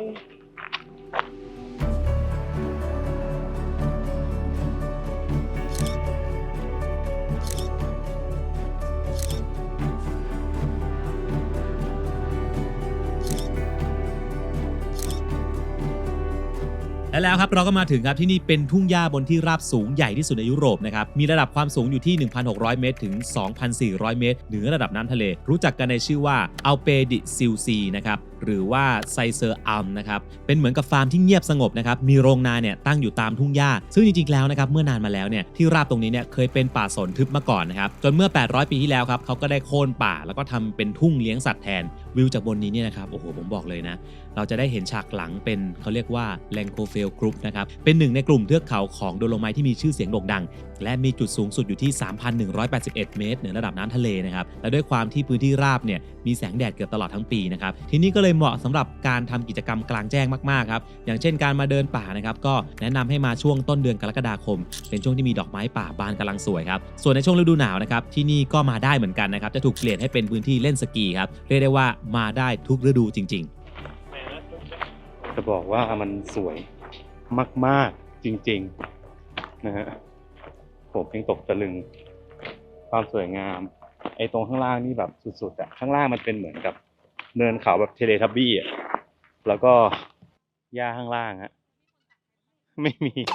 หญ้าแบบเหมือนมีคนมาถ่ายให้ทุกวันอะดูสิคือผมยังอึ้งกับวิวที่เห็นอยู่คือแบบหญ้าแบบเตียนเหมือนมีคนมาตัดให้ทุกวันแบบดีเกิน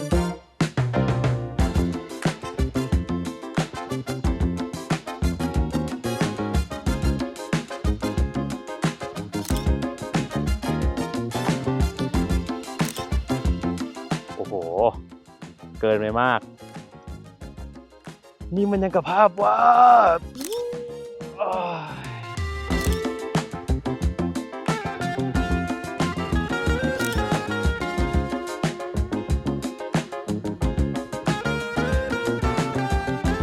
ท่านครับ วันนี้มันสวยมากจริงๆ ตอนแรกผมเกือบสคิปที่นี่ไปแล้วนะ เพราะว่าเวลามันจะไม่ทันใช่ไหม แต่แบบโชคดีมากที่ยังตัดสินใจขึ้นมาแม้จะมีเวลาแค่ชั่วโมงเดียวก็ตาม เพราะชั่วโมงหนึ่งของบนนี้ก็ยังแบบสวยมากๆอยู่ดี เราคงต้องลงแล้วแหละ เพราะว่าหมดเวลาแล้ว เพราะว่า6 โมงเขาจะปิดนะครับถ้าเกิดเขาปิดปุ๊บเนี่ยสิ่งที่จะเกิดขึ้นในชีวิตเราก็คือเราจะติดอยู่บนนี้ฮะ เราก็จะไม่สามารถกลับลงได้ เราเดินกลับได้ด้วยการเดิน ใครจะเดิน นะฮะเราไปทุกที่อะถ้าเราเดินได้นะครับแต่เราคงไม่เดินเพราะว่า กับเขาได้ปะ ได้แล้วไปได้หมดอ่ะตอนนี้คงไม่เหลือเวลาแล้วเราไปกินข้าวกันนะครับ อ้าวเขาปิดแล้วเนี่ย ยังนู่นห้องนู้นเดี๋ยวพรุ่งนี้เราจะพาไปลุยกันอีกเพียบรับรองว่าสวยตาแตก อันนี้คือเส้นทางทั้งหมดนะครับยิ่งใหญ่มากเป็นยูเนสโกนะครับที่นี่สมควรฮะสวยเกินบนนี้นะครับห้ามขับรถมาห้ามเต็นท์ห้ามเหล้าห้ามเสียงดังห้ามเด็ดดอกไม้ห้ามเด็ดเห็ดห้ามอะไรก็ไม่รู้เนี่ยอ่านไม่ออกแล้วนะห้ามก่อไฟประมาณนั้นตัวพร้อมที่จะไปลุยแล้ว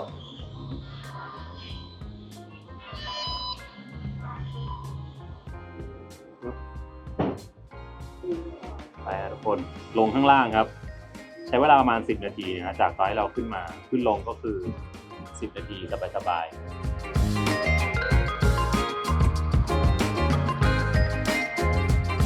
หลงมากข้างล่างแล้วลูกช่างอันนี้คือเมืองนะครับสวยมากก็คือเมืองที่เราอยู่นะครับเขาเรียกว่าเมืองออติเซนะครับจะเป็นเมืองศูนย์กลางที่จะมีเคเบิลนะครับในการขึ้นไปแต่ละจุดได้ซึ่งเคเบิลที่นี่เยอะมากนะครับเคเบิลคาร์มันมีขึ้นไปหลายโซนเลยแต่ว่าเดี๋ยวเราจะอยู่โซนนี้แล้วก็เดี๋ยวจะกินข้าวก่อนแล้วก็กินข้าวเสร็จปุ๊บก็จะกลับโรงแรมเรากัน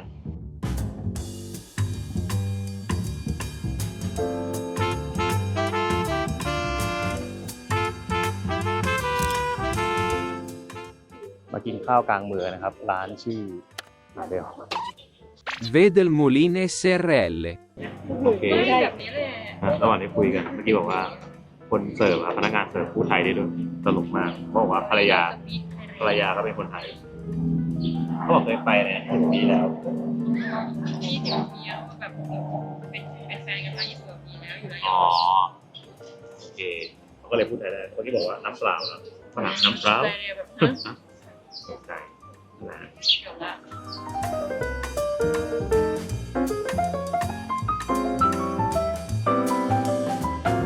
นี่ครับมื้อเย็นของผมสนิทเซลของโปรดกินมาตลอดใครบอกก็กินครับ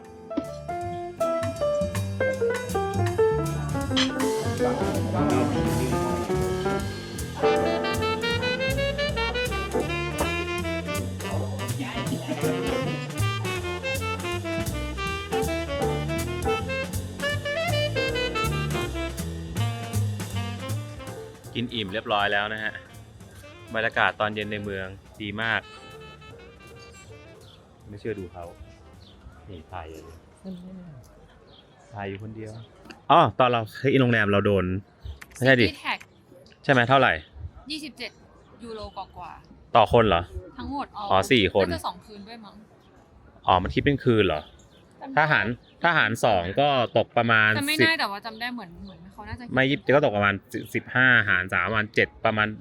6 ยูโรซิตี้แท็กนะครับโดนซิตี้แท็กด้วยนะแต่ว่าประเด็นคือ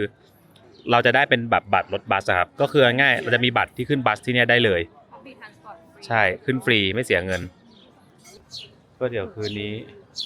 กลับโรงแรมก่อนแล้วก็ตอนเช้าตื่นมานะฮะพรุ่งนี้เราจะตื่นเช้าหน่อยเพราะว่าเราจะไปขึ้นเคเบิลคาร์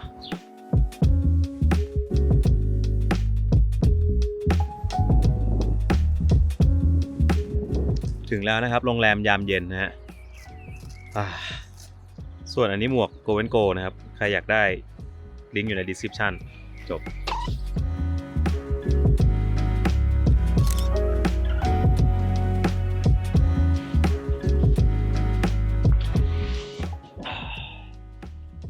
สบายเนาะอย่ามีบ้านสักหลังอยู่ที่นี่ซื้อให้หน่อยอ๋อไม่มีตังค์ ต้องบอกว่าไม่มีหวัง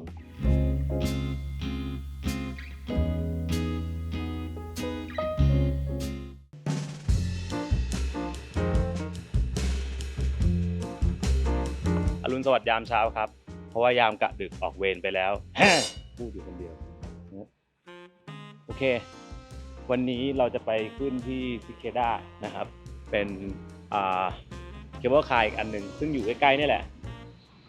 อีกจุดหนึ่งที่คิดว่าวิวสวยงามแน่นอนนะครับก็เดี๋ยวเราขับรถไปจอดไอ้ตรงนั้นก่อนตรงเคเบิลคาร์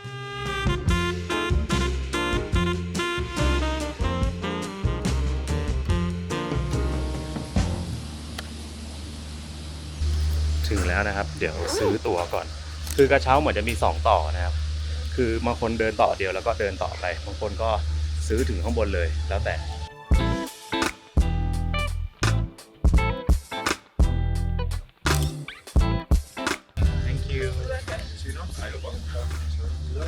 ได้มาแล้วนะครับ180ก็คือคนละ45นะฮะบัตรก็หน้าตาเป็นแบบนี้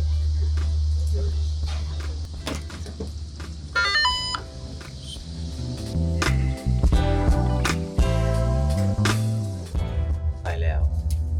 ออกเดินทางด้วยความว่องไววิวว้าว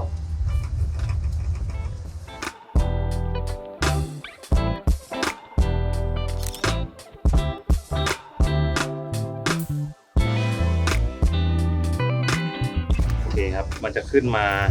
ที่ฟูเนสแล้วก็เหมือนเราจะต้องขึ้นต่ออีกอันหนึ่งนะครับเป็นกระเช้าเล็กแต่ว่าบางคนเขาก็มาเดินเทรคกิ้งกันตรงนี้เลยนะแล้วแต่เราไม่ครับ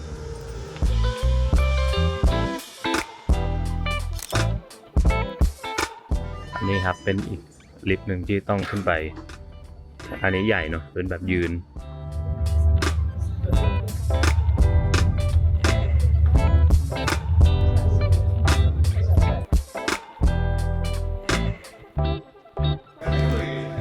แล้วครับซีเซดาและตะโกนพร้อมกันว่าวิลสันโอ้ my god เกินไปหรือเปล่า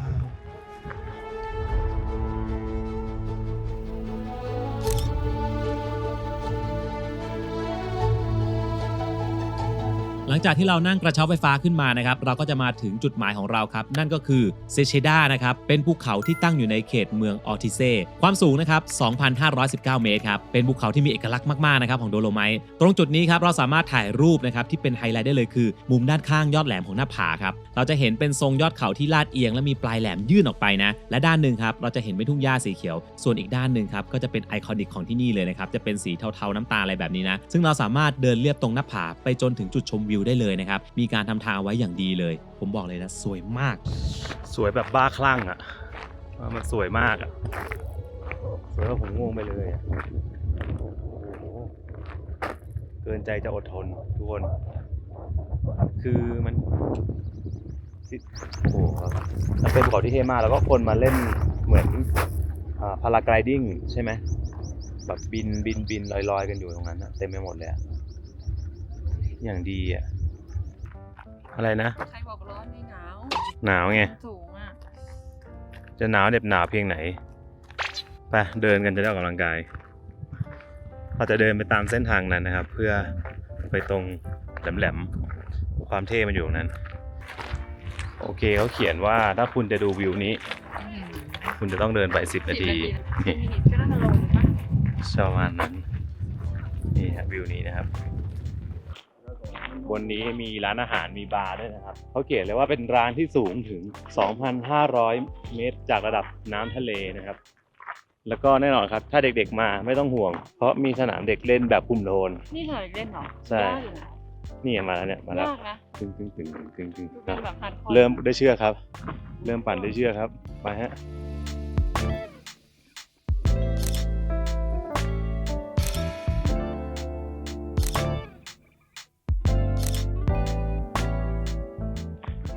มองไกลๆเหมือนจะไม่เหนื่อย แต่เหนื่อย เพราะทางมันขึ้นนะครับ แต่เราต้องขึ้นไปตรงสูงก่อนเขาจะถ่ายลงมา มันจะได้เห็นเป็นแบบทางเขาค่อยๆไปไม่ต้องรีบ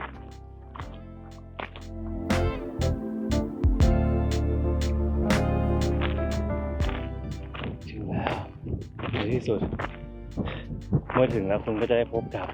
พระเยซู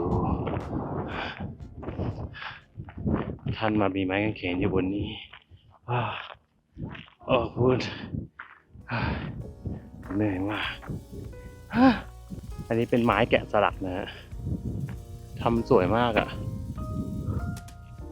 ตรงนู้นก็มีเส้นทางเดินนะเห็นเป็นทางเดินนะนั่นแหละยาวๆเลยไม่รู้ว่าเดินไปไหนฝรั่งเขาชอบเดินนะ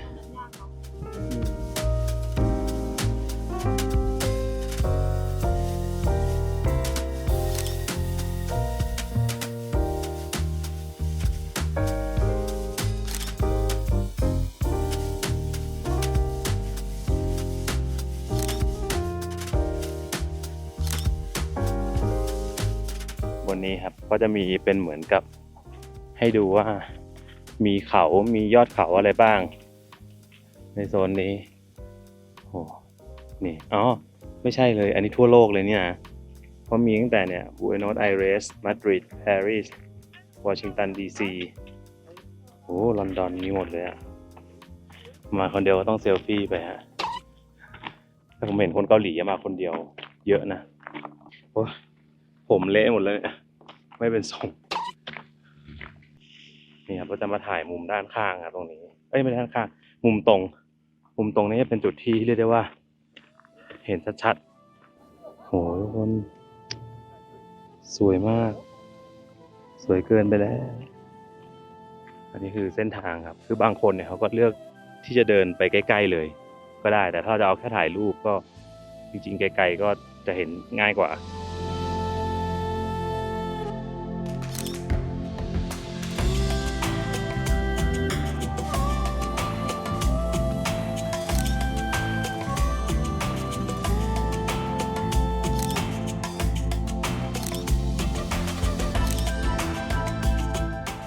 ตอนนี้เขามีผมไม่แน่ใจว่าไอ้รั้วนี่มันมีนานยังเมื่อก่อนอาจจะไม่กั้นหรือเปล่าเพราะว่าเหมือนเห็นในรูปคนอื่นไม่มีรั้วแต่อันนี้เขากั้นหมดนะฮะให้เดินแค่ในช่องเท่านั้นคือตอนเช้าเนี่ยมันแสงมันจะยังไม่เกลี่ยมันจะฟุ้งๆแต่มันก็มีข้อดีแต่มันก็ไม่แรงเกินไป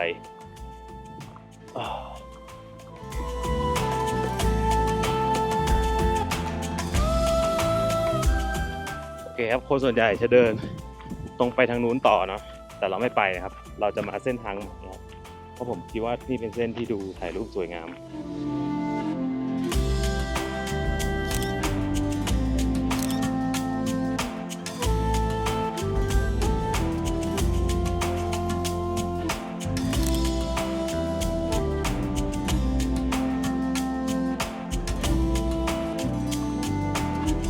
แล้วตะโกนพร้อมกันว่าวิว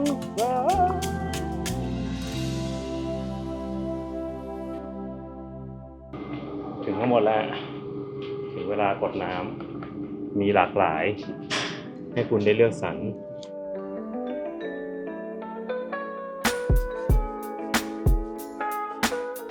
โอเคครับมาพอดี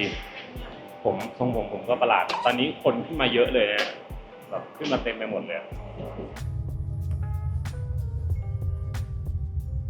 ตอนนี้ครับเคเบิลหยุดไม่รู้ว่าหยุดหรือค้างหรืออะไรไม่รู้ แต่ยังดีที่มันอยู่ใกล้พื้นแล้ว1 มินิทโอเครีเซ็ตเครื่องอยู่1-2 นาทีครับบอกไม่ต้องกังวลไปนะครับไม่ต้องกังวลใจนะครับถือว่ายังไม่สูงมากถ้าเป็นไอ้ตรงข้างบนแล้วมันหยุดอย่างนี้นะโอ้โหมาแล้วไปต่อ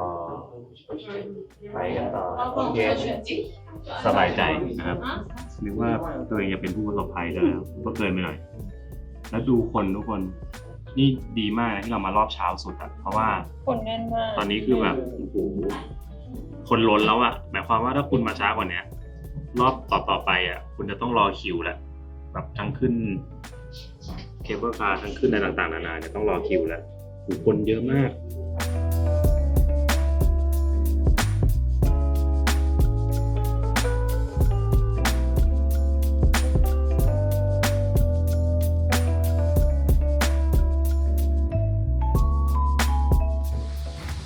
ถึงแล้วน้ำใจสาวใจโอเคเรียบร้อยครับเดี๋ยวเราจะออกจากโซนนี้ครับเราจะไปอีกโซนหนึ่งเนาะแล้วก็จะไปเดินไฮกิ้งด้วยก็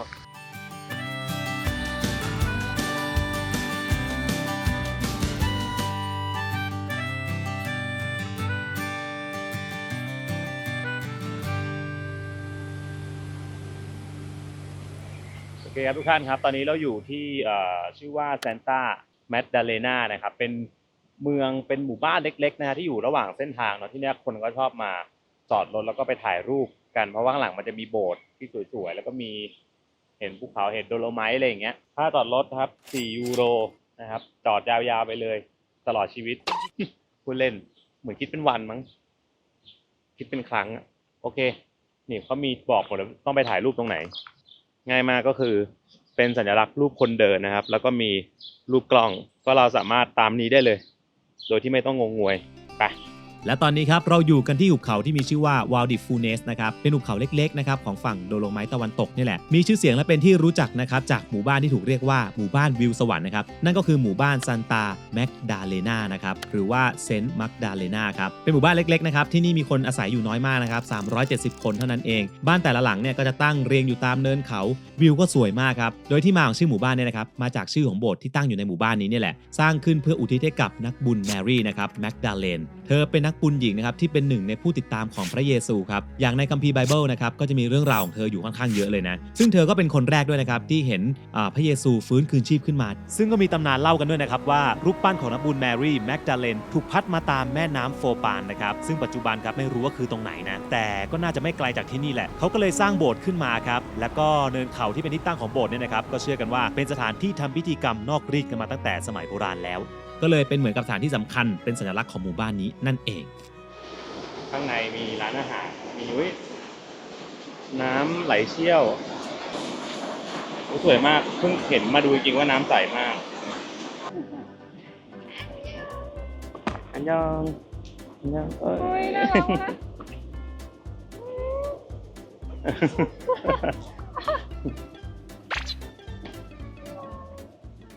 ที่เนี่ยเป็นแบบหมู่บ้านเล็กๆเลยนะครับแบบสงบมากนักท่องเที่ยวไม่ได้เยอะแต่ก็มีคนมานะส่วนคนมาเดินพาครอบครัวมาพาหมามาเดินเล่นมีโรงแรมนะครับสำหรับคนที่อยากมาพักแบบไม่ต้องวุ่นวายบอกหมดฮะจุดถ่ายรูปอะไรอยู่ตรงไหนละเอียดบนนู้นนั่นนะคือโบสถ์นะครับเราจะต้องเดินไปตามเส้นทางที่เขาทำไว้คือมันจะดูอ้อมๆนิดนึงนะแต่ก็ถือว่าโอเคแล้วก็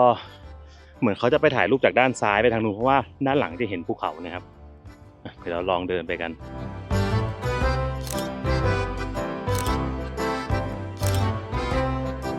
แล้วคุณจะได้พบกับเป็ดแฟมิลี่4 ตัวแต่ฝั่งขวาคุณจะได้พบกับไก่แฟมิลี่หลายตัว แกะเทอรี่แต่ว่าตรงไปคุณจะพบกับวัวแฟมิลี่ตัวใหญ่อ๋อนี่ฟาร์มนมเหรอครับอันนี้คือเครื่องไถขี้วัวนะครับทุกคนไถมาทั้งเซตทุกคนเห็นบรรยากาศข้างหลังไหมยิ่งใหญ่เกรียงไกรมากตั้งตระหง่านสวยงามสุดๆโอเคและเจอนี่ฮะระฆังโบสถ์ดังแล้วเราเดินมาถึงข้างบนแล้วครับสวยงามมากมองไปทางไหนก็อลังการ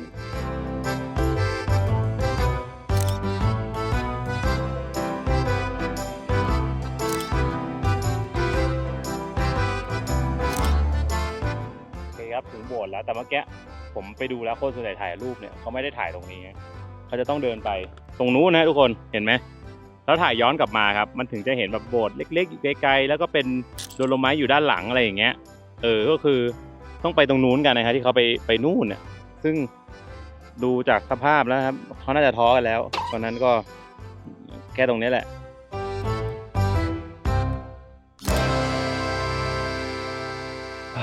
ไหนๆก็ขึ้นมาแล้วนะครับก็แวะเข้าไปในโบสถ์แป๊บหนึ่งเพราะว่าขึ้นมาด้วยความ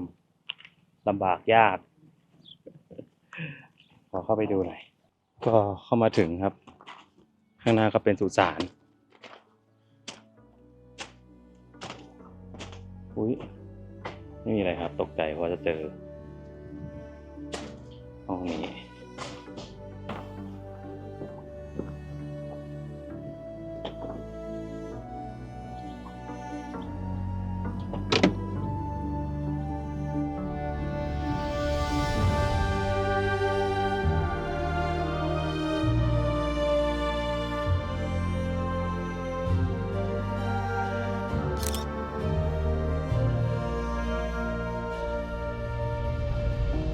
เมื่อกี้เบลพัดนั่งดูสุสานคือเขาฝังเป็นแบบคู่สามีภรรยาด้วยกันเยอะมากแต่ว่าเวลาเราดูวันที่เสียชีวิตอ่ะเราจะเห็นว่าส่วนใหญ่ผู้ชายจะเสียชีวิตก่อนแล้วก็แบบบางทีผู้หญิงต้องอยู่ต่ออีก10-20 ปีอ่ะแต่สุดท้ายเขาเอามาฝังด้วยกันใช่ใช่ก็เลยแบบสัจธรรมชีวิตเลยนั่นแหละฮะแล้วแต่ทำชีวิตที่สำคัญตอนนี้เลยคือตอนนี้เราหิวแล้วครับมากๆนี่คือสัจธรรมชีวิตที่แท้จริงตอนนี้ใช่พาวินข้าวหน่อยก็นี่เราจะไปกินข้าวนี่หิวสุดๆไปเลย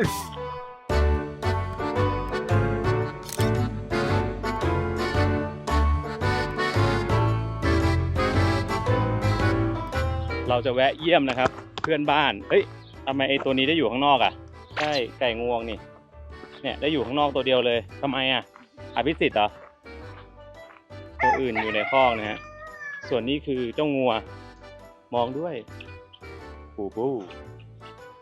บูบูบูบูอุ้ยตัวใหญ่มากแบบอุดมสมบูรณ์แบบดูว่าแข็งแรงนี่มาหาน้องมาหาคนมาไม่ได้น้องมาหามนุษย์หูเฮ้ยทำอะไรกันเนี่ยวะมาเยี่ยมเหรอน้ำลายไหลอยากแดกหน้าแดกจริงๆมนุษย์ตัวนี้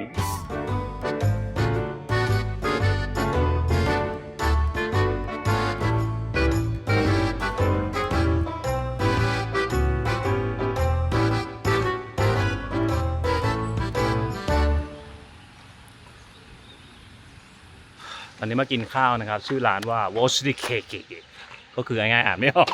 Waldschenke แต่ว่ามันอยู่ใกล้กับโบสถ์เซนต์จอห์นนะครับก็คือโบสถ์เซนต์จอห์นเป็นโบสถ์ที่คนชอบมาถ่ายรูปที่เราอาจจะเห็นในรูปบ่อยๆเนี่ยอยู่ตรงนู้นนะซึ่งจอดตรงเนี้ยเดี๋ยวเรากินเสร็จเราเดินไปถ่ายรูปต่อเลยเพราะมันใกล้กันนะไป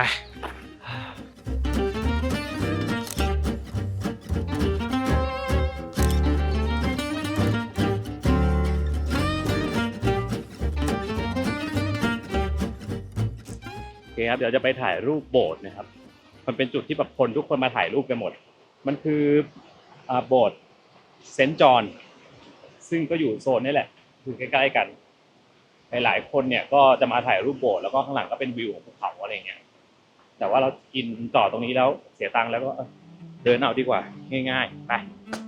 และท่ามกลางหุบเขาที่สวยงามแห่งนี้นะครับก็ยังมีโบสถ์เล็กๆนะฮะที่ซ่อนตัวอยู่ด้วยครับและเป็นจุดถ่ายรูปที่สวยมากมีชื่อว่าโบสถ์เซนต์จอห์นนะครับเป็นโบสถ์สไตล์บาโรกนะครับมีเอกลักษณ์เป็นหอระฆังทรงโดมหัวหอมสร้างขึ้นมาตั้งแต่ปี 1744 แล้วนะครับโดยชายคนหนึ่งครับที่เป็นเจ้าของเหมืองแร่ในยุคนั้นสร้างเพื่ออุทิศให้กับนักบุญจรแห่งเนโปมุกนะครับเขาเป็นนักบุญแห่งอาณาจักรโบฮีเมียนะครับปัจจุบันนี้ครับก็คือพื้นที่ส่วนใหญ่ของสาธารณรัฐเช็กนะมีชีวิตอยู่ในช่วงศตวรรษที่ 14 นะครับและถูกถ่วงน้ำในแม่น้ำจนตายตามคำสั่งของกษัตริย์เวนเซสเลาที่ 4 แห่งโบฮีเมียนะครับโดยจุดเด่นของโบสถ์นี้นะครับไม่ใช่เรื่องของสถาปัตยกรรมที่หรูหราอะไรหรอกนะแต่มันคือวิวของโบสถ์ที่นี่ครับที่มีฉากหลังเป็นภูเขาที่สวยมากกลายเป็นโฟโต้สปอตนะครับที่ต้องมาเลยแต่ถ้าใครจะเข้าไปชมใกล้ๆนะครับจะต้องเสียค่าเข้าด้วยแต่จริงๆผมว่าถ่ายรูปจากด้านนอกเนี่ยสวยมากแล้วฮะปึ๊บขึ้นมาบนทุ่งหญ้าและว้าวไม่เห็นภูเขาข้างหลังมันต้องเป็นมุมอื่นใช่ไหมโอเคครับวิสิตเซนต์จอห์นนะครับเหมือนจะคนละ4 ยูโรก็ใช้ได้เลยสรุปตรงนี้คือมันคือให้เข้าไปตรงโบสถ์นะแต่ว่าเราอยากถ่ายรูปจากระยะไกลเฉยซึ่งเดี๋ยวลองขับไปดูมันน่าจะมีจุดที่ให้ถ่ายได้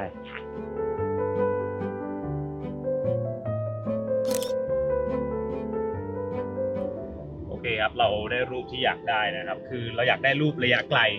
เพราะว่ามันเห็นแบ็คกราวด์เป็นภูเขาแต่ถ้าสมมติว่าเราจ่าย4 ยูโรครับเราจะเข้าไปตรงตัวโบสถ์ซึ่งบางคนก็อยากไปถ่ายใกล้ๆโบสถ์บางคนก็อยากเข้าไปในโบสถ์อันนั้นก็แล้วแต่ว่าไอ้ตรงใกล้ๆเนี่ยเราขับออกมาหน่อยครับมันจะมีเขาจะทำทางไว้ให้เดินขึ้นนะแล้วก็ไปถ่ายรูปได้เลยนะซึ่งสวยงามครับแบบภาพที่ทุกคนเห็นตอนนี้และนี่คือโบสถ์อะไรวะ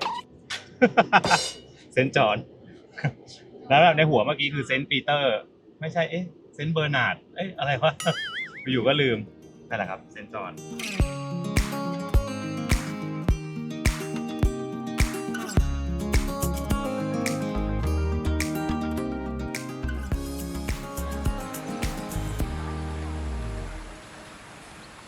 จุดที่เราจะไปนะครับเราจะไปที่ริฟูจิโอเดลเลโอเดลนะครับเป็นการเดินแบบไฮกิ้งนะครับโอเคนี่อยู่ข้างบนเขียนอยู่แล้วก็น่าจะเป็นเส้นนี้แหละฮะถ้าเข้าใจไม่ผิดตอนนี้ก็เริ่มต้นนะครับจริงๆก็ไม่ต้องรีบมากก็เดินเรื่อยๆนะแล้วก็ถึงก็คือถึงครับไม่ถึงก็คือเหนื่อย ถึงอยู่แล้วตรงนี้ก็มีที่จอดนี่ต่างกันนิดเดียวอย่าไปซีเรียสนึกว่าเต็มตอนแรกจุดให้ไปของเขานี่มีเยอะมากแต่อันที่เราจะไปนะครับคืออันสีเขียวซึ่งผมไม่เข้าใจเหมือนกันว่าไอ้เขียวเนี่ยหมายความว่าอะไรหมายความว่าง่ายเหรอหรือยังไงนี่ครับอะไรไกเซอร์อัมลิฟอะไรโอเดอะไรเนี่ยเราเดินทางเนี่ยเราต้องเตรียมน้ำเนื้ออะไรไว้เพราะว่าระหว่างทางอาจจะกระหายเหนื่อยได้เพราะช่วงนี้เป็นหน้าร้อนด้วยครับแต่ก็ไม่ได้ร้อนมากเฮ้ยโหเกินไหมเปล่าเอาแค่ตรงนี้แหละพอละ เฮ้ยสวยเกินใกล้มากเลยอันนี้คือใกล้กว่าทุกอันที่เราไปแบบโอ้โหแทบบ้าคลั่ง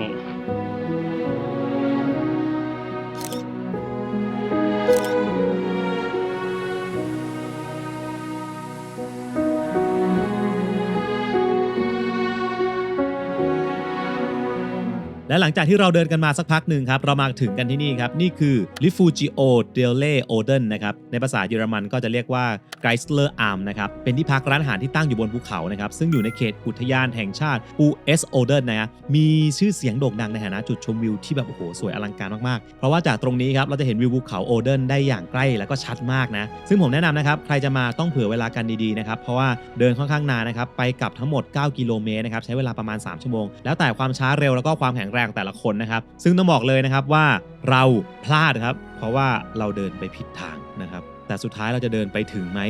ต้องมารอดูและคือนกแบบบินว่อนมากบินว่อนเป็นแมลงเลยเยอะมากฮะโอ้มันสวยมากเลยอ่ะผมไม่รู้จะอธิบายยังไงให้ทุกคนได้เห็นสิ่งนี้ยังไงเพราะว่ามันต้องเห็นด้วยตาจริงๆอ่ะมันแบบโอ้มันไม่ได้อ่ะ หมายถึงว่ากล้องมันถ่ายไม่ได้ ตอนแรกเดินมาตกใจนึกว่าเขาห้ามเข้าไม่ใช่ครับเหมือนเขาเป็นประตูที่แบบต้องปิดตลอดเวลาเฉยเพราะว่าเหมือนกันสัตว์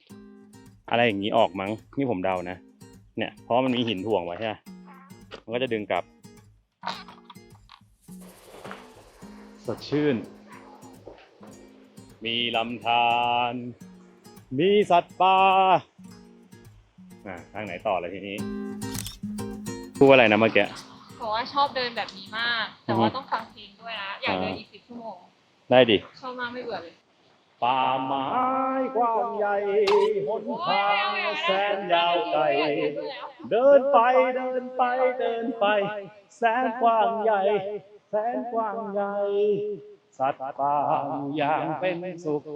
พวกมนุษย์บุกลุกทำลายพวกเราไม่ซีว่าวายต้องสลายกลายเป็นดินช่วยกันดูแลป่าช่วยกันมาดูแลสรรพสิ่งช่วยกันทุกคนจริงๆทุกสรรพสิ่งจะกลายเป็นดี very good แต่งเมื่อกี้ครับเพราะไม่โดนลิขสิทธิ์แน่นอนผมเพิ่งแต่งเมื่อกี้เลย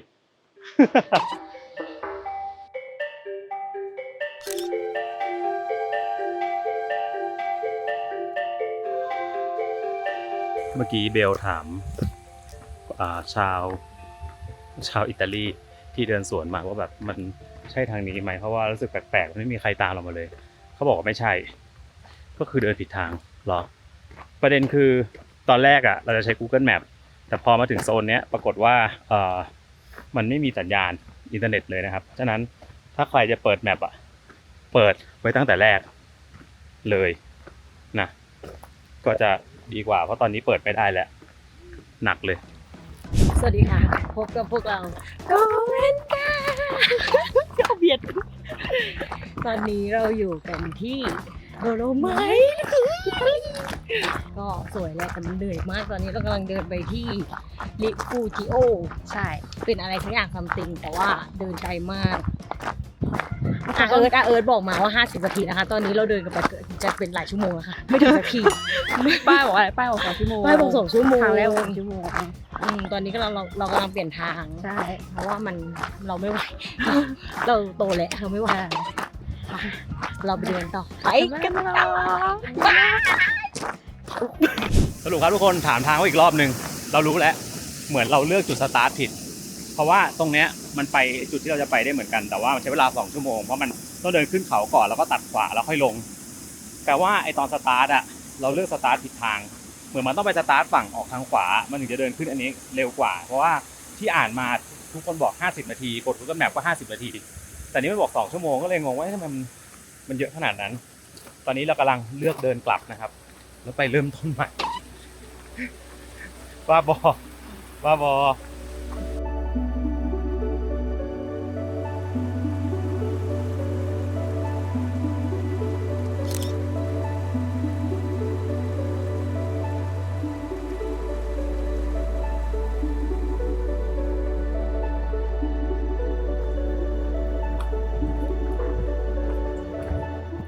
นี่เขามี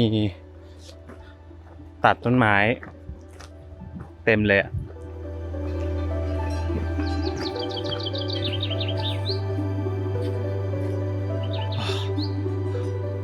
คุณจะได้ยินเสียงกระดิ่งตลอดทางครับเป็นเครื่องย้ำเตือนว่าคุณมีเพื่อนซึ่งเพื่อนของคุณก็คือเจ้าวัวน้อยอยู่ที่นี่ระหว่างเส้นทางคุณจะเจอกับดักอย่าหลงกลนี่เพราะพวกมันซ่อนตัวอยู่ที่นี่หวัดดีโคเปน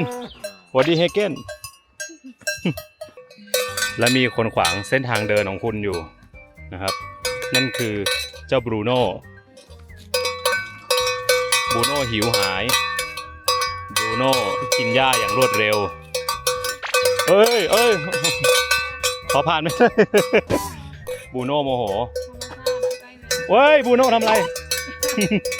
บรูโน่อย่าโมโหอย่าขี้นะ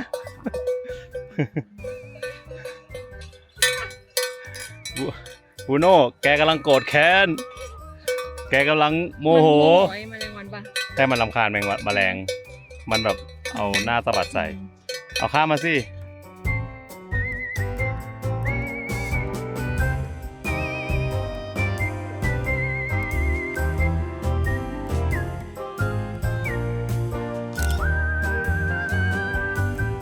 เก็บความรู้ครับถ้าคุณมาเดินที่นี่มันจะมีทางที่แบบเป็นเส้นธรรมดาใช่ไหมแล้วก็เป็นเส้นปะไอ้เส้นปะเนี่ยแอมเจอมากทางแบบเดี๋ยวพังเดี๋ยวขึ้นเดี๋ยวลงเดี๋ยวอะไรเพราะฉะนั้นมันอาจจะดูรัดนะครับแต่มันจะเหนื่อยส่วนอันนี้คือทางปกติหน้าตาเป็นอย่างเงี้ยโอเค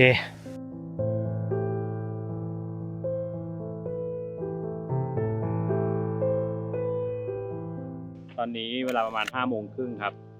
เหลือเวลาประมาณ1 ชั่วโมงมาจะถึงข้างบนแล้วก็ตอนนี้ร้านข้างบนปิดแล้วซึ่งผมอยากพูดตรงๆว่าผมคำนวณเวลาแล้วกว่าจะขึ้นกว่าจะลง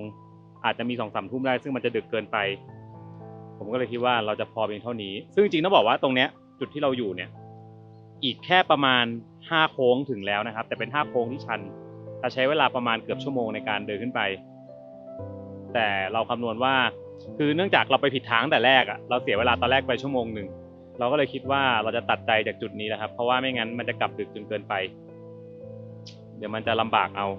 ไม่รู้ว่าตอนดึกๆมันเป็นยังไงด้วยนะเพราะนั้นต้องขอโทษทุกคนไว้มันพอมาแก้มือใหม่นะครับลงดีกว่าลงก็อีก1 ชั่วโมงกว่าคอยดูไปฮะลงไปเฮ้ยแป๊บนึงนะเขามีสัญลักษณ์แก๊งว่ะนี่เขาถ่ายสัญลักษณ์แก๊งไว้นี่คือแก๊งกากบาทใช่ไหมคุณคือแก๊งคุณไม่ขวิดผมนะผมบอกก่อนผมคนไทยนะผมเรียนมวยมาเข้าใจไหมผมเรียนมวยมานะครับ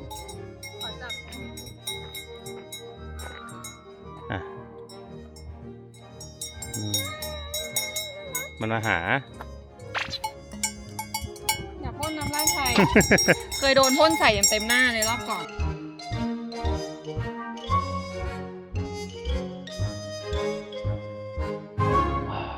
โอเคครับตอนนี้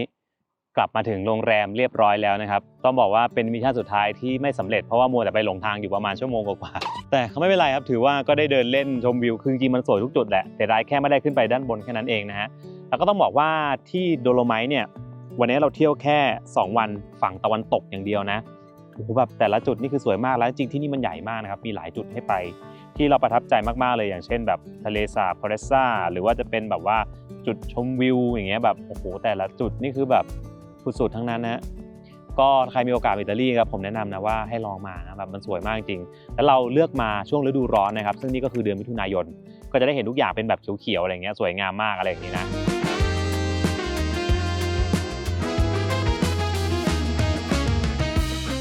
สวัสดีตอนเช้านะครับตอนนี้ผมอยู่ที่ประเทศอิตาลีฮะเราอยู่โดโลไมท์แต่ว่าเป็นฝั่งตะวันตกแล้ววันนี้จะไปฝั่งตะวันออกนะครับซึ่งตะวันตกใครยังไม่ได้ดูสามารถไปย้อนดูได้นะฮะเดี๋ยวตะวันออกครับวันนี้เราจะไปหลายที่เลยแต่เดี๋ยวไปเอารถก่อนนะ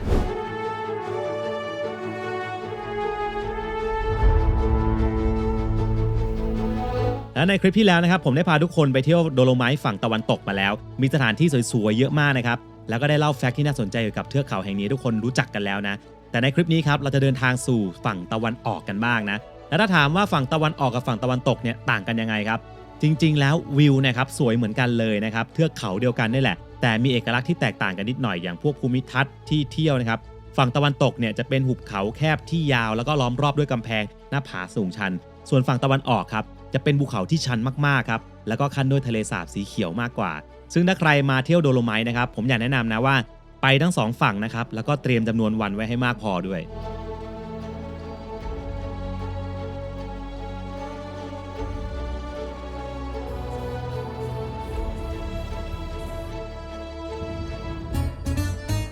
Finally ครับตอนนี้เรามาถึงทะเลสาบเบรสเรียบร้อยแล้วครับก็ตอนนี้อยู่ฝั่งตะวันออกของโดโลไมท์นะฮะก็เดี๋ยวเราจะไปถ่ายทะเลสาบเบรสก่อนแล้วก็จะไปอีกหลายจุดนะฮะนี่ครับล้อมรอบไปด้วยภูเขาที่สวยงามอีกแล้วครับท่านแต่หิมะเริ่มละลายหมดแล้วนะฮะคือลานจอดรถที่เนี่ยมันจะมีหลายลานมากครับขับมาเนี่ยคุณจะเจอลานประมาณลาน4ก่อนมั้งคือลานยิ่งใกล้เนี่ย จะยิ่งมีสิทธิ์เสี่ยงว่ามันจะเต็มค่าจอดรถ8ยูโรนะครับเมื่อกี้ผมจอดแล้วปุ๊บเขาเก็บก่อนเลย8ยูโรซึ่งโหดใช้ได้เหมือนกันนะฮะแต่ก็ถือว่าโอเคนึกได้ว่ามันเป็นสถานที่ท่องเที่ยวยอดฮิตนะเนาะโอเคเราจะต้องเดินไปแล้วก็นี่ครับโอ้นี่วัยรุ่นที่แบกความหวังครอบครัวอีกแล้วครับท่าน ได้เนี่ยทุกคนจะเห็นว่ามีทัวร์กลับพอดีเลยเป็นช่วงทัวร์แบ็คเมื่อกี้จอดแบบเป็น10บัสได้ตอนนี้ไปแล้วฮะเอาละครับคุณผู้ชมแต่ไม่ต้องคาดหวังนะครับว่าจะไม่มีคนเพราะดูจากจำนวนรถที่จอดอยู่ตอนนี้ก็คือเรียกได้ว่ามหาศาลดีกว่ามากันที่ไฮไลท์ของโดโลไมท์ฝั่งตะวันออกกันนะครับที่นี่คือทะเลสาบที่สวยถึงขนาดที่มีฉายาว่าไข่มุกแห่งโดโลไมท์นะครับมีชื่อว่าทะเลสาบปลายเอียสนะครับอยู่ในหุบเขาปลากครับอย่างที่เราเห็นนะครับทะเลสาบนี้ครับมีน้ำเป็นสีมรกตและใสมากตั้งอยู่บนความสูง 1,496 เมตรเหนือระดับน้ำทะเลนะครับมีภูเขาอยู่ล้อมรอบนะครับเด่นที่สุดเลยนะครับที่เราเห็นอยู่ด้านหน้าเนี่ยก็คือซีโคเฟลนะครับมีความสูงอยู่ที่ 2,810 เมตรเหนือระดับน้ำทะเลครับสามารถเดินไฮกิ้งไปด้านบนได้ด้วยนะวิวที่ได้จากด้านบนมองลงมาทะเลสาบก็สวยมากแน่นอนนะครับถ้าใครมาทะเลสาบในช่วงมิถุนายนถึงตุลาคมครับก็จะล่องเรือได้ด้วยนะครับซึ่งเราก็จะไปล่องเรือกันนะครับบอกเลยว่าบรรยากาศดีมากนะครับวิวสันเลยแต่ร้อนนิดนึงนะทุกคน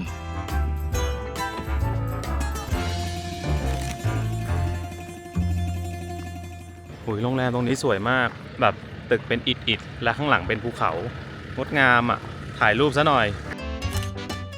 บางคนก็มานอนโรงแรมตรงนี้นะแต่ว่าราคาก็แรงอยู่แต่มันจะมีข้อดีคือตื่นเช้ามาคุณจะได้ลงเล็กเรสแบบไม่มีใครแย่งแต่ก็ดูไม่เยอะนะเรือหรือว่าจะพายได้ไหนๆก็มาแล้วฮะแล้วตะโกนพร้อมกันว่าเล็กเรสโอ้โหถ้าทุกคนได้เห็นทะเลสาบจะรู้ว่าแบบมันอย่างกับภาพวาดเนี่ยดูสิสวยมากเกินไปหน่อยราคามีแชร์ครับแชร์คือคนละ15ก็ไม่รู้ว่าแชร์ใครบ้างกับ private นะครับ50ยูโรเขาจะให้แมกเนตมาด้วยนะครับ2 อันฟรีในราคา50มันไม่ได้ฟรีหรอกเป็นเสียตังค์ไปแล้วนี่น่ารักครับอันนี้คือ50ก็คือ private นะฮะเราก็ต้องมารอเขาเรียกเบอร์ตอนนี้ไม่รู้เขาเรียกอะไรแต่สวยมากจริงตอนนี้เป็นโป๊ะนะครับที่มันเด้งดึงจ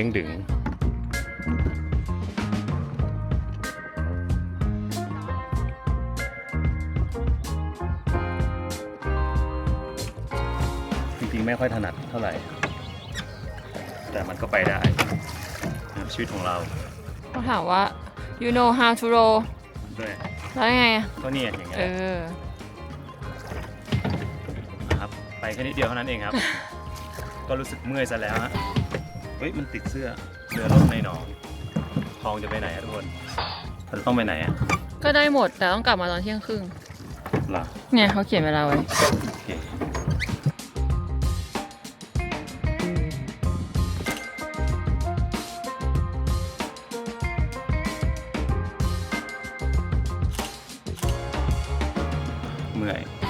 ตอนนี้เราอยู่กลางแม่น้ำเบรสนะครับแล้วก็ไอ้ตรงนู้นน่ะเหมือนมีชายหาดปะหรือหินนะครับนี่คือเบลพัทที่ผมว่าเราไม่ถึงไหนหรอกอย่าไปไกล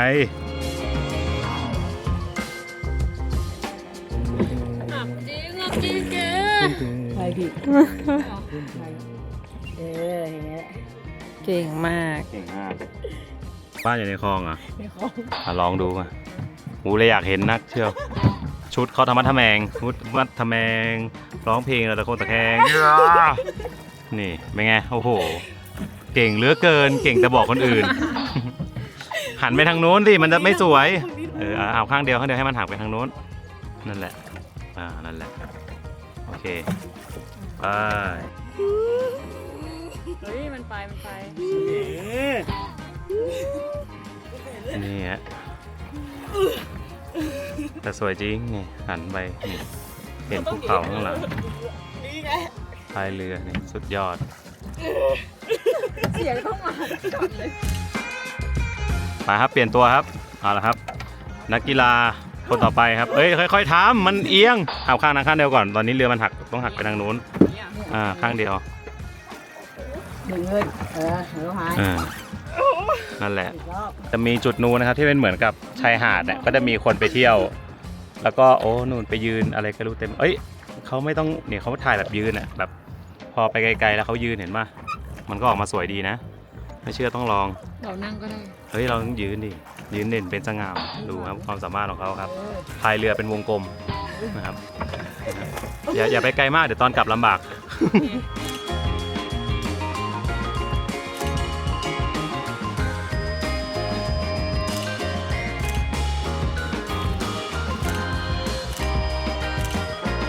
โอเคครับจริงๆเหลือเวลาอีก10 นาทีแต่ว่าไม่ไหวแล้ว คือจริงๆมันมีท่าที่ถูกต้องแหละคือมันต้องใช้เอ็นตัวช่วยนึกออกปะอย่างเงี้ยแต่มันก็ยังเมื่อยแขนอยู่ดี มันต้องแบบเชี่ยวชาญอ่ะซึ่งนะฮะเดี๋ยวเราจะขึ้นแล้วเพราะว่าเขาพายได้45 นาทีนะครับ50 ยูโรแบบไพรเวทแต่ถ้าเป็นจอยกรุ๊ปก็คือคนละ15แปลว่าในลำ5 คนอ่ะเราต้องขึ้นกับคนอื่นด้วย เพราะว่า15เรา4 คนถ้าเราไปจอยอ่ะเราก็60นะยังไงไพร เกิ เวน ท ละ ก็คุ้มกว่าอยู่ดีนั่นแหละฮะถึงท่าแล้วครับ เก่งมาก เดี๋ยวจะดูว่าเราจะจอดได้พอดีไหม อาชีพใหม่ ลาก่อนเรียกได้ว่าเป็นประสบการณ์ที่ยอดเยี่ยมนะฮะทุกคนสวยมากจริงๆที่เนี่ยเดี๋ยวเราก็คงจะกินอะไรแถวนี้นะครับเพราะว่ามีร้านอะไรอยู่เนาะร้านข้าว แล้วก็ดูบรรยากาศไปแล้วค่อยมูฟ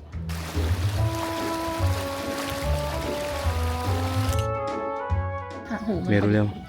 มีคนโดนจับล่ามไว้คนเดียวโอ้ หน้าตาเหมือนกัน นั่งรอเจ้าของอยู่ข้างในมองข้างในอย่างเดียวเลยอืมไม่สนข้างนอกเลยเหรอครับหันมามองฉันไม่สนแกหรอกนี่ฮะเดี๋ยวเรามาตรงด้านข้างเพราะด้านข้างมีร้านข้าวเหมือนกันแล้วก็มีเหมือนจะเป็นโบสถ์เล็กๆนะน่ารักดีเราเดินไปดูกัน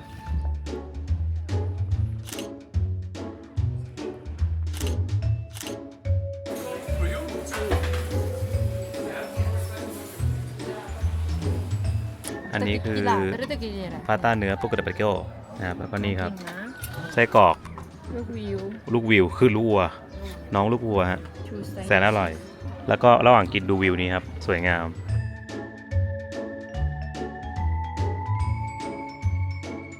เรียบร้อยนะฮะเดี๋ยวเราจะมูฟไปที่อีกเลคหนึ่งชื่อว่าเลคมิสซูรินะใช่ไหมถ้าผมพูดชื่อไม่ผิดนะเพราะว่าชื่อมันญี่ปุ่นเนี่ยพูดให้ถูกเลยก็ได้เปิดดูก่อน จริงเหรอ มิ ญี่ปุ่นเหรอ ซูรินะใช่ แล้วก็เรานอนโรงแรมตรงนั้นเลย เราจะไปเช็คอินเก็บกระเป๋าแล้วค่อยไปอีกที่หนึ่งต่อไป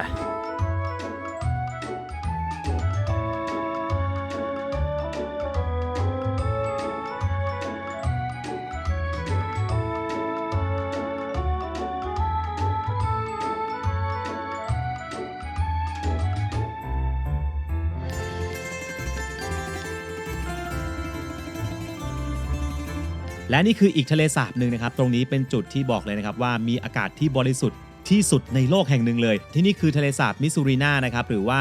ลาโกดิมิสซูรินานะครับเป็นทะเลสาบที่ตั้งอยู่บนความสูง 1,754 เมตรเหนือระดับน้ำทะเลเรามาในช่วงซัมเมอร์ครับจะเห็นวิวทะเลสาบแบบนี้นะฮะแต่ในช่วงฤดูหนาวนะครับทะเลสาบจะกลายเป็นน้ำแข็งหมดเลยนะครับเลยทำให้เล่นสเก็ตได้ด้วยนะอย่างเมื่อปี 1956 นะครับทะเลสาบเนี่ยก็เคยถูกใช้เป็นสถานที่แข่งขันสปีดสเก็ตติ้งนะครับของโอลิมปิกฤดูหนาวด้วยเป็นกีฬาที่เขาพัฒนามาจากการขนส่งอาหารข้ามทะเลสาบบนน้ำแข็งครับซึ่งครั้งนั้นครับเป็นครั้งสุดท้ายด้วยนะครับที่จัดบนลานน้ำแข็งธรรมชาติและรอบๆทะเลสาบนี้ครับก็จะมีที่พักอยู่หลายแห่งครับแต่ที่เรามานอนครับคือโรงแรมนี้ครับ Grand Hotel Missourina ครับริมทะเลสาบเนี่ยต้องบอกเลยนะครับว่ามีจุดถ่ายรูปสวยๆโดยเฉพาะหน้าโรงแรมเราครับสวยมากครับจะมองไปเห็นฉากหลังเป็นตึกเหลืองๆแล้วก็มีแบ็คกราวด์เป็นภูเขาแบบนี้เลย และตอนนี้ครับเราก็มาถึงโรงแรมครับ Grand Hotel Missourina นะครับแต่เดี๋ยวเช็คอินก่อนแล้วเช็คอินเสร็จจะไปที่อื่นก่อนเดี๋ยวจะกลับมาตรงนี้อีกรอบพรุ่งนี้เช้าก็อยู่ตรงนี้เนาะไปดูห้องกันนะครับมาไขและเข้ามาในห้องครับและเป็นเลควิวที่เห็นขอบก็ไม่แย่แต่ก็ไม่เห็นตรงๆอ่ะอ๋อแต่มันออกระเบียงไปได้ปะทุกคนนะตอนนี้ฝนตกนะครับแต่ว่าตกเป็นแบบฝอยๆอ่ะไม่ได้แบบตกหนักไม่น่าเชื่อนะครับอิตาลีหน้าร้อนเราก็ยังทำให้ฝนตกได้ต้องบอกว่าโรงแรมเนี้ย นะครับทำเลดีมากสุดๆเพียงแต่ว่าโรงแรมมันจะค่อนข้างเก่านะครับแต่ก็ไม่ได้เก่าแบบโอ้แบบน่ากลัวอะไรอย่างนั้นนะแต่คือเราจะรู้เองว่ามันแบบค่อนข้างเก่าแต่ว่าก็สะอาดนะครับก็ถือว่าเป็นโรงแรมหนึ่งที่ดีที่สุดในแถวๆนี้ตรงทะเลสาบนี่แหละโอเคเดี๋ยวเราเอาไปดูทะเลสาบกันและนี่คือวิวหน้าโรงแรมเราครับโอ้โหมีที่จอดไม่เสียตังค์แล้วจะจอดเสียตังค์ทำไมว้าวเกินไปหน่อยอันนี้คือโรงแรมเรานะครับใต้โรงแรมเรามีมินิมาร์ทด้วยนี่และมีคาเฟ่นะฮะแล้วก็วิวหน้าโรงแรมเนี่ยนี่ตึกเหลืองนี่ก็คือเป็นเหมือนแบบซิมโบลิกของทะเลสาบนี้เหมือนกันก็คือวิวภูเขาทะเลสาบเป็ดเหลืองเป็ดเหลืองไม่เกี่ยวตึกเหลืองแล้วก็เป็ดนะฮะสวยมากเดี๋ยวพรุ่งนี้เช้าค่อยถ่ายทะเลสาบใหม่เพราะว่าตอนนี้ฟ้าครึ้มนะครับถ่ายได้แค่แบบประมาณนึงอ่ะยังสวยอยู่นะแต่ยังไม่สวยที่สุดเราก็เลยคิดว่าไปอีกจุดหนึ่งก่อนเราจะไปเดินไฮนะฮะเสียงอะไรครับเนี่ยรถใครเหรอเงียบแล้ว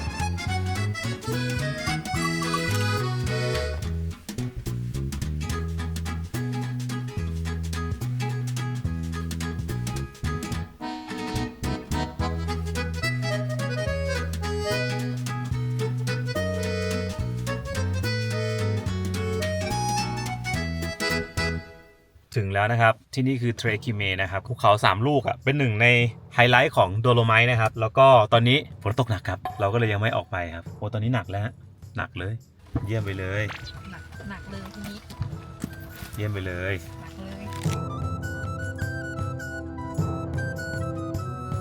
ถึงเวลาแล้วนะครับเราจะมาเดินไฮกิ้งกันนะครับนี่เป็นเส้นทางเพื่อเดินทางไปยัง Tricime di Lavaredo นะครับหรือว่า The Three Peaks of Lavaredo ครับเป็นหนึ่งในสัญลักษณ์ของโดโลไมต์นะครับที่มีนักท่องเที่ยวมาพิชิตกันในทุกๆปีนะมีลักษณะเป็นภูเขาหิน3ยอดนะครับที่ตั้งเรียงกันเหมือนป้อมปราการโดยทั้ง3ยอดครับจะมีชื่อเรียกไม่เหมือนกันเลยนะอย่างชิมาพิโคล่านะครับสูง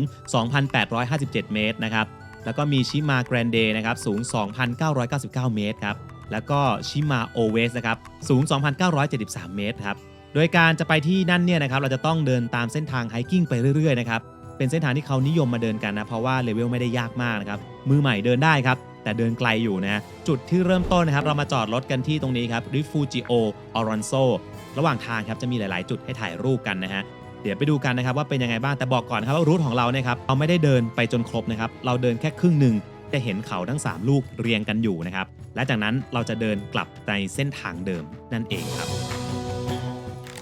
เดี๋ยวเราจะเริ่มไปเดินกันแล้วตอนนี้ฝนหยุดเป็นที่เรียบร้อยแล้วฮะสบายใจเฉิบมันจะสามารถเดินเป็นเส้นวงกลมได้เนาะแล้วก็ไปจุดที่แบบมีถ้ำแล้วก็เห็นเทรคิเมนะที่มันเป็นแบบแผนจากรูถ้ำอ่ะเราไม่น่าจะเดินถึงขนาดนั้นเพราะว่าทุกคนที่มาด้วยเนี่ยอาจจะไม่ไหวนะครับรวมถึงตัวผมเองผมก็อาจจะไม่ไหวเหมือนกันเพราะเวลาเราน้อยด้วยและนี่คือเส้นทางที่เราจะเดินนะโอ้ยสวยมากเราอยู่ที่ไหนกันครับเนี่ยไปฮะทุกคนจุดแรกเราจะไปครับนั่นคือโบสถ์จิ๋วนะครับที่อยู่ระหว่างเส้นทางไปกันเถอะธรรมชาติกว้างใหญ่ใครต่อใครร้องฮือฮู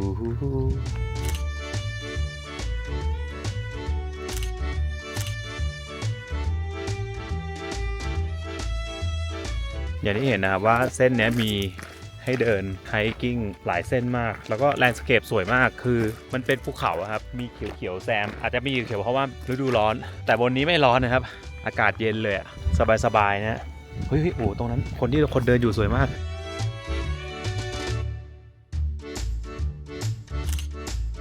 ทางเดินนี่เดินไม่ยากนะฮะแล้วก็ระหว่างเส้นทางเนี่ยมีรถขับผ่านได้ด้วยมันก็ต้องมีรถขับได้นะเพราะว่าบนนั้นไม่มีโรงแรมพอเดินไปต่อเนี่ยมันจะมีพวกโฮเทลที่อยู่ระหว่างทางสำหรับคนที่แบบเป็นสายแบบเทรคกิ้งหรือหลายๆวันต้องแบบค้างเขาอาจจะแบบมานอนโรงแรมหรือเปล่าโอ้ภูเขาสวยมากอะเกินแต่จะอดทน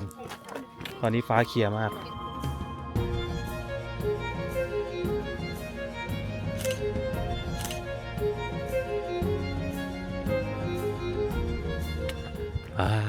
จะถึงโบสถ์แล้วที่จริงมองมาเหมือนไม่ไกลนะแต่พอเดินจริงไกลนะเนี่ยแล้ววันนี้ก็เป็นเหมือนป่าหินนะบางคนไปนั่งปิกนิกนั่งเล่นกัน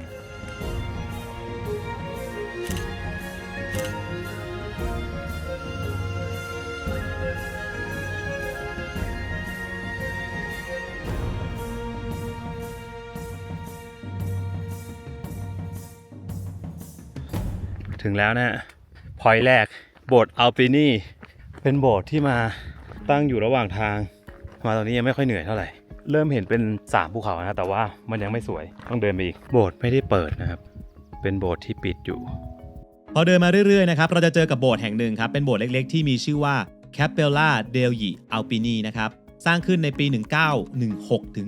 1917 คนสร้างเนี่ยครับคือกองทหารชาวอิตาลีนะครับอุทิศให้กับพระแม่มารีนะครับมารดาของพระเยซูแล้วเขาก็สร้างไว้เพื่อเป็นที่รำลึกถึงเหตุการณ์ในสงครามเนี่ยนะเพราะว่าภูเขาที่โบสถ์ที่ตั้งอยู่เนี่ยครับเป็นสถานที่ที่ทหารอิตาลีครับกับชาวออสเตรียฮังการีเนี่ยเคยต่อสู้กันอยู่หลายครั้งในช่วงสงครามโลกครั้งที่ 1นั่นเองนะซึ่งก็ถือว่าเป็นเหตุการณ์และประวัติศาสตร์ครั้งสำคัญนะครับที่เคยเกิดขึ้นที่โดโลไมต์ด้วยแล้วบนนู้นมีสิ่งปลูกสร้างที่ลักษณะคล้ายกับหอไอเฟลแต่เป็นหินไม่มั่นใจเหมือนกันว่ามันคืออะไรหลุมศพเหรอไม่รู้เหมือนกันนะโมนูเมนต์นะครับไม่รู้เหมือนกันว่าคืออะไรแต่แค่รู้ว่ามันอยู่ตรงนั้นครับโอเคครับจุดที่2เราครับคือโรงแรมตรงนั้นยังมีหิมะอยู่เลยหิมะยังละลายไม่หมดเลยได้ยินเสียงน้ำไหลไหมเสียงน้ำกับเสียงลมนะครับดีมากเลยมีน้องหมามาหาอีกแล้วเหรอน่ารักมากน้องหมาฝรั่งหลายตัวเขาเอามาเดินเขาให้จูงไงเขาปล่อยเดินมันก็เดินไปด้วยกันน่ารักมากถ้าเป็นหมาที่บ้านผมแล้วก็นู่นฮะวิ่งไปเขาลูกนู้นแล้ว ไปไกลแล้ว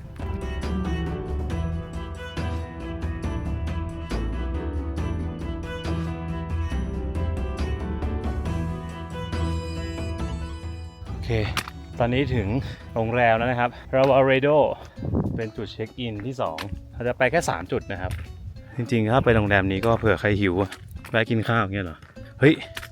เขามีนั่งดื่มกันนะหรือว่าเราควรจะนั่งดื่มสักนิดเพราะมันดูน่าอร่อย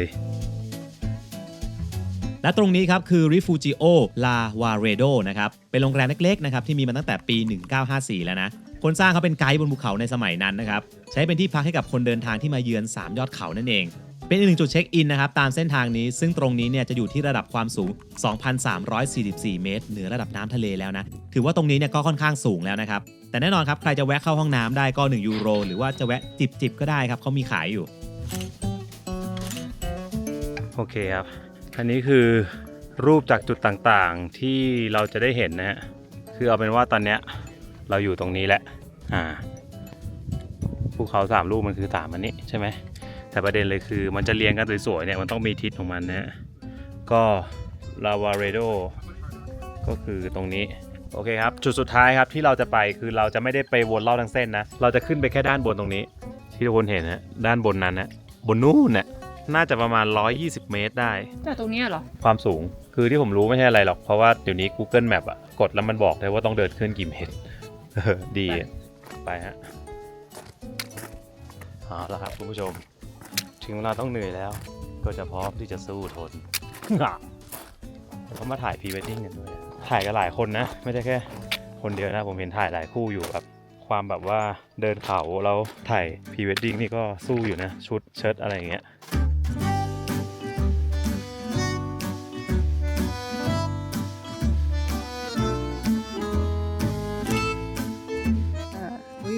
อุ้ยนกยังกะให้คิว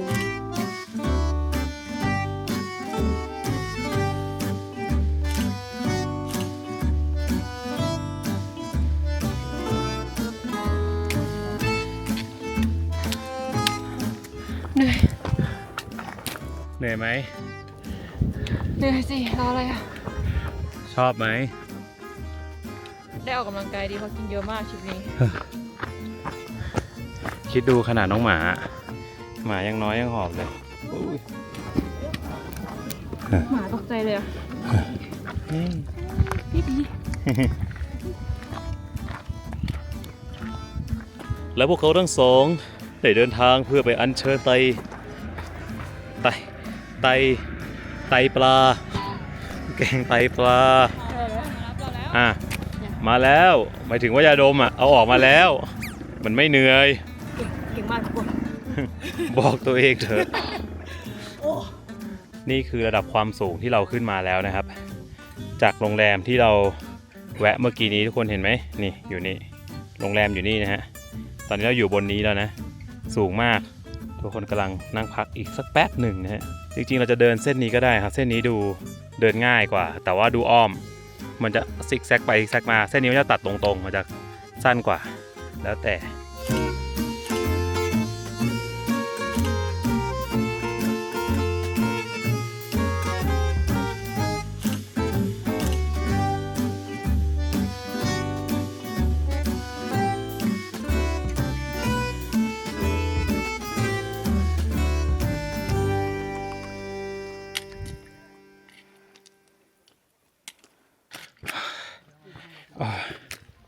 เดินมาถึงบนแล้ว finally ในที่สุดมีหิมะด้วยโอ้เห็นแล้ว3 ก้อนเรียงกันเหนื่อยยังไม่ถึงครึ่งทางของรูท้องจริงเลยนะฮะต้องบอกว่าใครจะไปให้ครบเนี่ยต้องอุทิศให้ทั้งวันนะแต่เรามีเวลาที่นี่แค่ประมาณ4 วันนะครับเราอยากไปหลายๆจุดก็เลยให้เวลาแค่เพียงเท่านี้เห็นแล้วว้าวคุ้มแล้วทุกคนแล้วหันไปดูฮะแล้วเราจะตะโกนพร้อมกันวะวิลสันนี่สัญลักษณ์ของที่นี่มีที่กั้นด้วยนะครับไม่รู้เอาไว้กั้นอะไรถึงแล้วในที่สุดโอเคก็คือตัวนี้ก็เป็นจุดถ่ายรูปนะครับ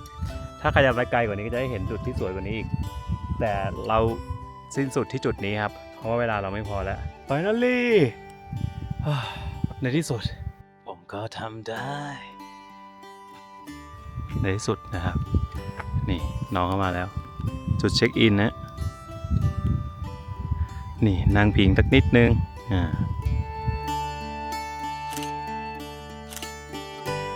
โอเคครับเสร็จภารกิจแล้วฮะได้รูปได้ภาพตามต้องการถ้าใครมาที่นี่มีเวลาเยอะนะครับเดินไปถึงนู่นได้เลยนะตรงสุดนู่นมีโรงแรมนะครับมีภูเขาแล้วก็มีถ้ำที่ถ่ายมาแล้วก็เห็นเนี่ยภูเขาที่เป็น3 รูปเรียงกันแล้วสวยมากครับหลายๆคนชอบไปถ่ายแต่อาจจะต้องมีเวลาทั้งวันเพราะว่า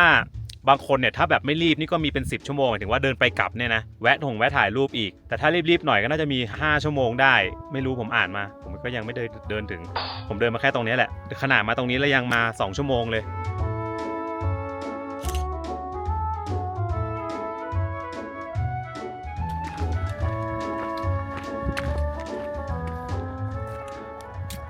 เดินสะดุดล้มเดี๋ยวมองเธอไม่มองทางเห็นไหมเดินสะดุดล้ม อย่าขำเลยป่ะ เห็นไหมได้ช็อต โอเคแล้วแบบไม่ได้แกล้งนะล้มจริง เดี๋ยวรอดูจุ๊บ ยังไม่ถึง มาแล้วครับ2 คนนั้นมาเร็วนี่ ไปนำไป เดินสะดุดล้ม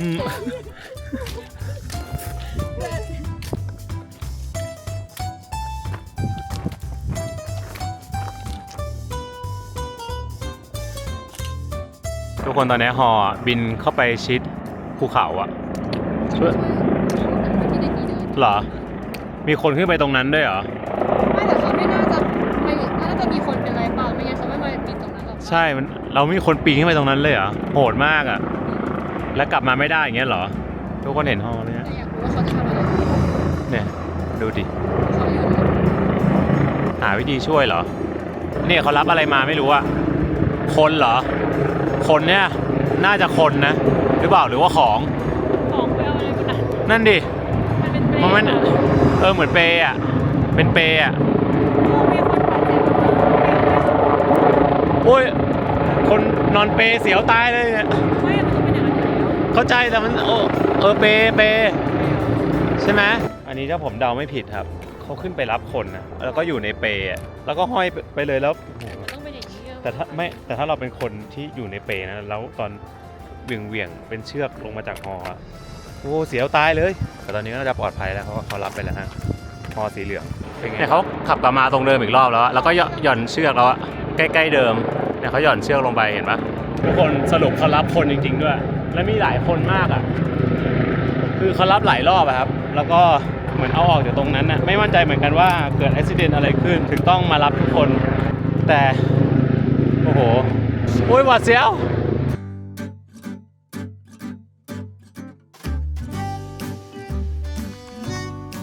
และนี่ก็คือวิวตรงทางกลับของเรานะฮะสวยมากอ่ะอันนี้คือสุดๆที่สุดของแจ้เลยจริงๆแต่ว่าตอนนี้วิวที่จอดรถอ่ะคนละเรื่องกับตอนแรกเลยเนี่ยตอนแรกมาคือทึมๆงงๆไม่เห็นสวยเลยพอตอนนี้แบบโอ้แค่ลานจอดรถทุกคนยังทำให้เราต้องตะโกนพร้อมกันว่าวิวสัน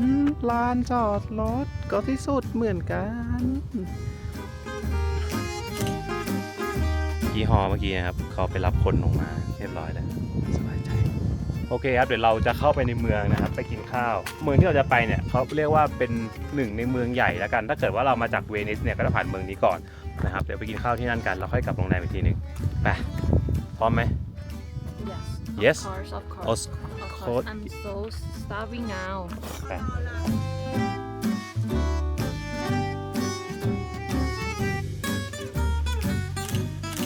คนตอนนี้ผ่านโรงแรมเรานะครับแล้วก็จะผ่านเลคมิสซูรินาแล้วดูครับทุกคนโอ้โหตอนนี้แบบร้านในกระจกทุกคนสวยมากจริง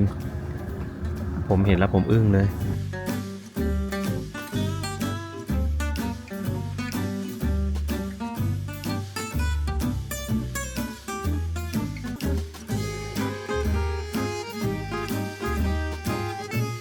โอเคครับตอนนี้ก็จะเข้าเมืองคอร์ติน่าแล้วนะครับก็นี่ครับก่อนเข้าเมืองดูนี่คือหน้าทางเข้าเกินไปหน่อยอีกแล้วเหรอสวยมากอ่ะโอ้วิวโหดเกินแล้วตะโกนพร้อมกันว่าวิวสัน แล้วเราก็มาที่เมืองที่เป็นศูนย์กลางของโดโลไมต์ตะวันออกกันนะครับเมืองนี้เนี่ยถือว่าเป็นจุดตั้งต้นสำหรับคนที่อยากมาเที่ยวฝั่งนี้เลยนะมีชื่อว่าคอนติน่าดัมเปโซนะครับเป็นเมืองเล็กๆนะครับที่ตั้งอยู่ในหุบเขาดัมเปโซ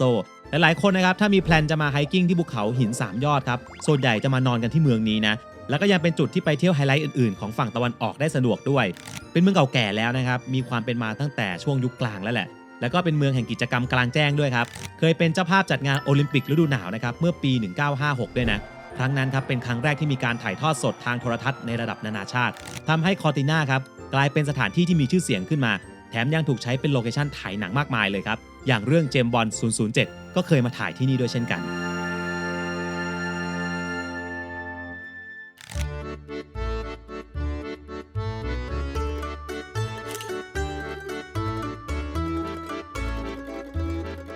ถึงแล้วนะครับนี่คือเมืองคอร์ติน่าเมืองนี้จริงๆก็คือเป็นเมืองใหญ่นะแต่ว่าวิวภูเขาของเมืองอ่ะสวยมากภูเขาด้านหลังคือเห็นชัดแบบแจ๋วเลยอ่ะเสียดายมากเลยรู้สึกว่าน่ามานอนเมืองนี้นะเนี่ยแต่ไม่ได้นอนนะครับเดี๋ยวไปกินข้าวกันก่อนต้องเดินขึ้นไป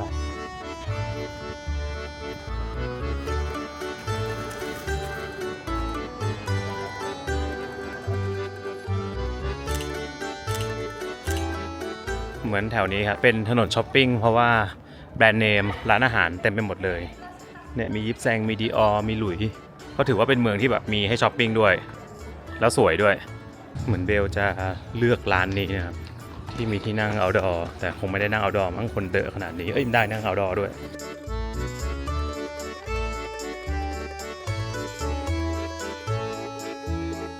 กินเสร็จเรียบร้อยแล้วนะครับเดี๋ยวขับรถกลับโรงแรมกันอีกประมาณ20 นาทีได้ไป ทุกคนคือมาอิตาลีนะเมื่อกี้เสิร์ชหาข้อมูลมาละมันในเวลาเรากินข้าวมันก็จะมีสิ่งหนึงอยู่ในบินที่เรียกว่าโคเบเรโรแบบนั่นแหละคือไปหาข้อมูลมานี่เขาบอกว่าโคเบเรโรเนี่ยไม่ใช่เซอร์วิสชาร์จแต่มันเหมือนค่าจัดจานค่าขนมปังค่าอะไรที่เขามาเซอร์วิสแต่มันไม่ได้แปลว่าเซอร์วิสอะคือทุกคนอาจจะต้องโดนจ่ายอย่างน้อยคนละ 1-3 ยูโรเฉพาะในอิตาลีก็คือถ้ามา4คนก็คูณ4ตะกี้โดนไป11ยูโรกว่าสำหรับ4คนเวลาไปกินร้านอาหารทุกที่จะมีหมด โอเคไปกลับโรงแรม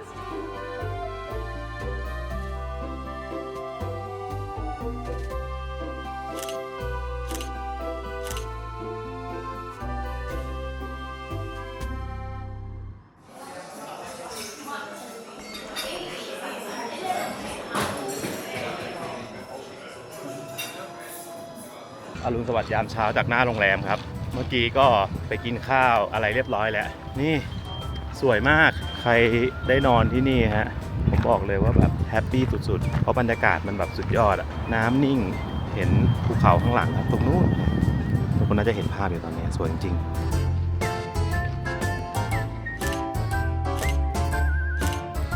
ต้องมานะครับที่นี่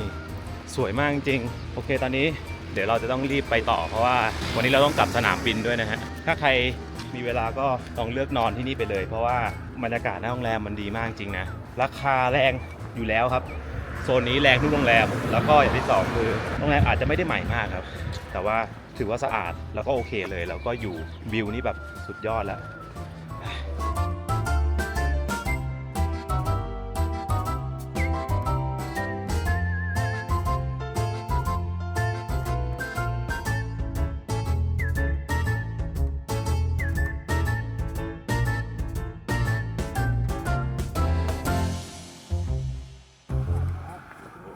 ตรงนี้ครับเป็นระหว่างทางนะครับเขาเรียกตรงนี้ว่าพัสโซดีเจามันคือทางผ่านเนี่ยแต่ว่ามันเป็นล่องเขาแล้วมันสวยมากแล้วรถเขาก็จะจอดกันเนี่ยเห็นไหมเพื่อแบบลงไปถ่ายรูปให้ดูเส้นทาง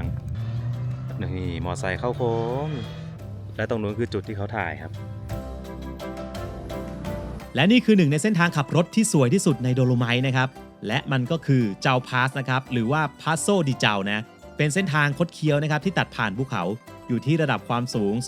2,236 เมตรเหนือระดับน้ำทะเลนะครับโดยจุดถ่ายรูปยอดนิยมนะครับก็คือตรงนี้เลยครับเป็นจุดที่มีฉากหลังเป็นยอดเขารากูเซลานะครับที่ตั้งอยู่อย่างโดดเด่นเลยข้างหลัง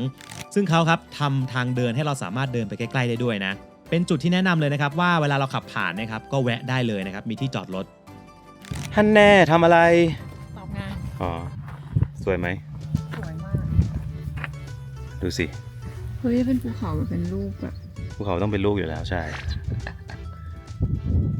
สวยงามมาก เลยเขียนมันกว้างใหญ่ไพศาล ไพศาล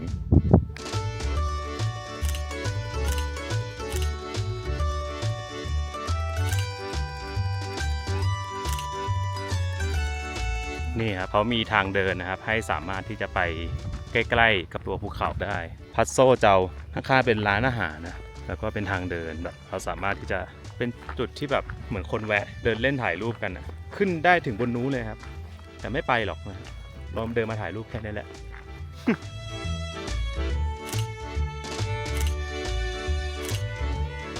แล้วตะโกนพร้อมกันว่าวิลสันโอ้โหสวยมากดูสิแล้วเหมือนแบบตรงนั้นคือป่าหินอะสุดปัง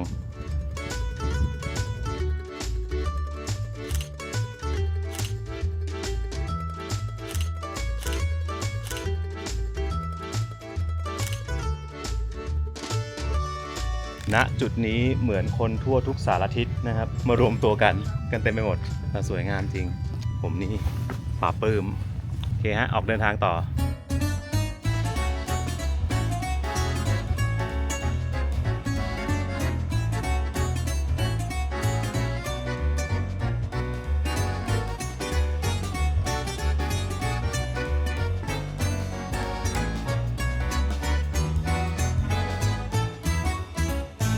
และนี่ครับเป็นเมืองสุดท้ายนะครับที่เราจะแวะนะครับนี่คือเมืองอาเลเกนะครับแล้วก็อยู่ติดกับทะเลสาบอาเลเกด้วยก็เดี๋ยวจะแวะซื้อของ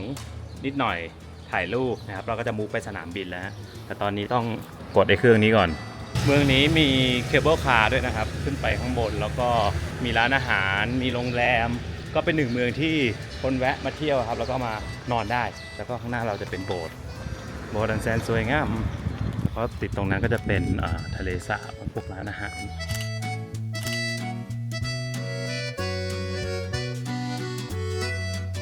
ส่วนตรงนี้ครับนี่คือหมู่บ้านอัลเลเกนะครับเป็นหมู่บ้านเล็กๆที่ตั้งอยู่ในจังหวัดเบลลูโนในแคว้นเวเนโตมีคนอาศัยไม่เยอะนะครับประมาณ 1,500 คนโดยลักษณะของหมู่บ้านเนี่ยนะครับจะต้องอยู่ระหว่างภูเขาและทะเลสาบครับซึ่งทะเลสาบของหมู่บ้านนี้ครับเกิดขึ้นจากเหตุการณ์ดินถล่มเมื่อปี 1771 นั่นเองนะโด่งดังครับที่นี่ก็คือเรื่องของสกีรีสอร์ทไฮกิ้งแล้วก็การปีนเขาอย่างในช่วงหน้าหนาวครับหมู่บ้านนี้มีพื้นที่เล่นสกีที่ใหญ่ที่สุดของแคว้นเวเนโตด้วยนะแล้วก็มีหลายๆคนนะครับบอกว่าที่นี่มีความคล้ายกับเมืองฮาวสแตดด้วยนะที่เป็นเมืองทะเลสาบชื่อดังของออสเตรียนั่นเองครับแล้วทุกคนคิดว่าไงครับสวยไหมครับหรือว่าเหมือนหรือเปล่า เรียบร้อยนะครับก็เป็นเมืองริมทะเลสาบน่ารักเมืองหนึ่งค่อนข้างสงบนักท่องเที่ยวไม่ได้เยอะมากนะครับที่เจอเนี่ยคือเห็นเป็นผู้สูงอายุอยู่กันเยอะนะครับแล้วก็เป็นจุดแวะพักนะฮะก็ใครอยากจะมาเที่ยวก็ได้นะโอเคครับตอนนี้เวลาสมควรแล้วเราจะบินกลับบ้านเราต้องขับรถยาวๆนะครับเพราะเราจะไปขึ้นที่สนามบินเวนิสนะครับอีกประมาณ2 ชั่วโมงจากตรงนี้เดี๋ยวเราทะลวงไปเลยไปทุกคนทำเวลาได้ดีมาก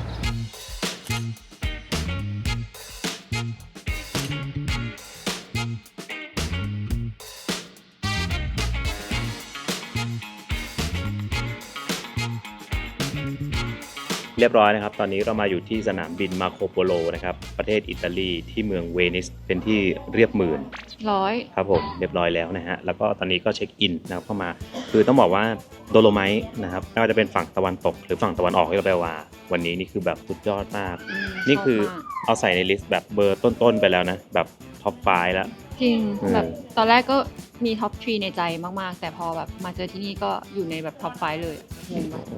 แบบสวยมากเลยนะแล้วก็แน่นอนครับเราไปทำกิจกรรมเยอะมากครับไปเดินไฮกิ้งครับไปถ่ายรูปมีช่วงฝนตกช่วงแดดออกช่วงหนาวมีหมดนะฮะ